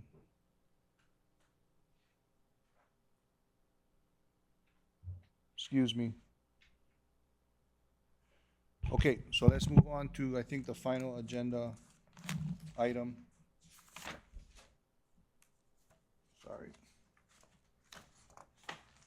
And that is, agenda item number 13, board officer elections. Okay, so, in previous meetings, I indicated that my thought was to, open it up for nominations and, for consideration, anybody that's interested in either serving as chair of HART or for nominating someone else to serve as chair and vice chair of HART. So I want to open it up for discussion. Yes, Roger. When we get to the motion part, I think I'll probably nominate yourself. And the reason that I would do that is for a number of reasons, really. I've got to know you over the last 5 years. I know you're a man of principle. I know you do your homework. And you have, if nothing else, you're the vice chair, have been for several years, and I think it's very logical that you just ascend to the chair. That would be my preference as a board member. So when we get to that point, but I'd like to hear the other discussion too. So I guess, I appreciate that, Roger. And I guess, I guess I wanted to get the feedback from the members, whether or not you folks felt the need to take some time to collect or to nominate people and come back next month and vote on a leadership vice chair and vice chair, or if you folks would prefer taking the matter up today and making a decision if you folks are prepared to do so today. Chair? Yes, Natalie. Thank you. Yeah, I've watched many, many public meetings, and I must say, I truly appreciate the way you lead this group. You're very conscientious about the board rules. You are respectful of all members, which we haven't had in the past. And if I had a vote, I would certainly nominate you. I truly appreciate your work. And I wanted to also recognize the fact that you have put in a lot of effort with respect to the POC, double timing it with the BOD meeting this month and last month. That takes a lot of effort. I appreciate that. And so just wanted to voice that because I think sometimes when people go the extra effort, it's not recognized. And I wanted you to know that I truly appreciate it. Thanks, Natalie. Any other discussion, comments? I would echo what Roger and Melody said. If I could vote, I would be fully supportive of having you continue as chair, if I could vote. I know HART doesn't have a say But I can tell you with my very close team and the rest of Heart, we would fully support that. You've been very collaborative with us, even though we disagree that $30,000. Respectfully disagree. We do enjoy working with you. You keep us on our toes in a good way. You know, you hold us accountable and question, like Natalie and Roger said, you do your homework. And so things that actually even a lot of you board members, especially Natalie, that CPP balancing was because of her. You keep us on our toes, but you're very professional about it and very collaborative about it. So if we had to say, we would support you as the chair also. Chair, my preference would be to select new chair and vice chair today rather than deferring it till next month.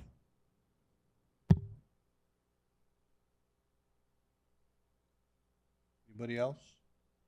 Comments?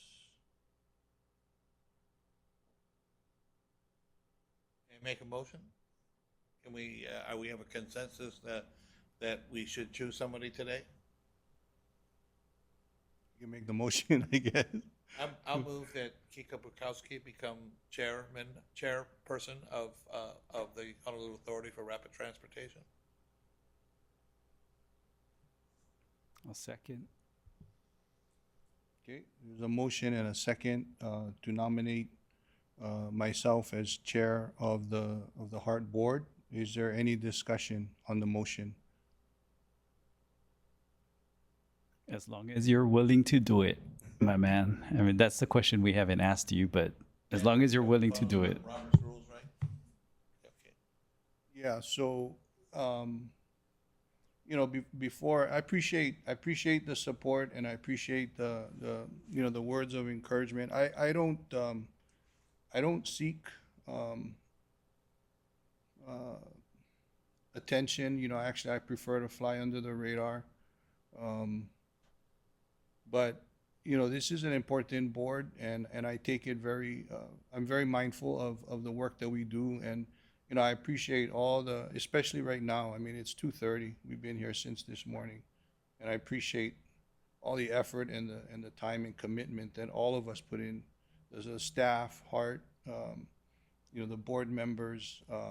I think, you know, speaking, I think I can speak for almost everybody, if not everybody. We do this because we care about the project, whether we support it or we're skeptical or we don't necessarily support it. Either way, I think we all care about the project and the fact that it's done correctly, taking into consideration and being mindful of how we spend the taxpayer dollars. I know we just came out of a very, you know, lively discussion about spending $10,000 out of a $10 billion project. And you know, rightfully so. It's not the dollar amount, it's the principle. And you know, I appreciate Roger, you saying that because, you know, I take that to heart. No pun intended. You know, it's, we're heading into a very, very, in my opinion, you know, we're through 2 segments. We're heading into the third. Most of us would think, you know, okay, we're heading into the stretch run, and you know, it's kind of cruising along. But this is probably going to be a very challenging segment, and I know Lori and her team is up to the challenge. And I think, you know, we've got about 50%, you know, virtually new members on the board. And I was sharing with Kathy earlier. During break, I mean, I look around the table and I said it just a few minutes ago. I mean, anybody here around this table can easily chair this board.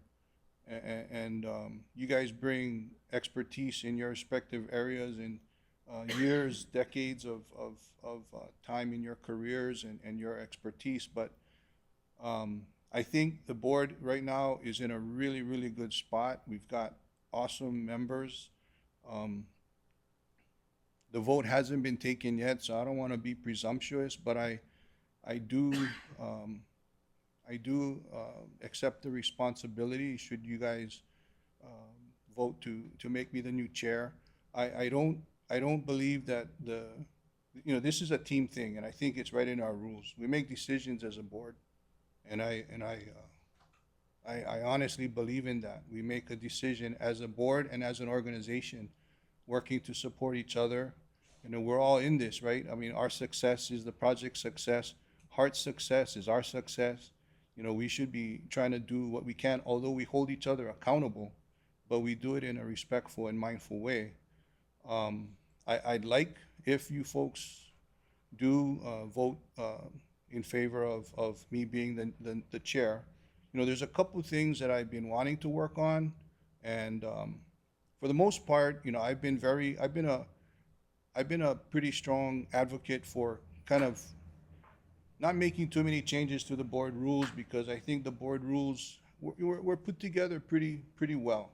There may be a few tweaks here and there that could maybe improve things, but I don't think there's a lot of changes that we need to make to the board rules or to the policy. But a couple of things I did want to just take another look at, and I do want to work with CORE on this and with HART.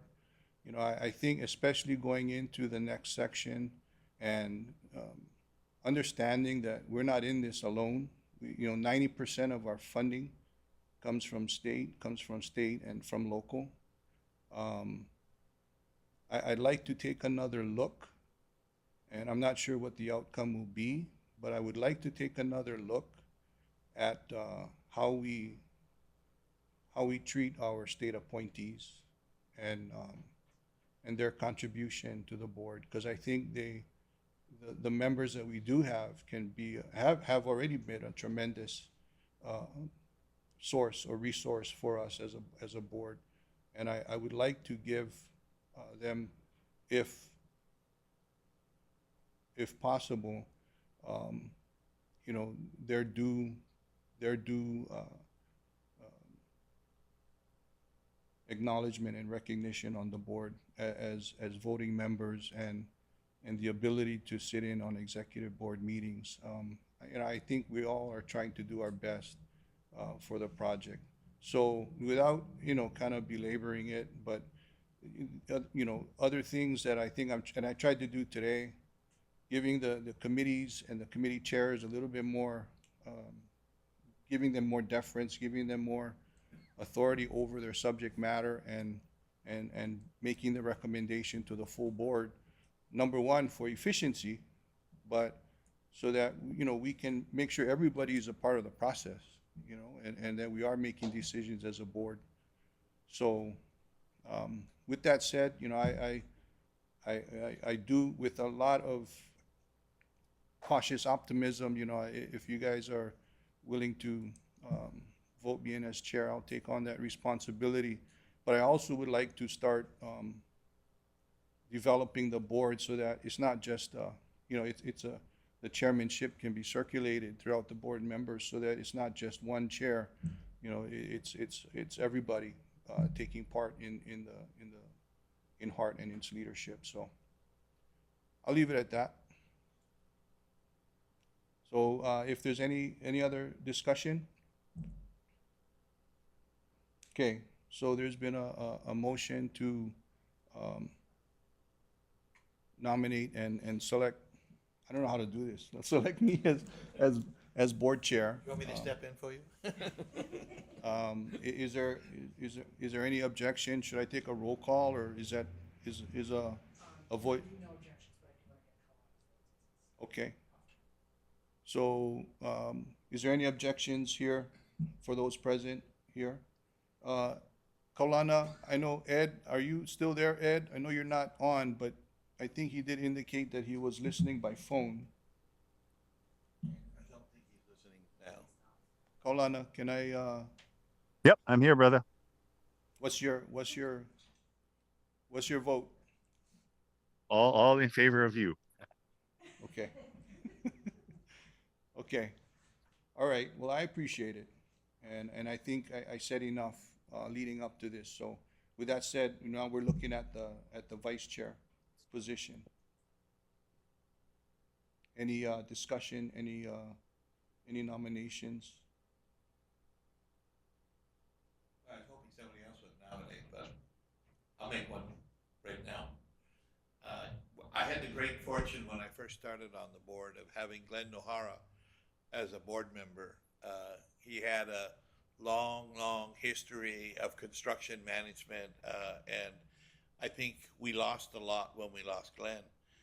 But I see Chris sitting right across from me, Chris Takashige, who I think has already said he's got 40 years of experience in this business.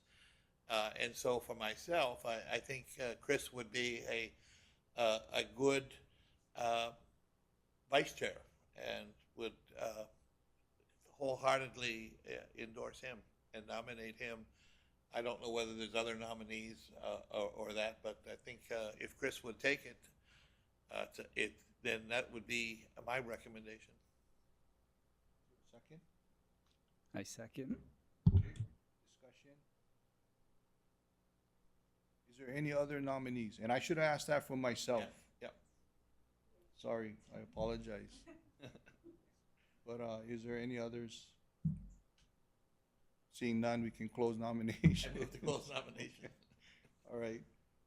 Any discussion? Chris, would you take it?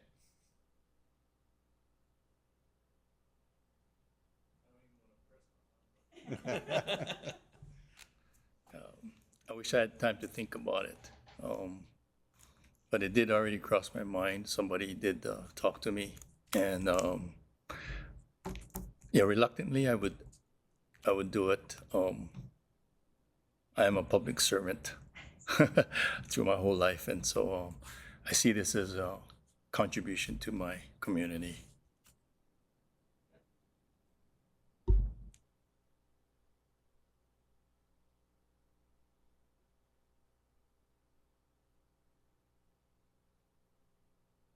We have a motion on the table and for Chris Takashige as vice chair.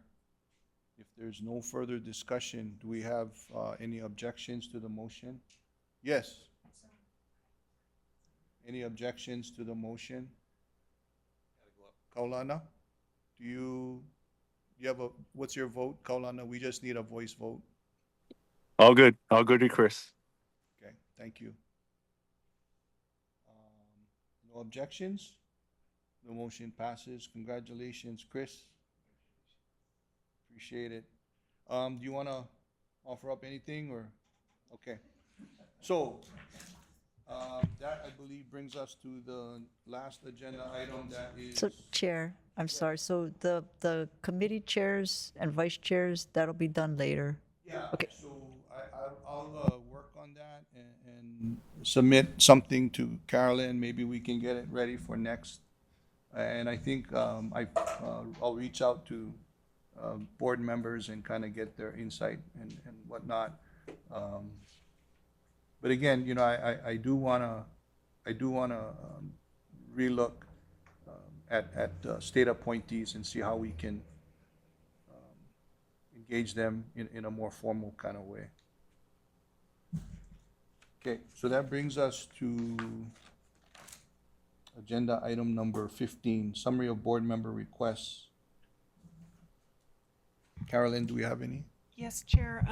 We had one, and I need clarification on it. I believe it was you that asked, or it might have been John, who asked to be kept updated on Tutor Perini's design work to Ala Moana, and I kind of lost. Kika. It was Kika, okay. Yeah, just on the comments and requests made by the various board members, as far as coming out of Ala Moana and working that discussion into the option, with Tutor,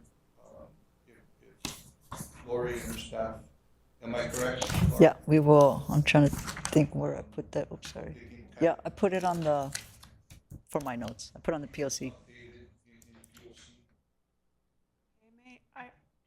Is it okay if I just clarify the request for the that came out of Government Affairs, Legal Matters Committee? And Anthony's not here, but I know that he had made a request that Lori provide, and this is my understanding, but I just want to clarify it, a timeline and a framework for proposing the creation of a single transit authority to be voted on in 2028.